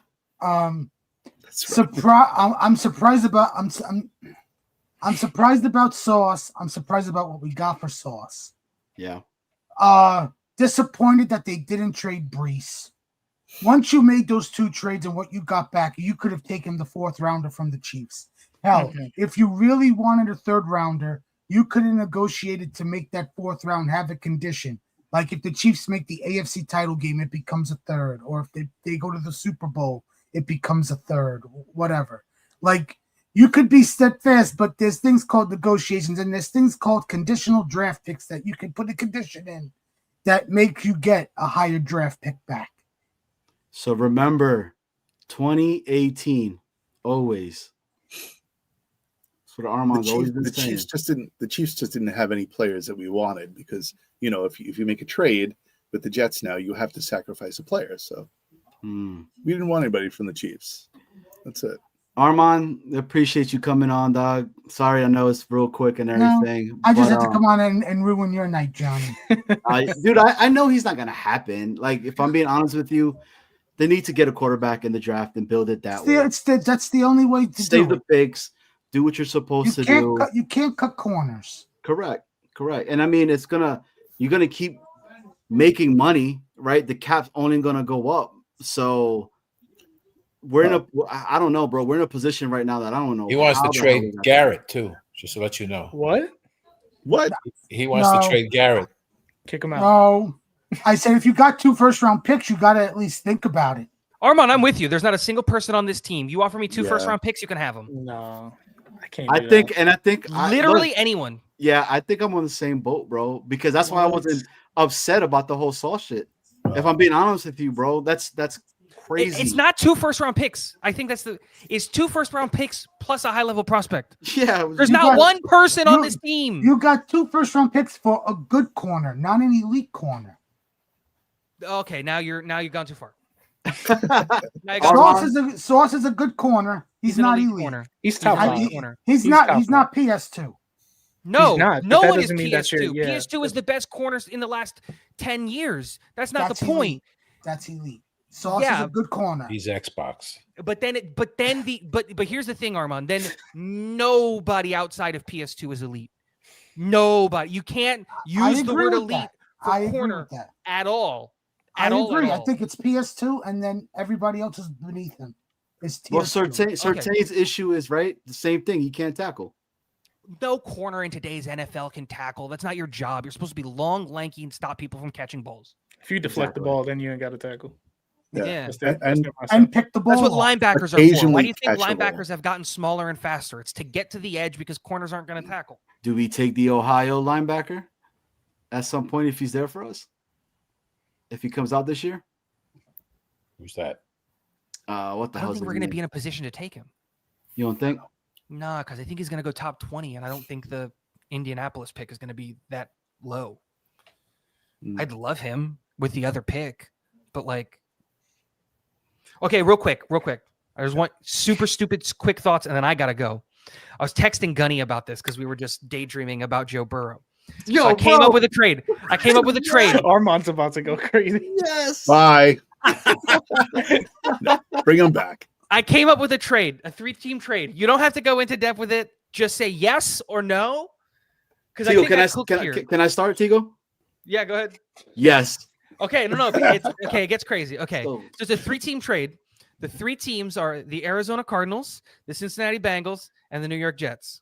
The New York Jets get Joe Burrow, Marvin Harrison Jr., and Yes. Arizona's 4th in 2026. Cincinnati gets Arizona's 1 in 2026, Jermaine Johnson, and Kyler Murray. Arizona gets the Jets 1 in 2026, Indy's 1 in 2026, Indy's 1 in 2027, the Jets 2 in 2026, and Cincy's 1 in 2027. Who says no to that trade? I And fucking say hell yes. This is assuming Joe Burrow asks to leave. So we're giving up both first-round picks. We're And giving up 4 first-round picks. Yeah, I was about to say. And Jermaine Johnson. No. Technically 5. You're gonna have to write this one down. No, it 'Cause was I it won't was be able to see. 2. It was 2.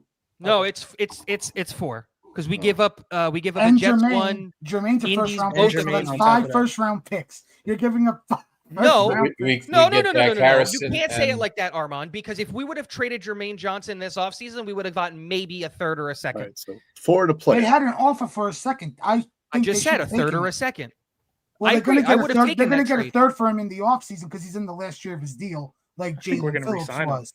So the package would essentially work out. We send 3 1s to Cincy for Appreciate Joe you, Burrow. Mo. We send 3 1s and Jermaine Johnson to Cincy for Joe Burrow, and then we send a 2 to Arizona for Marvin Harrison. That's essentially how it would break down. For Marvin Harrison and a 4th. All right, Afram, It's a crazy trade. A wonderful night, isn't it? Macho. Fuck Let me it. see if I can Yeah, put it in the chat. I'll say yeah.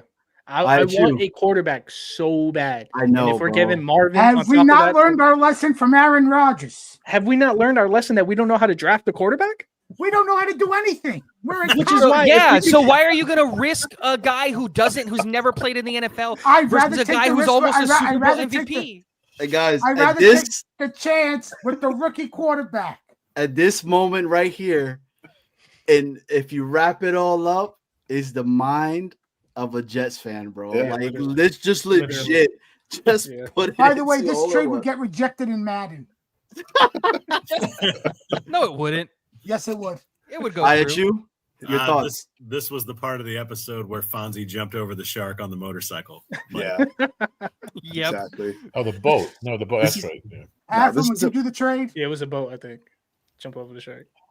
You know, I'm just afraid of all those injuries. I really am. Yeah. Yeah, I really am. it's That's like a bunch of guys who got stoned, and now they're in the kitchen. And now they're in the kitchen. They're like, you could put peanut butter and soy sauce together. They're like, it's gonna taste so fucking good. Bro, there was a That's point. exactly what this has turned into. There was Right? a point in my life when I tried that. Okay, and let's just say it was a long night. And Peanut butter and soy sauce? yes, all right, and I put jelly on that bad boy because stuff happened, and yeah. So But it let's was just okay be because like it was your dog, right? yeah. Shit, Millie. Really?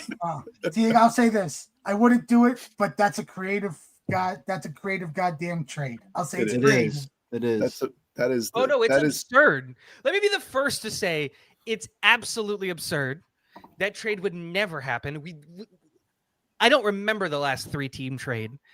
And Joe Burrow's not going anywhere. Rusty brought it up before. They literally built a $100 million indoor training facility because Joe Burrow asked them to.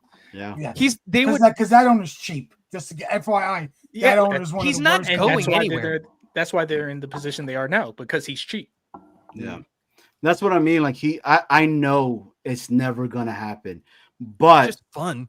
to What else have do we have it to look to forward to? have like literally, bro, there's people out there that won't even entertain it whatsoever at all. Like they won't even give it a chance.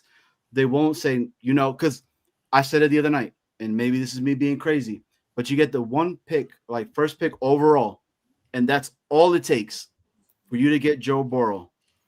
You wouldn't do it? No, I would. You mean just this Immediate. year? If we got the overall pick, just Just that that. one That's pick. it. Hell That's yeah. it.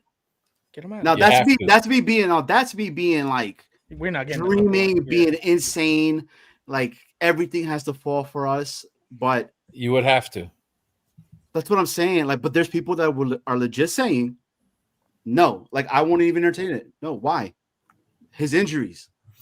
Bro, you're giving me an unproven individual over a guy that won an MVP with Just 50. went through this with Aaron Rodgers. It would take one He's snap 11 like a years kick old, younger though.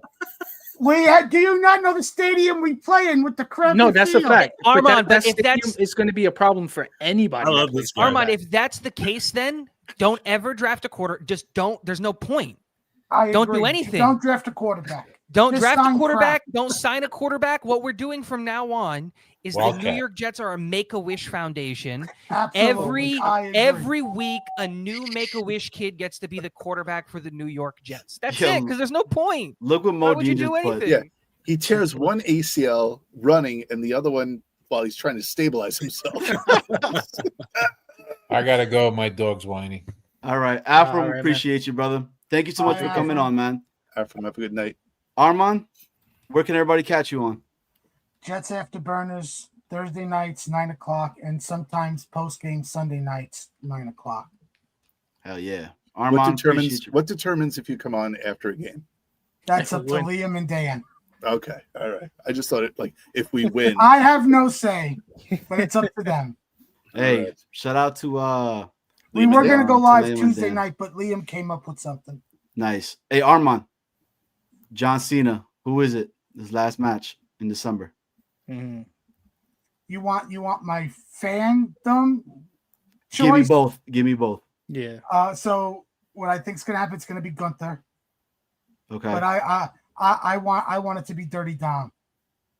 Bro, I've been thank you. I want man. to push him as the next face, the next superstar of the WWE, the next Armand, big it thing. starts with him retiring his father, Yes. and then San Diego. it's Cena.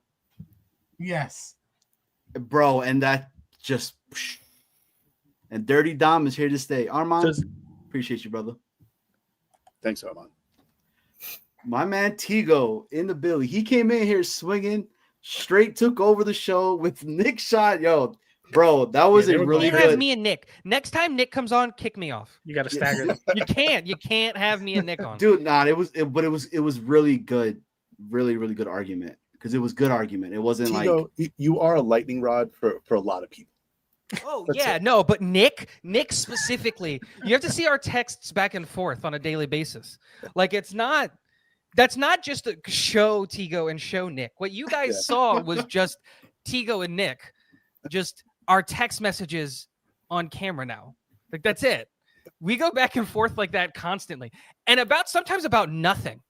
About like colored cleats. Should you be allowed to wear colored cleats, or should we go back to the old school NBA all white cleats? Like we would have a 3-4 hour discussion about that for no reason other than we like discussing. You like things to with each argue. other. You like to discuss lively. We don't Let me- argue. Tigo, We love before Nick. you go off, I gotta put this up. So shout out to my guy E, man. I love E Boogie, but he keeps saying save money, bro. Right? What is that money that we save gonna do for us? Infrared is objectively correct here. Okay, Johnny? I'm Mhm. gonna say this.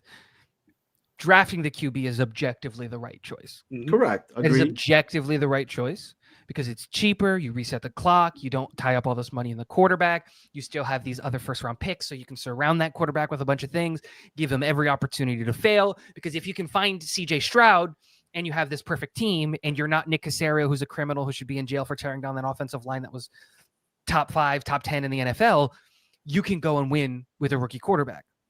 Easily you can do that. And you can see that all of the teams outside of Kansas City who have paid a quarterback are having a really, really hard time competing because there's only one Patrick Mahomes.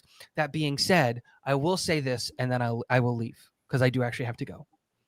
One Joe put a curse on this team. It might take another Joe to break the curse. Mhm. And I'll say the same thing about Ty Simpson. One Alabama quarterback put the curse in. Maybe it's time to get another one. I'm kidding. But yeah, I'm out, guys. Have a good Tigo, one. We'll talk soon. Appreciate you, man. The curse is real, though. It Oh, is live and thriving. Peace. That's one thing we can all agree on. So Macho, ISU, we have welcomed you on to Jets Worldwide as your first time. And we knew that tonight was going to be a show that was going to be for a while because on what happened. A lot of shit went on this week. I mean, a lot happened. And shout out to our guy Jaden that just came up in here. Because look, I would say this: when Jaden and I, we were rocking on the sticks, and I was like, "Yo, bro, we just got this thing," and he was the first one when we were talking. He was like, I mean, that's cool and everything, but then once the other news came out that it was also AD Mitchell, both of us were like, he's cooking, baby. That dude was cooking in the pot because I still can't believe it. So pretty awesome. But ISU, of everything that we talked about tonight,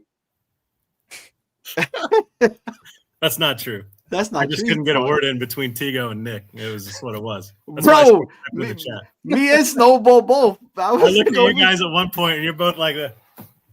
Yeah. But it was such a like. I was like, I was so into it because I was like, yo, they're talking truth. But one of the things that I go back and I keep asking, like, I think it's really good that our line is good and we have it in place. Like, that's why I say, fucking put a goddamn quarterback in there, and I think he's gonna be okay. And let him sit back if he has to sit back for a little bit. Just don't fucking just throw him in there and then that's it. So, yeah, Tigo, you're good, brother. We're just breaking balls now at this point. Same. Yeah. But ISU. So, with everything being said, what was your favorite part of the night tonight? My favorite, just this entire situation, man. We just sat here.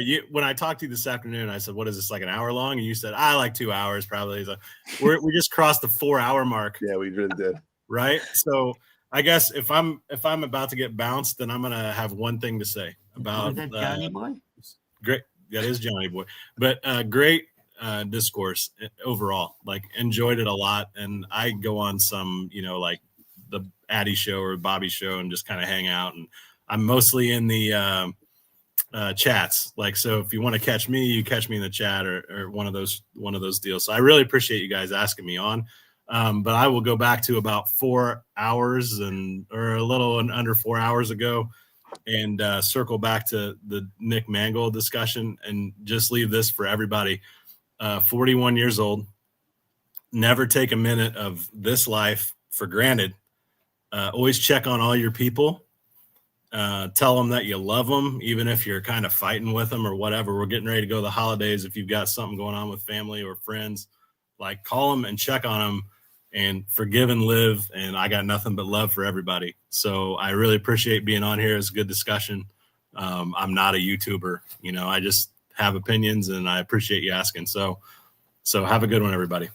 That was great. And yeah, dude, and ISU, completely right, bro. It is the truth, man, because there's stuff that people are going through right now. The season is coming along. Not everybody is as blessed as something's happening in somebody's mental headspace right now. Reach out, be able to talk to somebody, speak to them, just get a quick laugh out of it, man. So ISU, like I told you, bro, when I reached out to you, I said, yo, I really appreciate everything that you say. I've always loved all the content that you do talk about, and you talk about stuff that nobody else is really talking about, because I still don't even know that quarterback that you're talking about that has that rating over those 4 other quarterbacks. He was number 2. That's crazy if you think about it. So it's a really good conversation to talk about that could potentially be maybe a backup for us, because we spoke about it. I wasn't saying pick him to be a starter. I was saying pick him to be a long-term backup. And that's the guy, then we could spend money somewhere else, right? And then Modine, Johnny the Brown Noser. Whoa, man. I appreciate all you, you guys, even Modine in the chat and all that stuff. We love Modine, man. Take care. Later, ISU. Yeah. And then there was 3. That's right. Come on over. Macho. Yes, sir. So I know you were on the Boyd Green show. I know you're doing your thing. Yes, sir. And you came on over here. Let me know, man. What's your thoughts? Like, what were you expecting? Were you expecting this, or were you like, what the hell did I just walk into? I was expecting a version of this to like what ISU said. I mean, we're 4 hours in. I didn't expect it to go this long. Yeah. But the good thing about it is the entertainment factor. if you're not looking at the time up there, it doesn't feel like 4 hours. It just feels like we're all just talking. We all genuinely care about this team, this franchise, our future in this franchise, all the pain that we share in our history with this franchise. Like this is what we do this for, honestly. So I loved it. Maybe it's not exactly what I thought, but who cares what I thought? What it is absolutely amazing. Hell yeah. Cool. Macho. Yeah. So where everybody could catch you at, man? Like talk a little bit about your channel. So Macho Talk Sports on Instagram and YouTube. That you kind of alluded to it earlier in the show, where I don't just talk about Jets. I talk about all sports. I talk about specifically though football and basketball, because those are my two that I hone in on. While we were in the World Series, I brought up some World Series in a couple of the episodes, but we drop an episode every Wednesday morning. We're up to episode 14 right now, so 14 just came out a couple of days ago. If you guys could come check it out, check the channel out. We got other stuff up. Like I made, when I first started the channel, I didn't have the weekly show yet, so I was just throwing ideas out. I have like a Jets documentary of being a Jets fan, basically like a little 8-9 minute video. I talk about WNBA. Like I try to do a little bit of everything, but now what I've been focusing on was the weekly show, and then I'm trying to start a Jets show on Saturday. I want to make that a live stream. I haven't done any live streams before, so I'll probably reach out to you a little later after this to try to get some tips and stuff like that. But yeah, man, just check me out, YouTube, Instagram. I'm up to about 53 subscribers on YouTube, so if you guys could come check it out, sub, I'd love it. Yeah, I subbed up today, man. I think you saw that. Thank you. So yeah, doing good work out there, man. Again, the only other person that I know that is a Lakers and a Jets fan, that's him and Addison, man. So Macho, appreciate you, brother, man. Thank you so much, we'll man. talk some more, man. Yes, sir. I'll reach out to you a little bit later on tomorrow morning about for tomorrow. Yes, So sir. because it just depends if it's raining out here. If Gotcha. it's not, I'm Gucci and I'm good. So Bet. Yeah, just let me know. Macho. I appreciate you guys so much. Thank you, Snowball. Thank you, Johnny. Thank you, Yeah, everybody Macho. that was Thank you. commenting. If you haven't like. If you haven't subscribed, subscribe. Make sure to do all that good stuff. Macho, we got to bring you back, man. Appreciate Yes, sir. you. Yes, sir. That's why we Yeah. brought him on. He's a smart man. Smart Yeah, man, Macho. You tell him what to do. You guys Thank take you, care, man. Macho. And subscribe to the Macho Show too. It should be called the Macho Show. The Macho Show. Oh yeah, right, man. Why are we here? It's 4 hours later, bro. What are we doing, man? It's like goddamn. It's like I don't get this much sleep. Like Bro, 4 hours in a row. Dude, bro, there'll be times where it's like 4 or 5 o'clock in the morning and we're texting, bro. We're like, why are you up? Fucking kids. Why are you up? Jaden, going to work. I'm not telling you what to do. You're your own man. That's Yeah. it. You do what you got to do. Hell yeah. Hey, Right? shout out Jaden, man. Jaden's good people, bro. He Dude's really funny, is. All right. So listen, that's Tigo- the show. Yeah. Tigo says, you let me on the show. That's your own fault. Tigo, we appreciate you when you come on, man. We just, we breaking balls. We're all accepting. We That let anybody. We let them all on. Hey. That's it. But you see, Right? man, it was good, man. It was really know. good. So Listen, monumental. We broke the 300 barrier, and then a bunch of people will just unsubscribe now, just on purpose to get us under 300. But that's okay. It's a lifelong battle, like being a Jets fan. hell yeah. So yeah. Well, listen, I enjoyed spending the past 4 hours with you, and Nick and Afram and Macho and ISU and everybody who was involved in the show tonight. I appreciate all of their input. People in the chat were on fire the whole night. They're just commenting after comment after comment. Modine and Alan's in there, and Infrared has been with us the whole night. Like, yeah, and Rusty Spooner has been with us like for almost 4 hours. These people are dedicated, man. Yeah, They we just have appreciate you nothing else. guys, man. But we just talking real stuff, right? It's just two Yeah. long life tortured Jet fans that we think we know what we're talking about. We have no fucking idea. clue, man. We have no idea what we're talking about. I'm over here talking about, bro, I would trade like all our first picks for Joe Burrow, knowing damn well that shit would fire well on us, man. So Right? Yeah. Very Wow. true.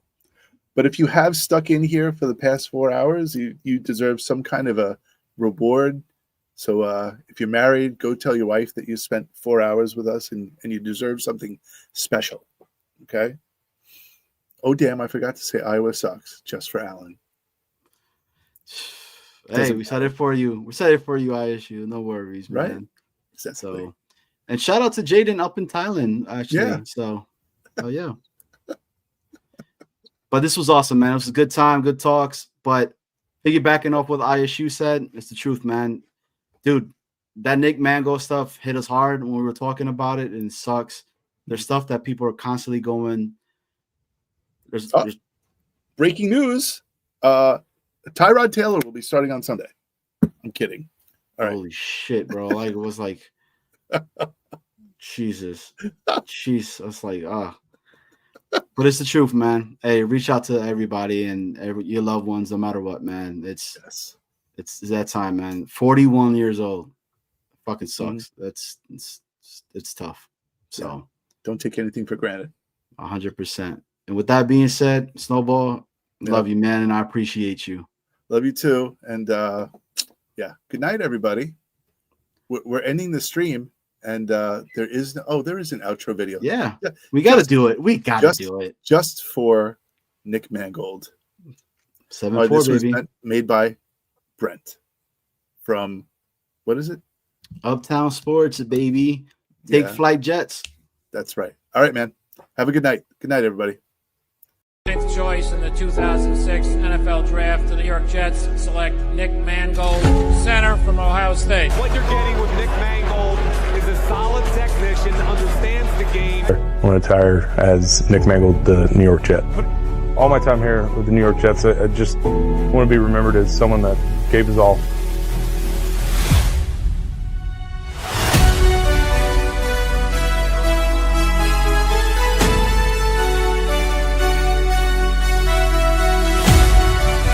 The aura of New York City. Beat your man and we win!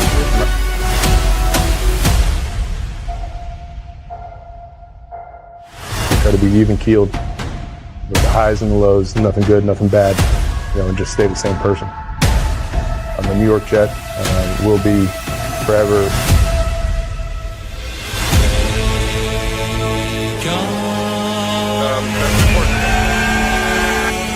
And this one's for you. Cheers to the fans. You guys have been with me, supported this team. God bless you all, and go Jets!